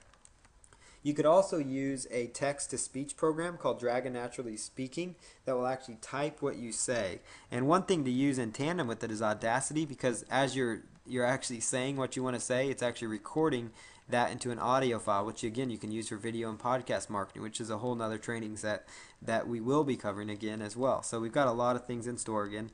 The Dragon Naturally Speaking, basically it will type what you say. Now it sometimes is inaccurate. I find that it won't work as great all the time, but it gives you a rough idea of what you're trying to say. And, and basically before you start reading these articles, write down a few bullet points, jot down a few notes to yourself, like, I'm going to write on these 4 bullet points today, or I'm going to talk about these. These are my main points. Or if you know your niche on top of your head, don't worry about writing down bullet points. Just speak, speak in there. And it'll help you create some good, solid, unique content. Make sure you go back to edit your articles after you use them in Dragon Naturally Speaking. It's a program you can just type into Google. You can buy it. I think Amazon even sells it, but you'll find their website too. It costs, I believe the last cost I saw was like $99. Staples, Office Depot, Best Buy, some of those kind of stores, electronics, office type stores, Office Max, things like that, they sell. They usually sell Dragon Naturally Speaking software. It's about $100 software program, but with a good USB headset, it can actually really save you a lot of time. As far as outsourcing, the articles, you get content that's really in your voice. For sure it's in your voice. It really speeds up the process to do a lot of things. But you just need to make sure you go back and edit the content. But you can write some article content really, really quick. So those are some strategies to really start ramping up the process on top of using private label rights content. So again, you don't need to worry about, if you are scared to sit down and type in front of your computer and that you get writer's block by looking at the blank screen, don't let that hold you back, because it's all about creating as much content and information as possible. So that's really what it's all about. So we're going to just continue on here and talk a little bit about maximizing your traffic opportunities. So you want to create as many articles as possible when you're doing article marketing. Basically, the more articles you can create and distribute, the more traffic you can start to see. Now, I know that might seem like, well, that's a no-brainer. Why did I just pay Paul to tell me that?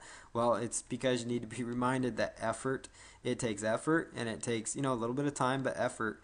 And that's when you're going to start seeing results. Your efforts going to start coming up to match a reward. So the more articles you can create and distribute, the better you're going to be. If you can write 50 articles to distribute, you're going to be that much better than if you had just written one article on one core keyword. Because now all of a sudden you're targeting 50 various keyword phrases. And ensure you have keyword-rich titles that have been researched so you know that there is an interest in those topics. That's how you can really maximize article marketing. Like I said before, when we were doing that keyword research using Google Insights, using Google AdWords tool, using all those things together to generate as much good keyword research as possible, you want to know that those topics are being searched for. You want to know that they are hot topics. And then you want to have a good resource box, because it does you no good if you don't have a resource box, or if you have a resource box that's kind of boring, or basically you want to give them an incentive to click on it, whether it's your free report, whether it's more fabulous content, whether it's more of you, whatever it is that gets them excited to go to your site. You want to have a good resource box, whatever, maybe you're having coupons, promotions, whatever it is, give them an incentive within your resource box to click on your links in your resource. And in most article directories won't let you do more than 2 links, so you want to try to limit it to the 2 links I showed before, which is your anchor text link, which helps for search engine optimization, and a direct link to maybe your offer page, your website, or whatever it is. But you want to make sure they're linking directly to your website. That may seem like a no-brainer, but it's very, very important. To maximize your traffic opportunities with article marketing, there's just 3 really core things. Create as many articles as possible, and ensure you're using keyword-rich titles that you have done some research on, there's an interest, and then have a good resource box. It takes a little bit of work, but I hope you saw in the previous steps that I went over some methods for generating content quickly without having to worry about writing as much. So I hope that encourages you to do more article marketing. Distributing your articles. You can distribute them through article directories. And we'll cover a few good article directories to use. You can go to Google and even type in article directories to find some good ones to submit to. Article directories, Easing Articles is one I talk about, goarticles.com, and I'll have a slide with those on there. But those websites, they're high authority sites. Google still ranks them high. They're great sites as far as getting good traffic from them. They have huge amounts of traffic. People not only finding them from the search engines, but also within the websites, people are actually finding the information useful, so they're inside the site, typing in things like, weight loss or dog leash training or dog obedience to find more articles on their subjects. If they stumble across your article and you have a good resource box, they'll click through. It's all about getting as much traffic as possible to your article. So, article directories are really important to submit to still. Very important. You don't want to use it as your sole link building strategy, but it can help you. It can really help you not only rank in the search engines by an improved amount of link building ability and having an increase in the number of various ways that you're doing link building, but it also is going to help you just from a sheer traffic standpoint. Some other strategies is to offer to write articles for blogs and websites in your niche. Now, I know this might seem weird, like, why do I want to create content for somebody in my niche or something else? Well, find a site that is an information type portal or a hub in your niche market, and make posts on forums in your niche. So like the Warrior Forum if you were in internet marketing, or maybe it's a weight loss forum, and find forums in your niche and tell them that you would like to write a few unique articles. So inside these posts, you want to make posts telling people that maybe it's in the joint venture section or about me section inside the forum or something like that, or come up with an area. Maybe they have a free section or a networking section or something like that. But basically say that you'd like to write a few unique articles, so articles that are only going to be used for those one websites. But in exchange for you writing a unique article for them for free, you want to include an anchor text link to your website. What's going to happen though is that a lot of these sites, they're good authority sites. They have good traffic to their sites. You'll get good traffic from the sites, but more importantly, you're getting a good anchor text search engine friendly link going to your website, and that's a good advanced little SEO link building tactic. And you could also, just do straight emails to website owners. Use domaintools.com, DOMAIN, domaintools.com. type in the website that you're interested in, and it should bring up the contact information for that website owner. Now they may not have all their information public, so if they don't, just move on to the next one or try to find their information if you really want them. Submit the contact us form on their site or sign up for their list and email them that way. Come up with a way to kind of try to get in touch with them. Hit their support desk up. I had somebody just do this, for me. They offered to write me 2 articles for my blog, and they were, in exchange, they're doing anchor text links. I knew exactly what they're doing, but I still took them up on the offer because and the articles look great. I'll take 2 fresh, unique, solid articles in exchange. All I'm doing is linking out to their site. They have relevant sites. I obviously looked at their sites before I approved the articles to make sure they were sites that my users would benefit from and that were beneficial, so it wouldn't hurt me by linking out to them. So, obviously you're not going to link out to a Viagra site or something like that, when you're in the pet niche, or something like that, or some other, casino site or a site, that's got a bad website. You don't want to be linking off to bad websites. You want to link off to sites within your niche. You don't want to be in the dog training niche linking off to internet marketing, type website either. So keep that in mind as well. So make sure when they're doing this for you, if you have your own site and somebody offers this for you, or if you offer it for somebody else, make sure it's relevant, because it's going to benefit them if it's relevant too. Google will frown on sites that are linking out just, to link out to other sites. And what's great though is you get a good one-way link, and search engines like one-way links, especially links that have text, surrounded by text related to that subject. So that's going to be huge. So you could offer to write a unique article. That's important. You cannot write this article and then distribute it to article directories because they did not ask you to do that. That's not you'd be lying if you did that. So you want to only take the article and use it only on their website one time. And yes, it might take you some time, and you might say, well, why do I want to do this again? But it's all about getting that good anchor text search engine friendly backlink to your site. And make sure that they keep the site, keep it live on there. Maybe just tell them, but usually by default they're going to put it up there, set and forget it, and it's going to be live there. So another thing to use an article software service to submit your articles. Articlemarketer.com is a great one that I use as well. It's tremendous. It actually takes your article and will blast it. It does cost money, so it does cost a little bit of money, but it will take your articles and blast it out there to several sites at once, several sources at one time. It will take it and submit it to a lot of article directories with one fell swoop. So that's a good service to look into. So you might try articlemarketer.com for that, or you might try other software services. I have another one I'm going to tell you here in a second. Some other ideas is research websites that want content in your niche, because not only, this is not talking about finding articles that you don't know if they want your content or not, which usually they will. They like unique content because it helps them.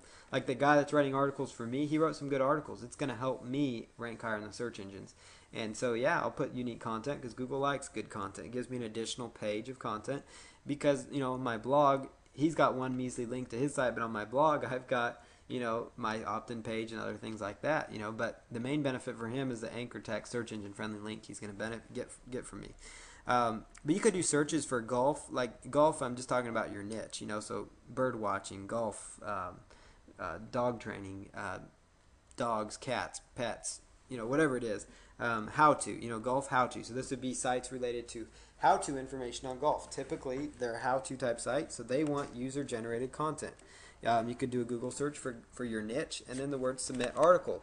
So that's beyond just article directories. That's finding directories that are just niche specific. So niches, article directories just related to pet websites or pet owners, or niche article directories just related to golfing or bird watchers or things like that. There's a lot of blogs out there that want people to submit articles for them. So doing searches like that will help you identify some other blogs within your niche you can get links from. Type in words like your niche information, so golf information, golf and submit content. Same concept as when you're writing and submit article. That will bring up some other sources you can use to leverage article marketing. Sites that may want your article. Some of them may not even make you do the article exclusively. They may just want the article just to have more content, and then you can also distribute it. But if you find some good high authority sites that get some decent traffic, not only will you get benefit from the traffic, but again, that search engine friendly link on those other sites is going to be huge, because now I talked about article directory links not having as much weight with search engines, but they still carry some good weight for you as far as links go. But if you're getting links from other websites in general, not just article directories, but other websites, it's really going to actually benefit you because you're getting little votes and links going into your site from other pages. So if you're using a good anchor text link, or even just the link itself, but anchor text is the preference, you're going to notice and see a good improvement in your overall search engine rankings, which search engine rankings we know give you excellent targeted free traffic to your website. Another great service to use is article marketing automation. Now, I know you're like, wow, Paul, that is very blatant that you're using an affiliate redirect link, and yes, I am. I'm going to be honest about that. It is a tremendous service. I've just researched it, and I'm amazed. I actually got some reviews from some other people that have used it. I've contacted their support desk to make sure it's doing everything they're saying. I'm going to actually start using this tool. It is incredible. It will actually take your article. They have a network of blogs, and I'm not just hyping it up because I'm promoting it too. It's a really cool tool to have in your arsenal. Basically, it works. It'll blast your articles out there to not article directories, but actually blast you out to unique blogs and niches. So various blogs and things that they have in their network. So there's a lot of people, and you can actually sign up for a free account with them. And what you can do is you can actually submit your own you could create your own little website and then only take articles from article marketing users that are good, solid articles related to whatever niche you're in. So you could have a site related to weight loss and get a steady flow of good, solid weight loss content that's not blasted out to a whole ton of article directories, but that's just pretty much focused within that network. And it will really help you get some good solid content on your own site. So there's a lot of website owners that have little content sites that they're making money through AdSense or other things. And these are sites that have page rank on them. They have good page ranks, very clean looking sites. They have several thousand in their network that they could potentially distribute your site to. They do it in a natural way so it doesn't look bad for search engines. And what I like about their service is anywhere within the article you can provide an anchor text search engine friendly link to your offer, to your website, whatever it is. That's more beneficial a lot of times than just the article directories, which make you only put it in the resource box, which is typically found at the bottom. Sometimes it's buried below an advertisement, so it's harder for people to find it. And so with this, you can just put that link right there. Right now, it's only $47 a month, which is quite inexpensive for being able to submit unlimited articles to their service. And I found it to be an absolutely amazing service. I'm signing up and going to start really using it hard. But before I recommended it, I did check around and see what other people thought. I did actually, I have been recommended this from some other very good marketers, respected marketers, and I have actually contacted their support desk to find out some things too to make sure I was on the right track. And what's great too is they let you submit to unlimited niche markets too, because like if you have a site on babies and you also have a site on weight loss, they will distribute your content to sites in the baby niche and then sites only in the weight loss niche. You're getting your content posted on relevant websites that will, they're only niche specific type sites, so you can, and they let you submit unlimited articles for unlimited niches, and that's a really low cost that they offer. So you can just get it at seocounts.com/AMA, or you can just go to article marketing automation if you'd like to in Google if you don't want to go through my link. But there it is, my link, seocounts.com/AMA. It's a great service. Submit to Web 2.0 properties. Web 2.0 properties in itself is a whole nother video that I talked about and that we promised that we're doing. You're probably like, man, there's still a lot of ground to cover. Well, we're only on video 3 of our 3 of 8 part series. So this is a huge series, and it's becoming quite the course. But you can submit to Web 2.0 properties, submit your article to them. Same ones you're submitting to article directories to squidoo.com, hubpages.com, and weebly.com. And so obviously these are some great sources for submitting your content and your articles. Now here's a list of some top article directories. I've been talking about easingarticles.com. I'm sure you've heard about it by now, but it's huge. There's really no reason for me not to mention it. It really gives you great benefit, great traffic. It ranks high in the search engines. It's just a huge article directory. You can't go wrong submitting to them. Really, as long as you're submitting good content and you write, you submit good content, you submit good content often, and you have a good keyword-rich title, you're going to be in great shape submitting to any of these article directories. But goarticles.com, articledashboard.com, articlesbase.com, articlesalley.com, iSnare.com is another one. They have a little paid service. It's like $1 or $2 per article, depending on what little option you choose. Um, so you may not want to submit tons and tons of articles to them, but they also have a similar service to Article Marketer, where they'll take your article and distribute it to a bunch of different websites. And I actually find that they submit to a few different places than Article Marketer does, because they also submit your article to list owners, believe it or not, using article owners, and sometimes they will actually take the good content articles and post it inside their list. So and their list will actually start funneling traffic to you, or they'll post it on their websites and things like that, for content. Helium.com is another site to consider. They have a profile page where you can actually set up links into your website, so you don't get a direct link in the resource box. What's great about Helium is it does rank high, and you actually can make some money from just writing good content. The problem with them is the content needs to be more unique just for their site, but they are a pretty high authority website. They're a site you could leverage for some good traffic potentially, and then just make sure you set up your profile correct with backlinks going to your site inside your profile page, because they'll link in they don't really have a resource box where they say this article is written by, and they put like your username. So your username, you could just make your name and it's clickable and it goes right into the profile page, and that would be a nice way for people to say, wow, I'm going to check out this guy, and then there's a link to your website inside there. So use your profile page if you use a site like Helium. I definitely recommend the other 6 for sure. Great article directories. If you don't want to pay anything, obviously, and you want to just write one article, don't want to write 2, don't use Helium then. Use the other 5 that I talk about here, and do a Google search for article directories again to find some more article directories. Here's a brief little how-to of distributing to article directories. You want to use a TextPad file to copy from when you are distributing articles. So you want to include your title in the little TextPad document. You want to create a list of keywords related to your article. And you want to create a summary for your article which will entice people to read it. Usually the first sentence of the article will do just fine. So it's the first sentence of the article. It will work just great for you usually as far as the summary. Now, sometimes if you can be creative with it, if you want to give them, discover the 5 keys to dog leash training success, and that'll kind of be kind of an enticing 1 or 2 sentences that you could put together.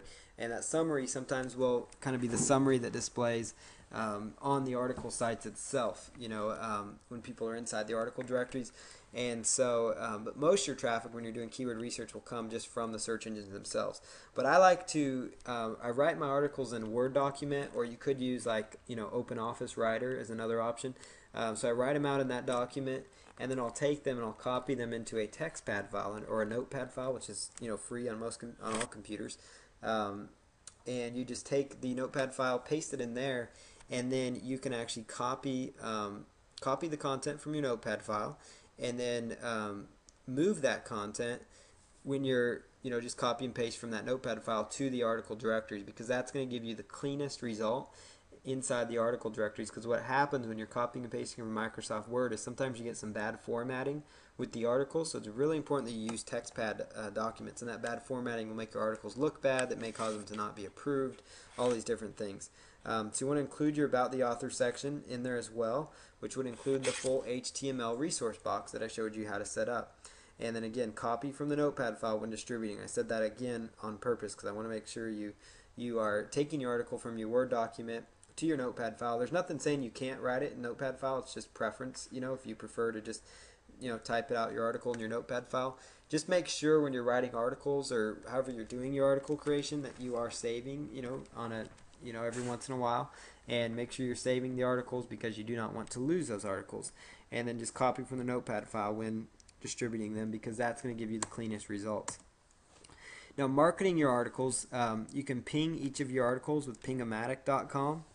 And so just go over to pingomatic.com and you could just ping it after you distribute it. And then you can bookmark each of your articles that you distribute using socialmarketing.com or onlywire.com. Onlywire is a tool we talked about in the first video, and we're going to talk about it in our social bookmarking lessons as well. And so you can just go through these phases, and we go way more in depth on some of these methods, but what this is going to do, it's going to help the search engines pick up your article after you've distributed it and created it, and it's going to really help them start indexing that content, because you want that content indexed quickly so you can start seeing some traffic benefits from the content. So this method right here, using those 2 things of bookmarking and pinging it, will increase the effectiveness of your article marketing tremendously because it's going to get more people, more targeted, focused people to your sites, to your articles, which translates to more visitors for your website. And here's, in closing, a weekly article marketing plan of action. So the first one is to research keywords and subjects for your articles using the keyword research that I identified at the beginning of this video. You're going to want to make a list of 25 potential article titles. And because the key here is, if you can do this on a weekly basis, you are going to be in a great shape within your niche market, or whatever niche you're in. But if you can create 25 articles per week, that's going to translate to about 100 articles per month, and in exchange about 1,200 articles per year that you are working on creating and distributing. And really though, don't worry about like, wow, I got to do 25 articles. You know, this isn't really your homework, but this is really a plan of action to really kickstart your traffic through article marketing. And you really, if you break it down, it's really just three or four it's just 3 or 4 articles per day. So you see here, 25 articles spread out over 7 weeks. That's 3 to 4 articles per day. So it's not too bad, you know. So if you can set aside, say it takes you 10, 15, 20 minutes per article. Let's say it takes you a while when you're first starting out, up to 20 minutes. That's an hour a day. We all have an hour a day, so you spend an hour a day that you could be spending on this instead of maybe watching TV or something else. To just focus on doing some traffic generation methods. Maybe go home an hour late, whatever it is. Come up with a way to kind of fit in an hour extra a day, and just go through it and start coming up with 25 articles. Maybe it's just the weekends you have time for it. Saturday, Sunday, rip out 12 or 13 articles in one day. Focus on it for a couple hours, do something else, come back, focus on it again. But you want to make a list of 25 article titles, so you can try to do about 25 articles. And if that discourages you, do 1 article a day. Do 7 articles for the week. If that discourages you, do 1 every 3 days. Have 2 articles that you come up with over the course of a week. But the more you do, the better you're going to be, and that would include make sure it has good keyword-rich title tags. Again, the next step after you've chosen your titles and selected them, start writing your articles. If you have PLR, use it. If you have that keyword research software, if you have the Audacity software, or that software I'm going to give you guys to research, the Audacity program to just read your articles quickly, or come up with the articles, use those tools as well. And then submit the articles to article directories after you've created them. So you could do a thing like, say you write 5 articles, you distribute 5 articles. You write 5 more articles, you distribute another 5 articles. And you just go from there. And then you work on pinging each and every one of your articles after you distribute them on the various websites so that they get picked up. And then you'll want to try to bookmark your articles. I know this may seem like a lot of work, but a lot of work is really what separates those that succeed with traffic generation and those that don't.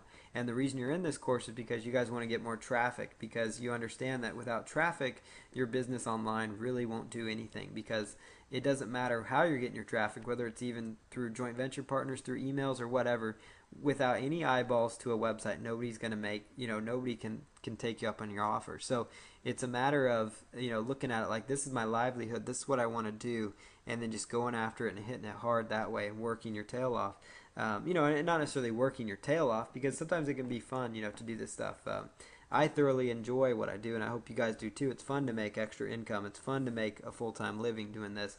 Depending on whatever it is, it's, your business. You're in your business because you think it's fun, hopefully, and enjoyable, and whatever the case might be. But go through this weekly plan of action, and the final step is repeat these steps above each week if you can, because it's all about consistency, and consistent action will lead to some consistently great results. And somebody else before me may have said that. I just came up with that little slogan together. But consistent action will create consistently good results. And basically just take these steps, repeat the steps above each and every week, and you'll succeed greatly with article marketing above your competition. Because if you look at it, by the end of the year, you could technically have 1,200 articles 1,200 articles themselves that could be out on the internet, and that's just on Easing articles. Now, if you distributed each one to 5 places, that's all of a sudden 6,000 new exposures for your business. If you submitted them through article marketing automation, and say they go out to 50 to 100 sites at once with that service, that's now, let's see, 50 times 1,200, We're talking like 60,000, 60 to 100,000 exposures. So I hope you start to see how big this can get because it's all about massive action, massive exposure, massive. This is session 2 of the traffic and SEO training. In this video, we're going to talk about professional search engine optimization training so you can do SEO like a true pro. So basically, I'm going to jump right in here. What is search engine optimization? For those that aren't aware, it's basically the act of publishing and marketing information in a way to improve search engine understanding of website content. It's arguably the best marketing strategy ever because it enables you to reach unlimited people with even the smallest budget. Now, I say that it's the best avenue ever, and that's not just because I teach on it and that I'm in this niche. It's basically because with SEO you can compete with some of the most competitive websites online, like Amazon.com, the MSN Shopping or NBC. I mean, you can compete with some of the biggest websites out there, Petco, PetSmart, and just with search engine optimization, you can compete with companies that have multi-million-dollar advertising budgets. Just through the organic listings in Google. And when I'm talking about the organic listings, I'm talking about the main listings that you see in Google. So when you do a Google search, you see at the top side there is sponsored search results, and on the right hand side you've got sponsored results, and those are results, the pay-per-click spot where people are paying per click. And then you've got the results in the middle where about 85% of the real estate on that screen is taken up by the free side, which is called the organic side, and that's where most people are actually going to click on your links and find your information. And what's great about it is that it doesn't cost you anything to get ranked there. And so as I talk about SEO, just keep in mind it stands for search engine optimization, and basically it's just the act of publishing and marketing your information in a way to improve the search engine understanding of your website content. It's probably the easiest explanation. Basically what we're going to talk about is things you can do with your site to make them search engine friendly so that people find your content and you get that free traffic. Here's a few little quick search engine statistics. The only 3 main search engines to worry about are Google, Yahoo, and MSN. Basically, there's literally thousands of other little mini search engines, but Google, Yahoo, and MSN actually make up for about 95+% of all searches. Google alone gets 75% of all searches. And then some of the smaller search engines like Lycos and Hotbot and some of these other ones, their results are actually come as a result of Google. Google or Yahoo or MSN, one of those search engines drives those companies' results and a lot of the smaller search engines. So in all actuality, it's really pretty much like Google, Yahoo, and MSN own the search market. And there are little search engines, but you don't need to worry about them. Google gets 75% of all searches, so that's where you should focus your attention when you're doing search engine optimization and SEO and looking for traffic generation. Google's really where it's at. Now here's another interesting stat, but believe it or not, YouTube even receives more searches than Yahoo and MSN. That was a recent statistic that's come out. YouTube, when I say they receive searches, they have a search area on YouTube. And that shows you right there how powerful video marketing is, which we're going to cover video marketing in some upcoming lessons. We touched on it briefly last week, but we're going to cover it even more in depth in the upcoming lessons here. But that shows you how powerful video is for driving traffic. I mean, like I said, YouTube alone receives more searches than Yahoo and MSN. That means people are going to YouTube just to find random information. And what's powerful too is these YouTube rankings will come up in the Google search results, in the Yahoo search results, and the MSN search results. So, kind of gives you, leverage when you're doing video marketing. I just wanted to point that statistic out though, and it shows you just how big the Google search engine actually is. Google is powerful, so you need to focus your efforts around them related to SEO. Every search engine basically looks for the same aspects, very similar components, but the one I really only worry about is Google, and let the other ones just fall into place where they may. And we're going to talk next here about relevancy and search engine optimization. The search engines make money, just so you know, with advertising, and they get people to perform searches by providing relevant results to their users. And so basically what that means is that Google, they get their money from advertising revenues. So all the pay-per-click ads and a lot of that stuff you see, that's how Google makes their income. And so they want people to perform searches on their site, and so they want people to come to their site often because they're finding the information that they want online. So basically, if you're typing in, Titleist Golf Club into a search engine, the expected result is to find a Titleist golf club. The user is not trying to look for, they don't want to find information on a Callaway golf club. That's a totally different brand of golf club.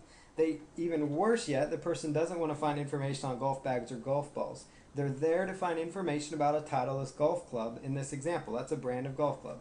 Same thing, it might be a Panasonic HD TV. They didn't particularly look for a Sony HD TV. They were looking for a Panasonic HD TV. So what would happen if the search engines weren't providing relevant results to their users, the people would leave and go to another search engine to find what they want. They'd find a search engine that gave them better results. And so that's why Google and the other search engines, they want, relevant results at the top. They want your site to rank at the top, believe it or not, contrary to popular belief. They want you to have, good content. I'm going to show you how to provide that content to Google in a way that is relevant in a non-spammy way so that the search engines will love your site and display it, because it's look at it kind of like a partnership. You want to partner up with Google to help them achieve their business objective, and in return they're going to help you drive a lot of traffic. You want their business objective is to get users coming to their site looking for relevant results, and that's really their sole purpose online, is to get people to use their search engines.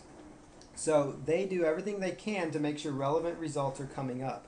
And so that's something very important to keep in mind here, and that's why I brought this slide up here.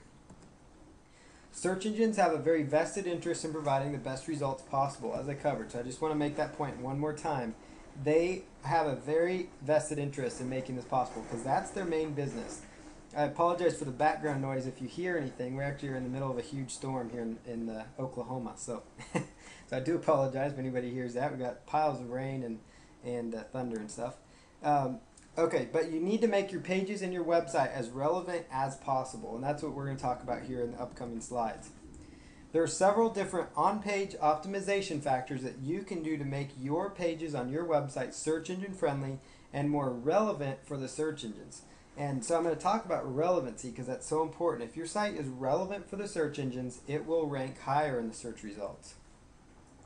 So now in order to make your site relevant, you need to focus on keyword phrases. And so after this slide talking about keywords, I'm actually going to touch on relevance. But I want to talk to you guys real quick about keyword phrases because that has to do with relevancy, because the keywords are what makes your site relevant for the search engine results. Like I was using that Titleist Golf Club example before. If you are selling Titleist Golf Clubs, if you happen to be an affiliate for them, or let's say you're a golf store in, let's say you're a golf pro shop in, let's say Jacksonville, Mississippi or something, or Jackson, Mississippi. Let's say Jacksonville, Florida. Okay, there we go. So you are a golf pro shop, Jacksonville, Florida, and you want people to come to your pro shop. That's the kind of relevancy. Those are the kind of keywords you would want to use on your site. And so I want to narrow down here though, so you first understand how do you find the most profitable keywords for your campaign, because that's where all this relevancy, that's where all these on-page factors are going to stem from. And so I want to start here with the keywords. Now some of you have probably seen this slide in some of my other presentations. But I want to touch on this one more time so it really hits home because it's a very important part of this process. So the first phrase here, a generic word or phrase, those are low value keywords with high competition and they have poor conversions. And those would be keywords like pets or real estate or even just football. Those are just generic keyword phrases. They're not going to get you the results you want. That'd be like golf, as another example. Then you've got a category level keywords. They have a little higher value and they are a little easier to rank for. And those are keywords like pet supplies, Oklahoma real estate, and college football. And they're still not easy to rank for because those are still highly competitive.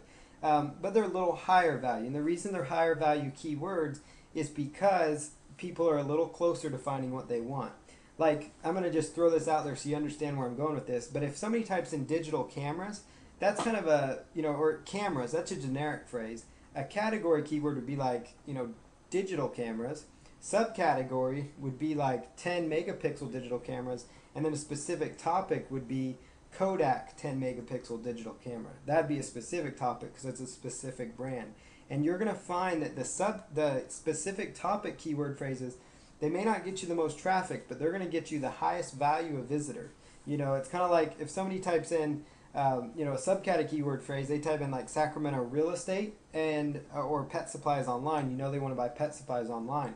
But if they're typing in automatic pet feeders, there is no doubt in your mind what they're looking for. If you type in Oklahoma City, Oklahoma apartment complexes, there's no doubt in your mind what they want. If you type in, Walla Walla, Washington, Walla Walla, Washington, winery, you know what they want. They want to look for a winery in Walla Walla, Washington, or they want to find a lawyer in, Sacramento, California, lawyer. They're not just going to type in lawyers, California, because California lawyers could mean every single city in California. That could be, a little hairy. And so you want to find and target these specific topic keyword phrases, because a lot of people, will sit there and say, well, it's great to rank for real estate because it gets millions of visitors. Well, the phrase real estate, that could be everything from commercial real estate, regular real estate, apartments, somebody wanting just to learn about real estate. You really don't know what their goal is. And when they're typing in specific keywords, like maybe they're typing in diet information, weight loss information, weight loss tips. Those are keyword phrases people know what they want. They want weight loss tips. If they type in acai berry weight loss tips or acai berry weight loss, that's a little more targeted. And so I want you to keep that in your mind when you're doing your keyword research. So we're going to talk a little about how to find your keywords. You want to put yourself in your customer's shoes. What problem does my product or service solve for my typical customer? Ask yourself that question. See what people are searching for to find your website. You can use Google Analytics. It's free to set up. You could use Webalizer, or you could use AW Stats. If you are using a control panel account with cPanel like HostGator or Bluehost, they come equipped with Webalizer and AW Stats, and those are located inside your control panel. And then Google Analytics is something you can find by just going to search engines and looking up Google Analytics. So just type in Google Analytics and it'll be the first result you see. And they'll show you how to install it on your website. And so that's something you want to use because it will tell you what kind of keywords people are looking for to find your website already. And it will kind of amaze you that even though you may not be doing much SEO now, you're amazed that people are accidentally still finding your site. So once you start doing SEO, it can make a huge impact for you. And you also want to consider related keywords. So if you're in the pet niche, it might be like, pet supplies might consider keywords like dog supplies or cat supplies or bird supplies as an example. So I'm going to show you on screen here next how to actually do keyword research. So the AdWords keyword tool, it's an absolutely free keyword tool that I love to use. And so I'm going to just click on that and we're going to pull up the window here. So we've got here on our screen the AdWords keyword tool is up on the screen. I'm going to just bring it over here for the recording. So right here in the AdWords keyword tool, you're going to notice it's going to ask you to enter one keyword or phrase per line. And so what I'm going to do here is I'm going to type in a main keyword phrase. So what I'm going to type in here is your main keyword. So if your main keyword phrase, let's just say it is golf balls or golf clubs. Golf clubs is your main keyword phrase. But see, that's not your highest value keyword phrase as we've discussed, but it might be, it's a keyword that gets a fair amount of searches. And that little random letter sequence that I typed in there, that's actually just, the standard, form to prevent spammers.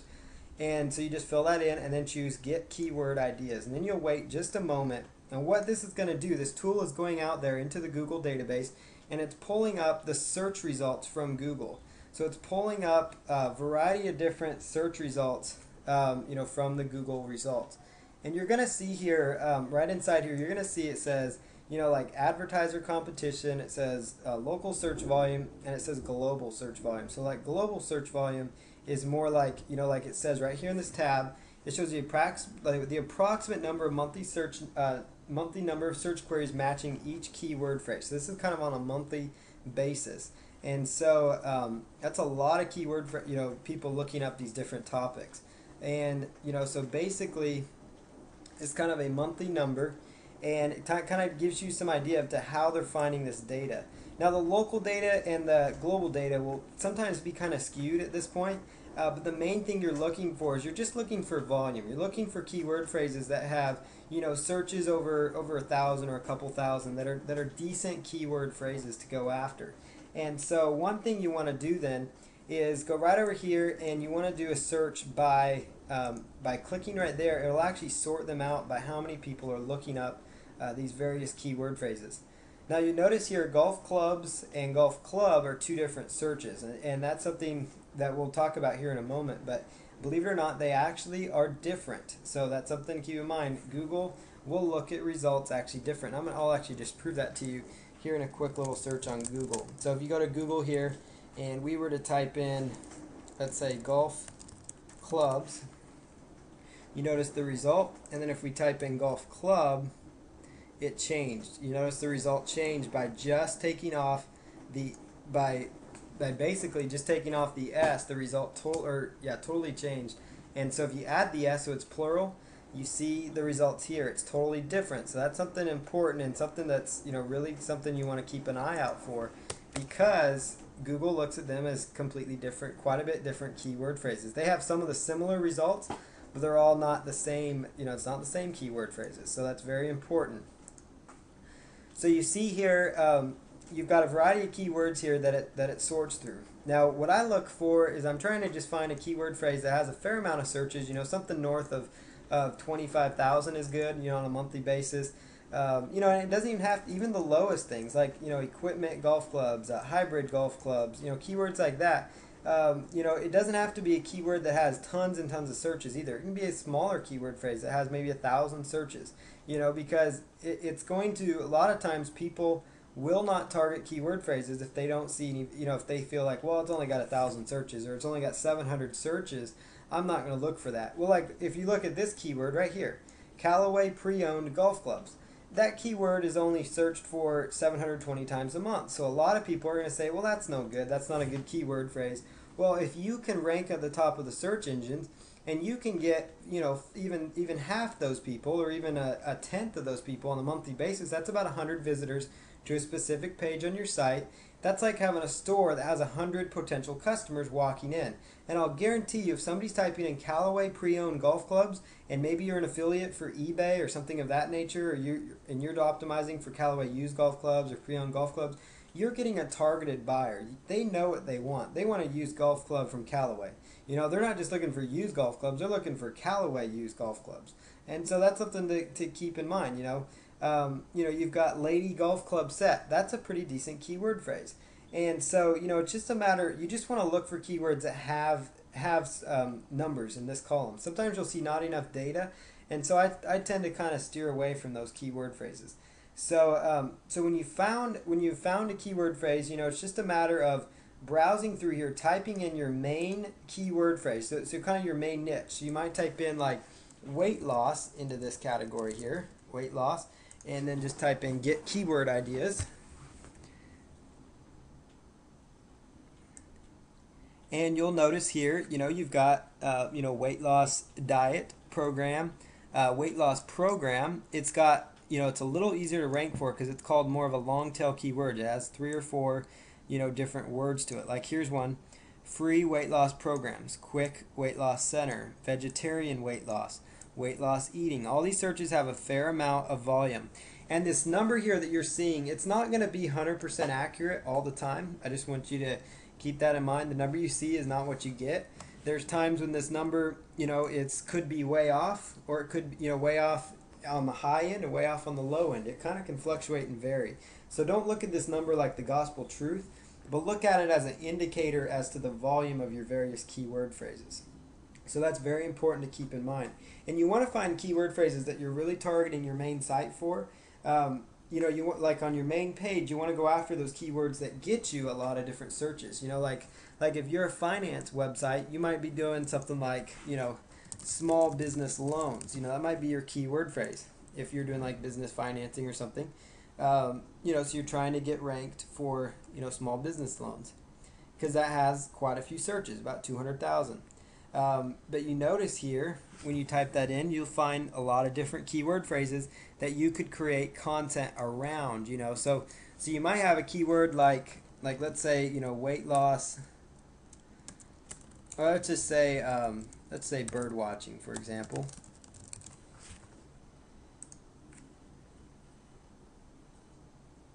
And so you type in bird watching as a niche. Well, here's the main keyword you're trying to go after. Maybe you have a site about bird watching binoculars, and it's all about bird watching binoculars as your main keyword phrase.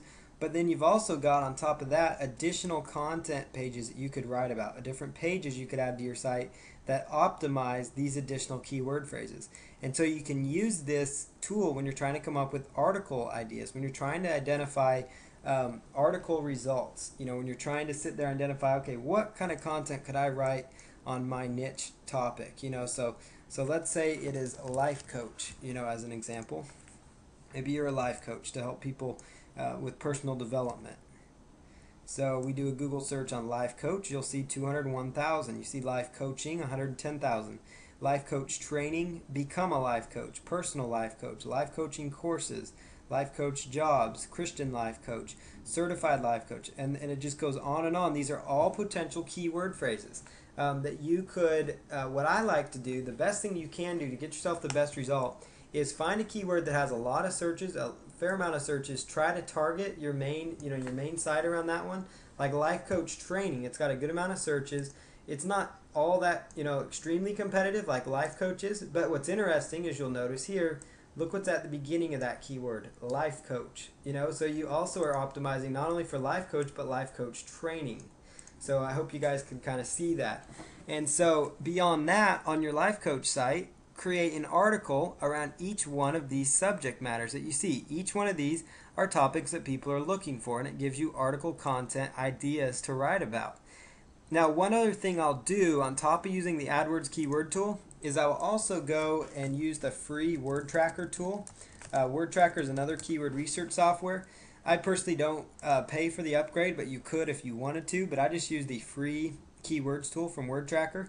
And you could just type in your main keyword phrase here again.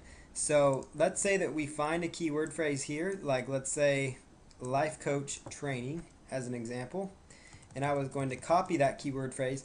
Now keep in mind here, this is important to note, Google's results here are monthly. Word Tracker's results are going to be daily. So it's going to be daily results. Now, you notice here life coach training is now down to 62 searches. But what that means is that there are 62 searches per day within the word tracker system. And the word tracker system is actually feeding results from Yahoo and other places. It's not actually feeding their results from Google. So you could actually multiply that number by, quite a bit more. I usually multiply it by about 10 times, 10 to 12 times this number. So you take this number, multiply that by 10 or 12 times, about 10 or 12 times 30. So let's pull up the calculator here. So we have 62 times, let's say 10, that's 620 searches a day times 30 for the year or for the month, on average, and that's about 19,000 searches, so, and then if you go back to Google, you'll see it's, showing around 9,000. So you can notice that these results are never going to be 100% accurate as to the number of searches it's actually getting. You're just looking for volume. You're looking for some significant volume, some decent size volume, so that you're getting keyword phrase, that gets traffic, because you don't want to build your business on a dead-end road. You want to build it where the traffic's at. You want to play in the traffic, as a business partner of mine says. So that's something you want to do. You want to be where the people are, so like McDonald's, they, a great example, another great business friend of mine talked about, where if McDonald's were to build a franchise, they're not going to go build it on some side road. They're going to build it where the traffic's at, where the people are. So you want to build your sites where the traffic's at. That's why it's so important to do keyword research to find actual keyword phrases. So I like to combine these sites because what it tells me is that, okay, both of these keyword tools identify to me that there is traffic for this keyword phrase. So I use these tools in tandem, to determine the best keyword phrases. So again, the free word tracker tool, you just plug in your information right there and you go to town with it. So you just type that in and you're off to the races. So hope this gives you a nice little overview of using keyword research tools. So we're going to jump right back here. There's also one other thing you can do with the Google tool that I'm going to actually show you real fast. You can actually search within your competitor websites for additional keyword phrases. So I'm going to show you what I mean by that. So you notice here, if we were to go and let's just think of a niche, let's just type in the word, let's just say rock climbing as a niche. I'm just typing that in. So let's say you happen to be in the rock climbing niche. And again, this applies if you're a lawyer. This applies in whatever niche you are. Now, one thing I do want to talk about, if you are a local business, because we have some people taking this training that are local businesses, and let's say you are a Tulsa chiropractor, because that's an example I was using.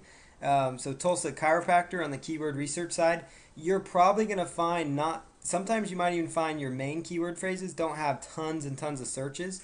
For them, some may show even not many searches, but it's very important that you're optimizing for those, because Google sometimes will not give you. They'll sometimes show you this not enough data number when they really don't have tons of data. They haven't pulled it. Doesn't mean that keyword's not being searched for.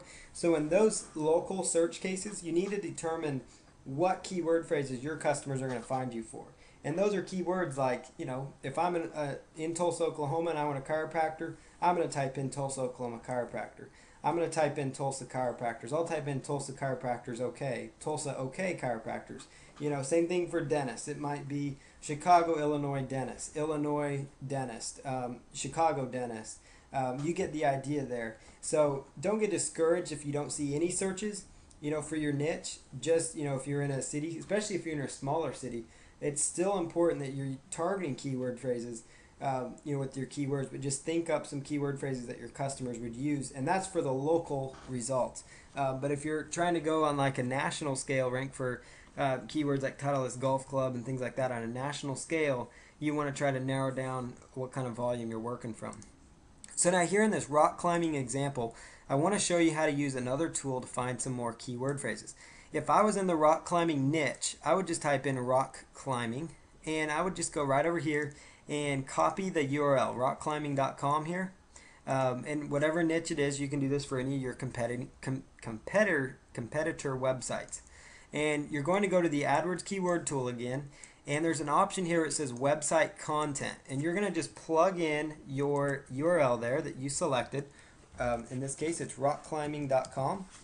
So just grab rockclimbing.com and include other pages on my site linked from this URL. So you could, as one strategy, is to include other pages on the site that are linked from this URL, because a lot of times rock climbing sites, or a rock climbing site will link off to other rock climbing sites, just like a legal site might link to other legal websites, and things like that, because they offer similarities in value.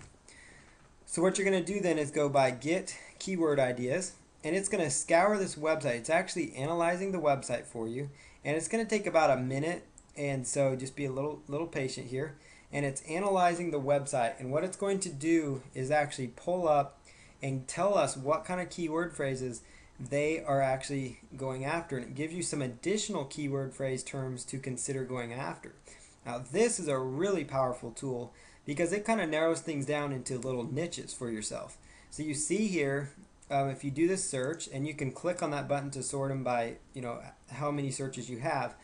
Rock climbing shoes, that's an entire niche in itself, and so you could identify, and so like if you're in a niche and you see stuff like this and you're not targeting those kind of keyword phrases, you could say, wow, I didn't know rock climbing itself could be a niche. I need to be focusing on that too. I need to add that to my arsenal. So you see here, rock climbing shoes in this example is right there, rock climbing shoe without the S, mad rock climbing shoes, 510 rock climbing shoes, discount rock climbing shoes, evolve rock climbing shoes. All these came from me analyzing a competitive website, and I identified some additional keywords. So here's under rock climbing indoor, rock climbing gear, rock climbing equipment, rock climbing gym. It goes on and on and on. So that's another powerful way to use this Google AdWords keyword tool. Just like Google's the leader in search, I feel like Google has some of the leading tools that you can use to identify keyword phrases. And they have this set up for people, using AdWords to identify keywords to go after. But you can also use it, obviously for SEO to identify your keyword phrases. So I would definitely use not only the search feature, so descriptive words or phrases where you type in your niche, I would also use website content Because even if you think, okay, well, I have no clue, but I know this is a site that's a competitor of mine, just put in that URL and then it will pull up some other ideas for you. Like here's rock climbing as an idea.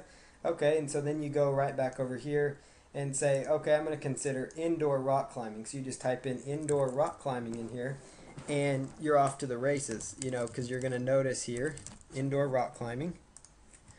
And you'll notice it's going to bring up a whole nother list of results just related to indoor rock climbing. And so finding content for you to write about, there should be no issues whatsoever, because you're going to notice here, like basically I tend to focus more on the global side with Google, just so you know. You're going to notice here a lot of these say not enough data, but you see some that have, you know, some search volume within them. So it's something for you to look at and say, okay, even though they have very little competition, these are keywords that I could rank for and get some traffic for. You know, like indoor rock climbing in NYC, New York City, indoor rock climbing supplies, indoor rock climbing Buffalo, New York, indoor rock climbing Massachusetts. You know, so you get the idea. But rock climbing itself, indoor rock climbing had 130 additional keyword phrases that Google had within their database somewhere. So it's very important to do keyword research before you start taking on, you know, this stuff, because you need to make your sites relevant for these keywords.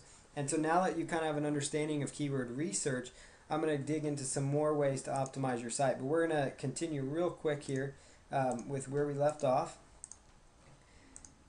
So what you can do then is, you know, run Google searches is another strategy that I found to identify keyword phrases. So I'll show you what I mean by that. So let's just pull up a Google search window here, which I have. And if I were in, let's just throw out another niche market here. And let me just say, let's say personalized jewelry was my niche. So you are a jeweler and you did personalized jewelry. We type in personalized jewelry into Google. Now, a lot of this stuff right now I'm doing is unrehearsed. So, you know, you guys can see it's very, very live, so you can kind of see how I think. So type in personalized jewelry. That's your main niche. And then scroll to the bottom of Google, and they have a feature here where it says searches related to personalized jewelry. And it says personalized gold jewelry, sterling silver personalized jewelry. These are related searches that Google has identified that other people look for when they're in this niche. So now you type in personalized gold jewelry, you click on that, and it will narrow down even more results. And it will say, okay, so have you considered custom made gold jewelry, Ferguson jewelry custom rings, antique custom jewelry, custom gold chains? So then you click on that, and you kind of get the idea, because it kind of helps you identify, okay, here's personalized gold necklaces. That's a keyword I hadn't thought about. So you take that keyword phrase and you copy it, and you can come right over here to the AdWords keyword tool again. And you can kind of now, I hope, understand how this tool works together. And I'm spending a lot of time on this keyword research part just because keyword research is so vital to your online business. It's a very, very important aspect to your web business. So you type in personalized gold necklaces, and you notice that does have some search volume behind it. So that's getting about 1,900 searches. Personalized gold necklace without the S is about 3,600. It's got quite a few more searches. So that could tell you, okay, I should target some page around personalized gold necklaces.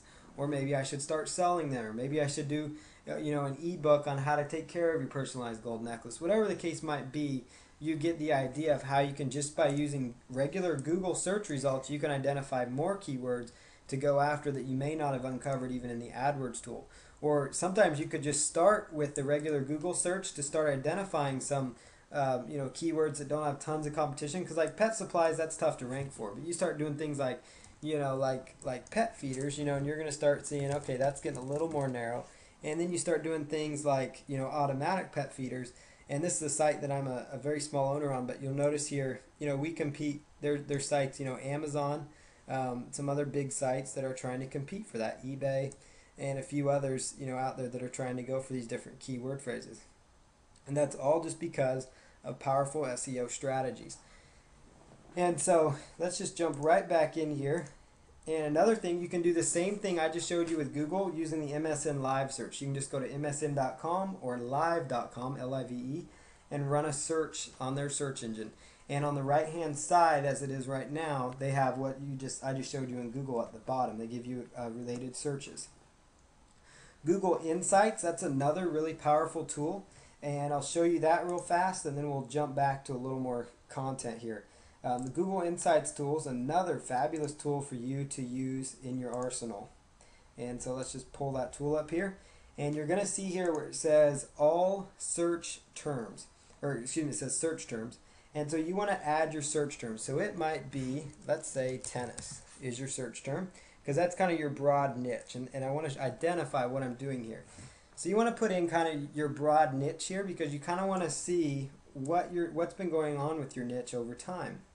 And you're going to notice here that there's a variety of different elements that you can gather from just typing in tennis or your main niche here. You'll notice here this is the interest over time dating back to January 2004. And you notice how it fluctuates and kind of goes up and down.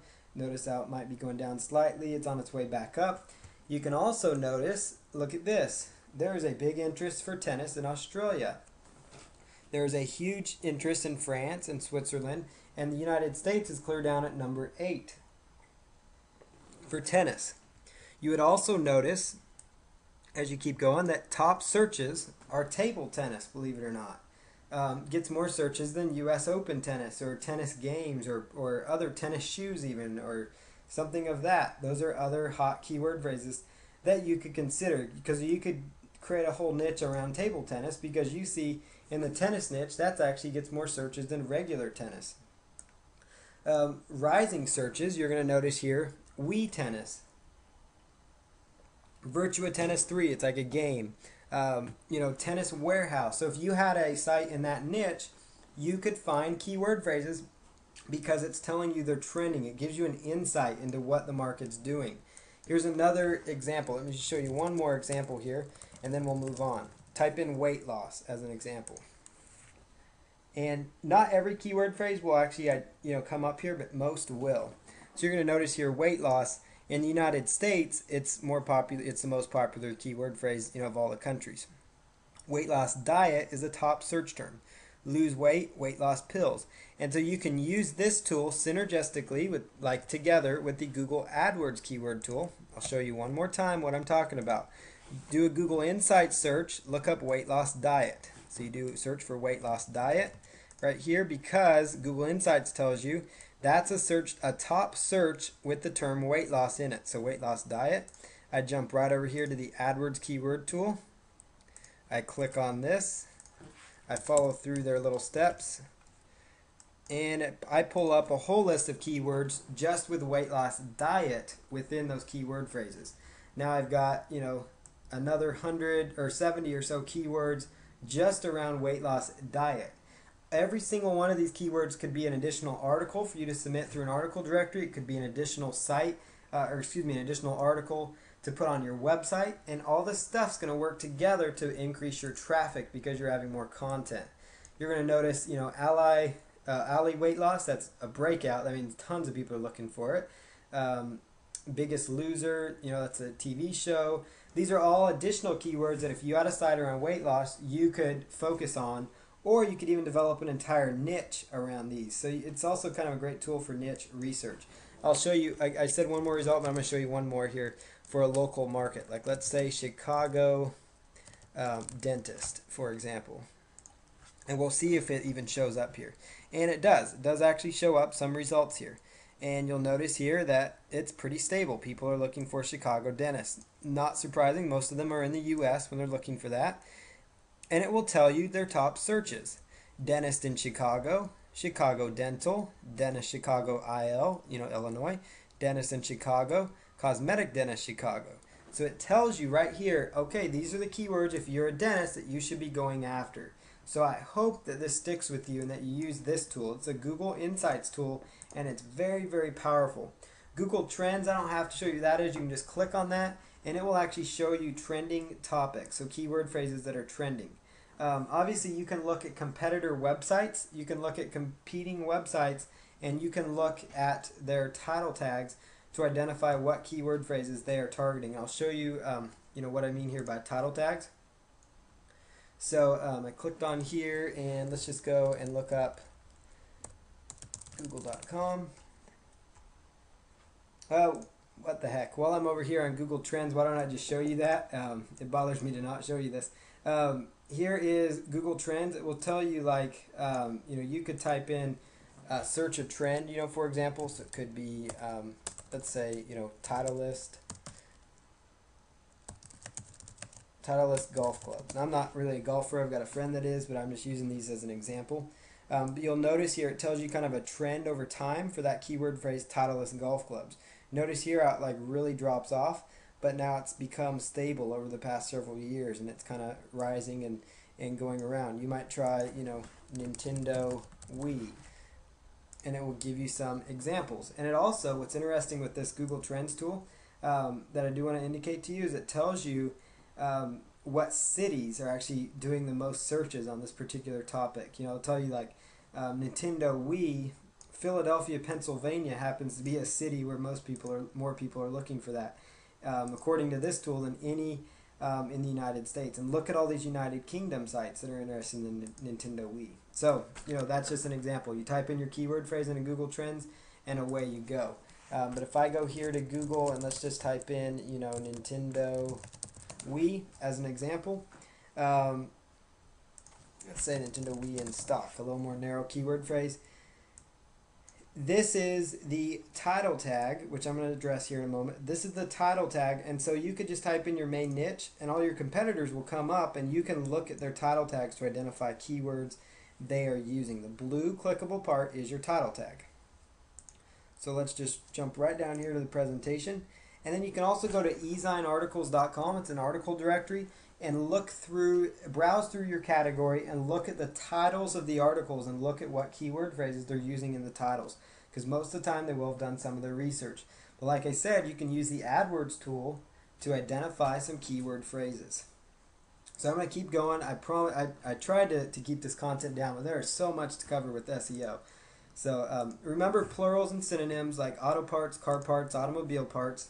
Keep in mind merged and hyphenated words, even misspellings. Like I said, plurals and synonyms, like when I was saying car part or car parts, those would be different. Add keyword modifiers to your keywords. So things like buy Nintendo Wii, cheap pet supplies, best price Motorola. Those are all some indicators and examples of modifying keyword phrases. Like buy Nintendo Wii, that means they want a Nintendo Wii. Find Tulsa chiropractor. Find Chicago lawyer, find Los Angeles realtor, things like that. Add those keyword modifiers to your keywords, or add them into your keyword research tool and see if there's actually traffic for them. And so let's just jump over here. Looks like this similar slide. Okay, so next we have on-page search engine optimization. So at this point, you should have identified your main keyword phrases that you are going to go after. And I'm going to step you through the on-page process. One very, very important factor is title tags. Another important thing to consider is using your meta tags on your site. And the next very important strategy is your header tags within your site. And then we're going to cover your internal link structure, your URL structure, the links on your site, and the structure of your actual content. So here is the title tags that I'm going to talk about here. Title tags are very important, like I showed you in Google. It's the number one factor. They're the single most important on-page ranking factor out there. You should really, really take this to heart. This part to heart. If you take this into action this week and Google picks up the results you do, just by accident, you'll start seeing an improvement in your search results. A lot of sites make the mistake of having their title tag read very random things like home, or it might say untitled, or their title tag isn't related. Their title tag might even just have their business name, which that doesn't do a business any good to have your title tag up there. You need to have keyword phrase, and a lot of businesses say, but I need that for branding. Well, put it at the end of your title tag, because if they know your business name, you already have them as a customer.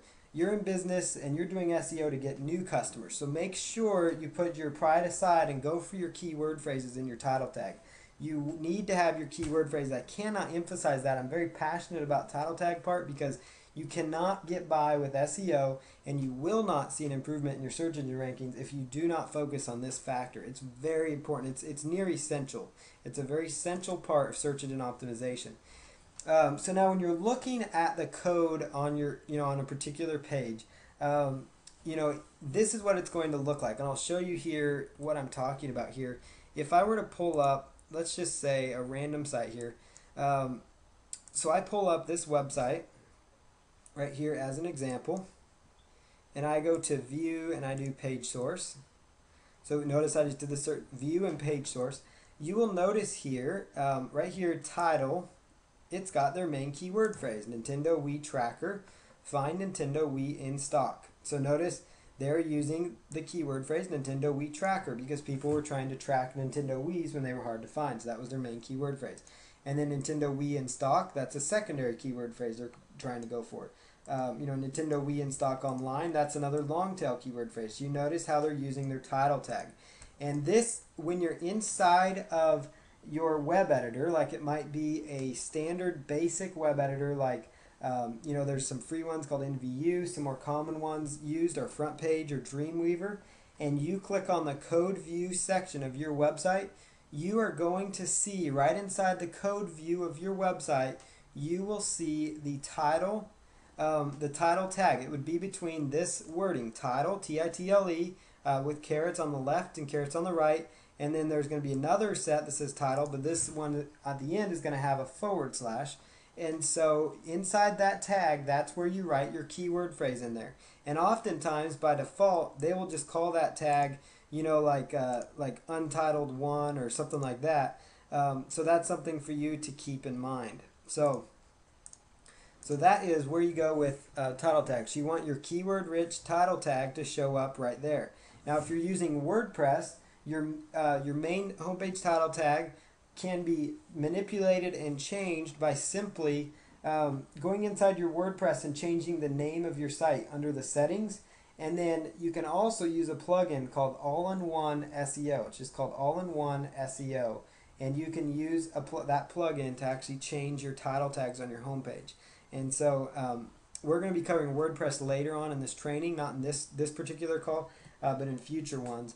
And we'll show you how to do that in there. But if you have any questions on that, contact me anytime this week regarding WordPress. As far as if you have any questions on changing your title tag, please ask because it's such an important part. The title tag should contain the exact phrase you are trying to rank for. The exact main keyword phrase should be at the very beginning because search engines read left to right. When I say SES, that stood for search engines. Search engines read from left to right, just like we read. They will put more importance on your keyword if it's at the left than they would if it's more towards the right. They read left to right. They look at that, and so you want to try to have your main keyword phrase because that's going to tell them that is most important on that page. That page is going to be relevant, there's that word again, for the keyword phrase that you identified from the previous steps. You should try to repeat the keyword phrase or a plural/singular version of it somewhere in the title tag. That's going to help you get the best benefit possible. Now, I'm not saying that you just say your keyword phrase 3 times in a row or 2 times in a row even. Put it in there if it makes sense, and I'll show you some examples here. So for example, keep in mind that the singular and plural keyword phrases come up differently in the search engines, like I showed you. And that's why, golf club and golf clubs was 2 totally different search results. So that's why it's important, to go after those. Tulsa chiropractors and Tulsa chiropractor would bring up 2 different search results. Car dealership, car dealerships will bring up 2 different keyword phrases. So for example, laptops and laptop produce totally different results. You want both of those in your title tag. Here's an example of how that works. Dog collars. Find the best dog collar for your dog. So that would be your title tag. Dog collars is your main keyword phrase with the S. Find the best dog collar for your dog. And what is interesting here is your title tag. It's also, you want to make it kind of salesy almost. Not really salesy, but so it reads well, so it sounds well, so it encourages the click. Because it's one thing to get people to your site, to come up in Google. It's another thing to encourage them to click among all the other options to click that they have on the Google search engine. So you want to make sure you sell the click. So dog collars, find the best dog collar for your dog. Notice I'm using the plural and singular there. Now weight loss, there's really not a plural of weight loss, but I'm trying to incorporate weight loss twice. Weight loss, your source for weight loss tips.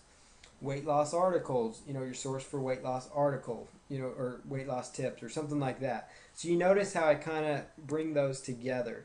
And these again were samples of good title tags. And I'll show you here, I'm going to jump off the page here one more time though, just so you understand again what the title tags are and where I was going with this. So let's just say here,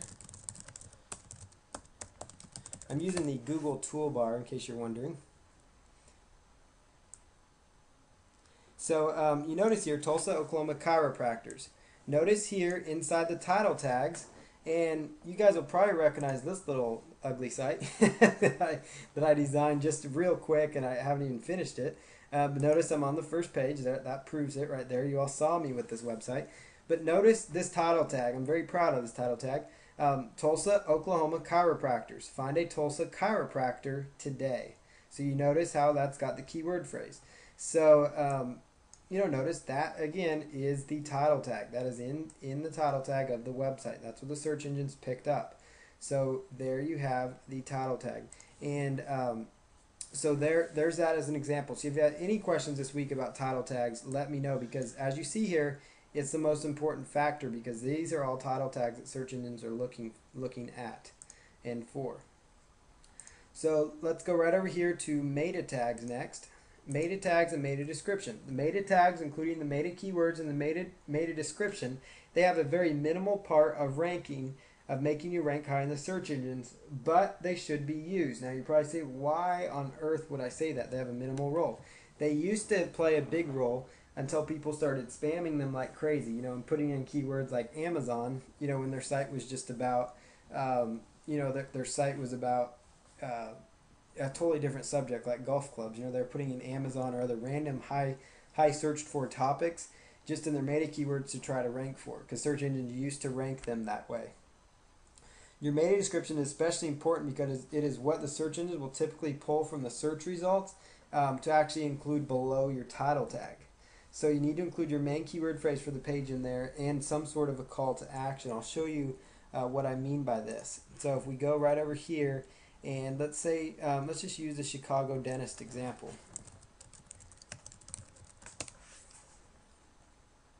So you do a search here for Chicago dentist, and you notice here, web special, $1 exam, x-rays, or free teeth whitening. We accept insurance, gentle cleanings, veneers and braces, cosmetic and family dentistry.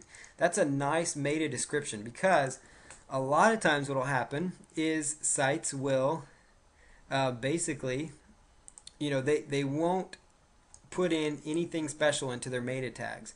And so what will happen is Google will go in there, kind of formulate their own little meta tag if they don't have one most of the time. Sometimes they'll just do it anyways.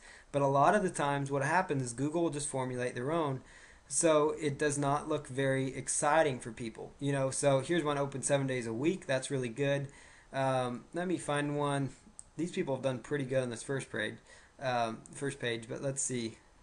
Chicago Dentist Guide. Okay, so here's one. This isn't very exciting. Chicago Dentist Guide, 1833 Dentist Chicago, 1833 Dentist Chicago Reviews, Cosmetic Dentist, Endodontitis, Orthodontist, and all these other big words. That's not very exciting to read that in your meta description. That's not very exciting, and so, this is a lot more exciting.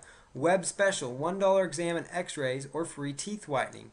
That makes me want to click. That makes me want to click on their website. Now I want to point out something here so you understand. Look at their title tag. If you're trying to look for a title tag on your website or any website at all, look at the top left-hand corner of your browser. Whether it's Mozilla or Internet Explorer, that keyword phrase will show up there. So notice how they are doing a fabulous job of using Dentist Chicago, Cosmetic Dentist, Orthodontist Chicago. So now they get the keywords Chicago Cosmetic Dentist, Dentist Chicago Cosmetic, Chicago Orthodontist, Orthodontist Chicago. They have all those up in their keyword phrase in their title tag. So here's their little website. It's very clean, very basic, but you notice how they've done that. But they encourage the click, because unlike everybody else, these other ones, they actually said web special, $1 exam, and I want to find it. Now, here you go, special web offer. that's a great deal to have a $1 exam. I mean, I don't understand how that works, so it makes me interested. It gets me intrigued. And so it's kind of interesting to figure out what this is all about, what they're about. But notice how you want to sell people on your click. And so you not only want to be slightly creative in your title tag if you can, if you cannot, don't worry about it. But use your meta description because that's your opportunity to encourage people. If you do not use it, Google would just pull something at random. Like Google could say, something like they might just pull something that says Chicago dentist orthodontics cosmetic dentist Chicago. Now they're kind of stuffing keywords up here, but it is working for them. But you notice that's what Google may have pulled if they didn't define an actual meta description, and so that's something for you to keep in mind. And as to why you need to use a meta description and why you want to use a meta description.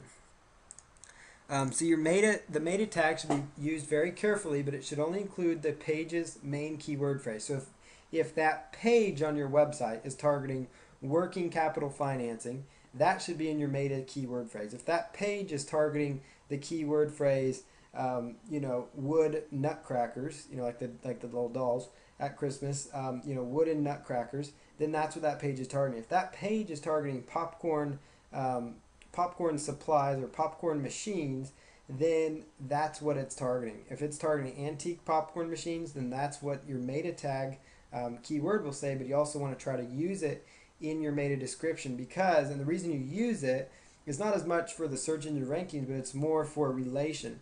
People typed in, you're trying to rank for a keyword phrase, antique popcorn popper, for example. Obviously, if they type that in, that's what they want to find. So if you include that in your enticing sentence, you could say, find the best variety of antique popcorn poppers here. So it gets your keyword phrase in there, but it grabs their attention. Because what will happen is Google will bold that keyword phrase if it's in your meta description. So it helps your listing stand out a little more in Google. Excuse me. So that kind of is, defined with meta descriptions here. And I apologize, I'm going long. I always go longer than I anticipate. There's just so much content here. So examples of good meta descriptions. Get in touch with a Tulsa, Oklahoma chiropractor that is both trustworthy and reliable. Now, I didn't do a good job proofreading that. I apologize.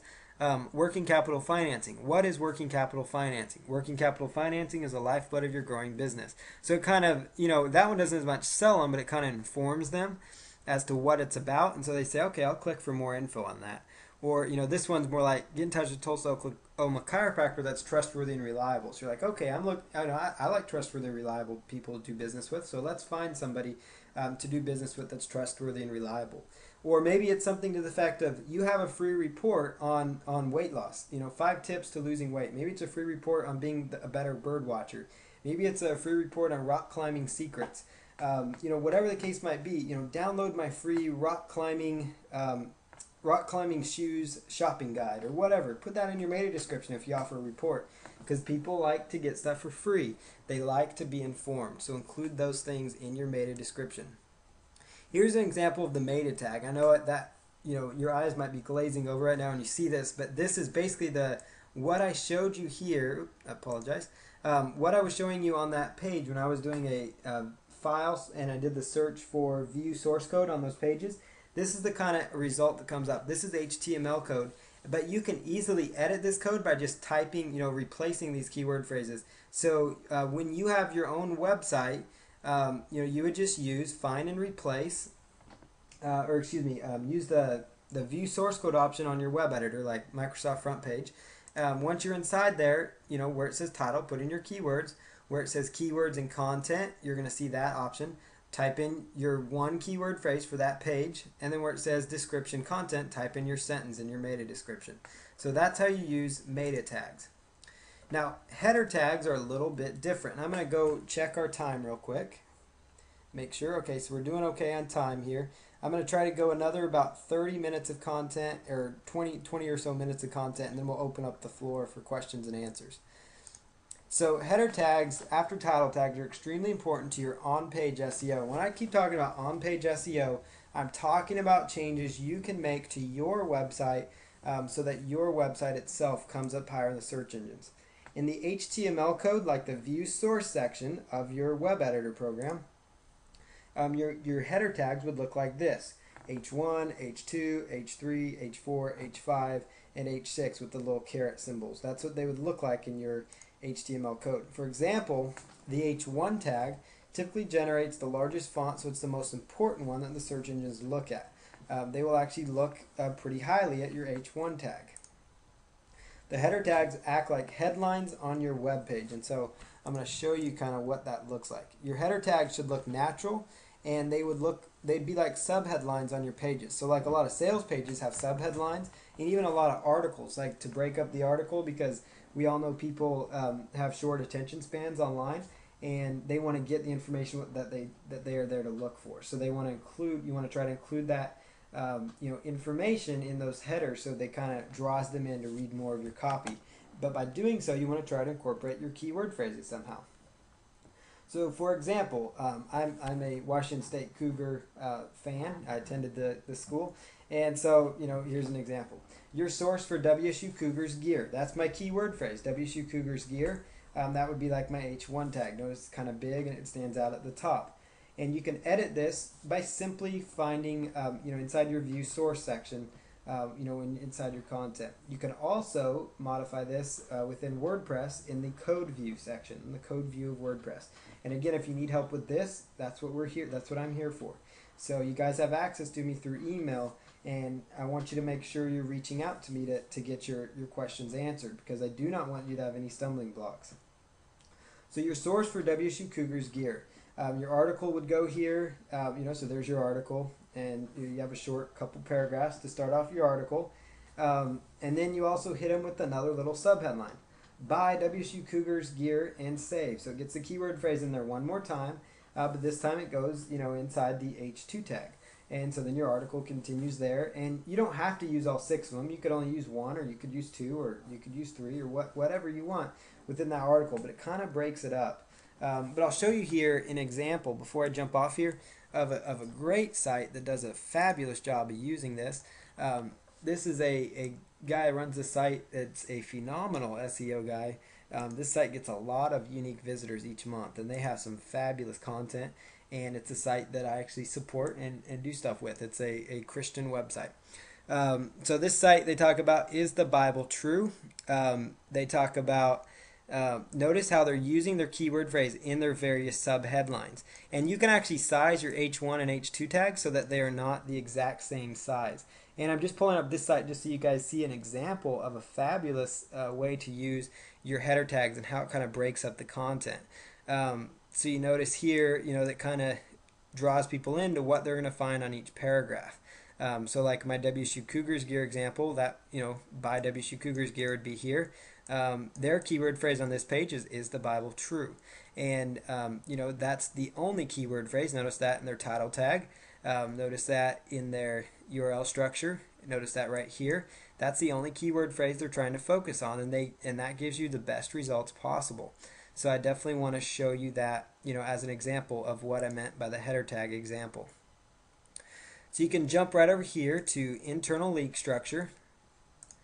So your website should be easily spidered by the search engines. If your site is not easily spidered by the search engines, then that means the search engine spiders and the search engines cannot find your site. Because the search engine spiders go out there to find websites, and they have a little, it's a little program, computer program they use that goes out there and picks up your website. You want them to find all your pages, and you do that by offering text-based links within your website. So you want to have text-based links for your website. So a great example here is Patronic.com. This is a site that I used to be a major owner in. I'm a very small part of it now. But it's a site that we get a lot of it, or actually all our traffic right now, basically through SEO traffic, search engine optimization. And you notice here that on the left hand side here we've got our navigation, and it is all text-based links. These are all text links. And you notice how, you click on them and they go right over there. So what happens is the search engine spiders come in here and they will just eat up this content. So they would just come in here and they can follow these links all the way through to the internal pages of content. And they just go through these sites and they can pick up the content. So that's how text-based links are. That's what I'm referring to. These would be considered image links. Now, We are using image links, but that's because in the footer of our website, we also include the similar subject lines that you saw at the top, in the footer here. And so that is where, that is showing up here. So you've got, what you want to have is, if you're going to use fancy navigation like using images or using JavaScript or something of that nature, you're going to want to also include it in the footer as a text-based link, because the search engine spiders have an easiest time following text-based links. I'm not saying they can't follow image links, they can't follow JavaScript links, it just makes it more difficult. And they have no problem finding text-based links to find them. And one thing I want to draw your attention to is, notice this clickable part of the link also is the main keyword phrase for that particular page. And what that does, that's called the anchor text. I know you've heard that said before, but anchor text is a very important aspect of search engine optimization, because anchor text is what is the clickable part of the link. It's the clickable text. That's another way to talk about anchor text. And it should be your main key, that page's main keyword phrase should be in that anchor text. So for example, beeper callers. That page right here is all about beeper callers. You're going to notice here, beeper callers. That right there, it is actually text-based. That's an H1 tag. Right there, beeper callers. And then you'll notice here, beeper callers, beeper callers, dog training. Notice that in the title tag. Notice that in the breadcrumbs, so the search engines can find those breadcrumbs. And also in our URL structure. So it's very, very clean. It kind of just, it's very well optimized. And what happens though when you're doing this is, the actual website itself will rank higher in the search engines when you're, basically it'll help these internal pages of your site rank when you're telling the search engine spiders what to expect. Like, they know, because beeper colors is in the anchor text, that if they go through this text, they're going to find beeper colors. So it gives your site and your page a little relevancy boost, because on this page there's content about beeper colors, because that's what's being sold here. Now you could also have text down here if you wanted to, or other things. But this is a site that just sells products, so it's basically focused more on just products as content. So each one of these beeper colors, if you click on it, it goes even further, and you'll notice Dogtra 2500 T and B 400 yard training and beeper collar. That's a brand of collar. That's a specific keyword phrase. Dogtra, notice again in my title tag. I just want to keep reiterating these points to you so you understand how the search engine optimization all works together, and why you want to have the relevancy. This page is very relevant for this keyword phrase. So that's something very important and essential for you to consider. You need to use anchor text when you link into pages within your site. The keyword should be part of the link. So right here is an example. Whoop, let me go right back here. This is what your link would look like. And this says, you could actually copy this down when you watch the recording. But inside your link, where it says your domain, that's your URL, that's your link. And then inside here, where it says Chicago lawyer, that's like the keyword phrase. So if you are a lawyer in Chicago and you are linking to your website or to a page inside your website, you would want to try to link with the anchor text link, because that gives you a powerful search engine boost. So that's a very important aspect of search engine optimization. You should have no more than 2 links from your home page to your internal pages. So that's something to keep in mind. Now, if you're using WordPress, for example, it does a great job already of providing good internal link structure. You want to use a sitemap and an RSS feed if possible, if at all possible, with your website. So you do want to use a sitemap and an RSS feed if possible. So you want to include a sitemap, and I'll show you kind of an example. A sitemap will contain all of your links. So even if you don't have all your links in your navigation on your homepage, you want to have a sitemap link in the footer of the website so the search engines can find it. Sitemap links are all text-based links that basically help the search engine spiders come in and pick up all of your content all at once. So they come into that page and they find all that content, which links to the pages on your site. So it enables them to find all your pages, because it does you no good to have articles on your site. It doesn't matter how great the articles are. If the search engines can't find the articles, it's not going to give you the benefit that you are seeking. The URL structure in here, let me jump off here and quickly show you an example of an actual sitemap. So let me jump right over here Here is a site that does a great job. Notice here in the footer, if you were to click on sitemap right here, it would take you into a page that has a sitemap. It's got a link to all their different pages on their website. So you notice here, bad credit business loans. If you clicked on that, this site's actually broken down into several different sitemaps. But basically, you get the idea here of how a sitemap works. You can access a sitemap from the footer of the website. That's usually the most convenient place to put it. So it's a text-based link that the search engines will look for and grab, and they will use that. Another thing that will function very similar to how a sitemap will function for you is the RSS feed. And if you're using WordPress, by default, your site will have an RSS feed. Your URLs or links should contain your main keyword in it. So for example, it should be like yourdomainname.com / Miami-pest control. So if you are a pest control service in Miami, or maybe you have a site related to pest control and you're just targeting different, so maybe it's like, floridapestcontrol.com, and then you have subpages related to each different city and the keyword phrase pest control. That's just an example here. So floridapestcontrol.com / Orlando Pest Control. Floridapestcontrol.com / let's just say Jacksonville Pest Control. Different cities in Florida. And then you get the idea. Tampa Bay -pest -control. The reason you want to try to use the dashes within those links is because the search engines will actually look at the dashes as actually spaces, and so it actually will give you another spot where your keyword phrase will show up in the search engines. So for example here, if you had a site about tennis and you have a subpage about Wilson tennis rackets, it'd be like Wilson-tennis-rackets. Just like you saw on that pet site that I was showing you, for example, notice how the keyword phrase, there's a separation there. So the next thing here, I just want to make sure everybody still hears. Okay, so the next thing you do here is you want to make sure that you have your keyword phrase separated by the dash. And if you have WordPress, you want to use the permalinks from WordPress to do this. You want to name your HTML. You also want to name your HTML files in your web editor, and you want to do this on your future pages. So if you're using let's say you're using front page, for example, and you go to File, Save As, because that's how you save your pages when you create them. Just save it as, Miami-pest control, your keyword here, you get the idea. So I'll show you here real quick how to use the permalinks within WordPress. So let me just go right over here to paulcounts.com / go to my administration side of things. And let me actually use a more recent website here.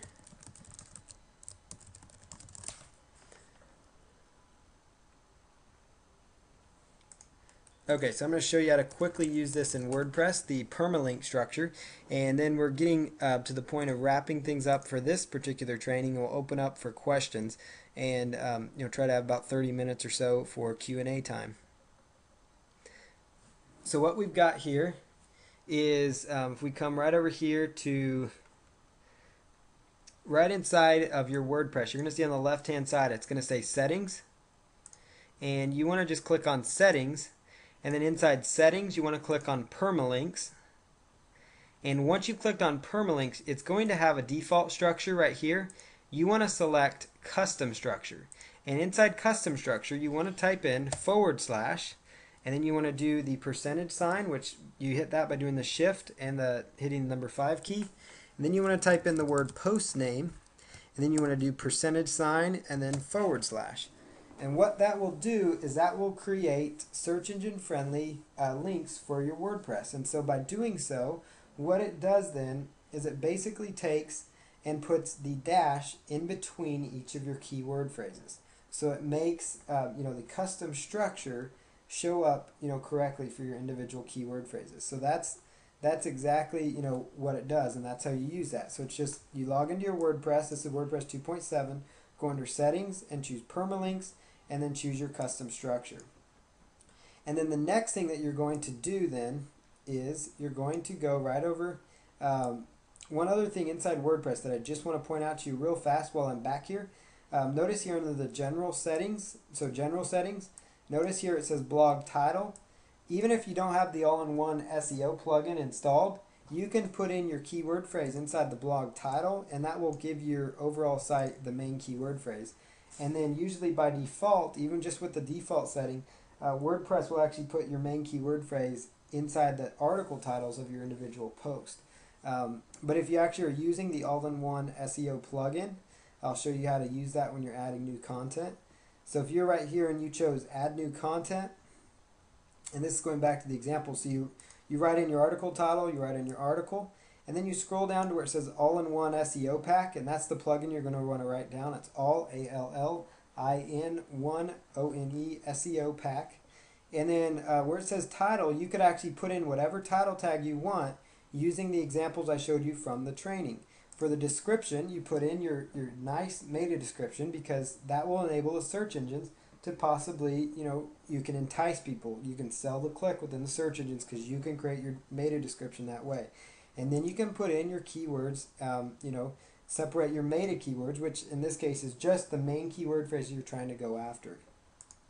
So that is how you do, the URL structure. And so the next little bit here, we're almost done here, I promise. So that's how you do your URL structure. You want to try to do dashes to separate things. Now, content structure. This is very important. Your articles on your site should contain your main keywords near the beginning of them. So you want to write your articles so they're unique, so they're relevant, so they have high quality content. But you really, in order to tell the search engines that an article is relevant for a particular keyword phrase, like let's say the article is on Wilson tennis rackets. If you don't mention Wilson tennis rackets in the first paragraph or two, it's not going to look very relevant to Google, nor to the person using it. So you want to look out for your users, because they're there to find a Wilson tennis racket. So if your site happens to come up for that keyword phrase, because you've used it in your title tag and your URL structure, but you don't talk about Wilson tennis rackets till paragraph 3, it's not going to do your users any good. So because they may think, well, I didn't, I'm not finding the content I'd hoped to find on this page, for example. So, in your content structure, you would have like the title of your little article on that page be an H1 tag. And in case you're wondering, if you're using WordPress, and I keep talking about it, but WordPress will automatically put the main title, it goes right into an H1 tag by default. So that's something for you to keep in mind. So it's already done for you whenever you create your post. So that's why it's important to try to incorporate your keyword phrase in your article titles within WordPress. And if you're just using standard HTML to do your sites, that's not a problem at all. Just go ahead and put in your main keyword phrase in there. And so you want to try to have your main keywords, your main keyword phrase, so if it's Wilson tennis racket, you want to try to mention it at least one time or so in that first paragraph. Now, articles should be broken apart with the header tags in between if possible. Not only will that help your readers, because it will actually kind of break things up, because it's really hard on websites. People don't want to sit there and read 500 words at once. They like to have little subheadings and things. So try to break it up when you're doing your articles on your site. You should try to include your main keyword once or twice in the first paragraph, and place it anywhere that makes sense in the next paragraphs. And that's an important statement I'm making. It needs to make sense. You do not want to write content that doesn't flow and that doesn't make sense. So, I would not sit there and talk all about, let's say Tulsa chiropractors. I wouldn't say, find the best Tulsa chiropractors. Tulsa chiropractors are the bomb. Tulsa chiropractors are trustworthy. Tulsa chiropractors this. Tulsa chiropractors that. That doesn't flow well. So you do not want to stuff with keywords. Not only will that get, a little red flag to the search engines that you're trying too hard to optimize, but it's also going to send a red flag to your readers that you don't care enough about them to write good content. So you need to write good, solid content that they're going to read, actually. That's very important. So it needs to be search engine friendly, solid content. Try to include your main keyword in the last paragraph of the article if possible to kind of close it out. That's just kind of well-rounded approach to getting that content on there. So you want to include one or two times in the first paragraph, where it makes sense in the middle paragraphs, and then try to close out with that keyword phrase. And that's going to kind of give you that nice balance of relevancy, and only include it at the end if it makes sense. If it flows in your close, put it in there. If not, don't use it. Don't say, well, Paul said I need to have it, so you write it in there. Just do it if it makes sense. That's the important thing, is use your keyword as it makes sense, but use it. A lot of times people, well, they may not try to use it. So it's important to try to incorporate your keyword phrase in your content, but don't overuse it. Don't abuse it. Use it, but don't abuse it. Oh, that kind of rhymed. Perfect keyword density is an absolute myth. I know a lot of SEO people might be seeing that going, hey, but it's a myth. There's no such thing as perfect keyword density. Not only will it waste your time because you're going to be sitting there calculating, according to my calculations, or whatever, I've got 500 words of content and I've got the keyword 20 times, and so I need to have a keyword density of 0.113 or whatever. There's no such thing. Don't bother with that. Don't worry about a percentage. There's really no set percentage. If your article makes sense to you, if you can read it out loud, or if you can read your own article and it makes sense, if it reads like you speak, then it's good enough to go. If it reads like you speak and it really gives good content, good information, then it's good. You just want to try to include your keyword phrase because it makes sense. Because if your article is relevant about a subject, obviously it's going to include your keyword phrase. So really, there's no science behind that part of it, or really any of this SEO that I'm showing you. It's just a matter of putting things in good locations. And so don't worry about perfect keyword density. Just write good solid content. You could write 5 articles in the time it'd take you to sit there and calculate keyword density of one. So sit there and write those 5 articles because that's going to do better for you. And then read your content and make sure it flows and makes sense. Just don't insert keywords because you think you have to. Don't abuse keywords though. Don't overuse them. If you have to, err on the low side of using them, but still use them. I can't stress that part enough. Make sure they're in there because it makes sense. Don't get caught up with it at all. Write for humans and not for search engines, and the search engines will appreciate your content. Like I said at the beginning, the search engines are there. They want to partner with you. They want to show your content to their visitors, believe it or not. And it's not that they want you to succeed, but basically, if you succeed, they will succeed because as you come up there, you're going to write more good content. They want to show your site, and I'm not saying that they're going to signal you out and pick just your site because there's tons of competing sites, but it will by default signal you out because a lot of sites are not focusing on basic SEO principles. They want to provide their users with good results and good information. So if you send people to a site with good information, high value content that's search engine friendly, then you will be just fine. And yes, it does take a little bit of work for SEO, but it's not all that bad, as I hope you saw here. Try to write unique and relevant articles for your individual website. That's very important. Target one keyword phrase per article. So don't try to target every single keyword phrase that you saw on that list, within your title tags and things. If you have a list of 30 different keyword phrases, and they're all in a similar niche, maybe it's all about rock climbing shoes and you have 20 different keyword phrases that you could go after. Try to write 20 different articles on rock climbing shoe, the variations of those keyword phrases. If you can, if you can write good content on only 5 of those 20 keyword phrases, then only use 5 of those because you can write, because there's no sense in writing, having 20 spammy articles on your site, if they're all real short, low value content. But if, like let's say you have 20 keyword phrases related to rock climbing shoes, and you could easily pull out of 20 keyword phrases 5 solid articles, and then target each one around one or two, one mainly specific keyword phrase that you use in your title tag, that you use in your URL link, that you use in your headings, and that you try to use inside your content. And you do those things, you're going to be just fine. And then you link to those, when you're doing WordPress, it will automatically add your content to an RSS feed and a sitemap for using the Google Sitemap plugin, so it will be found.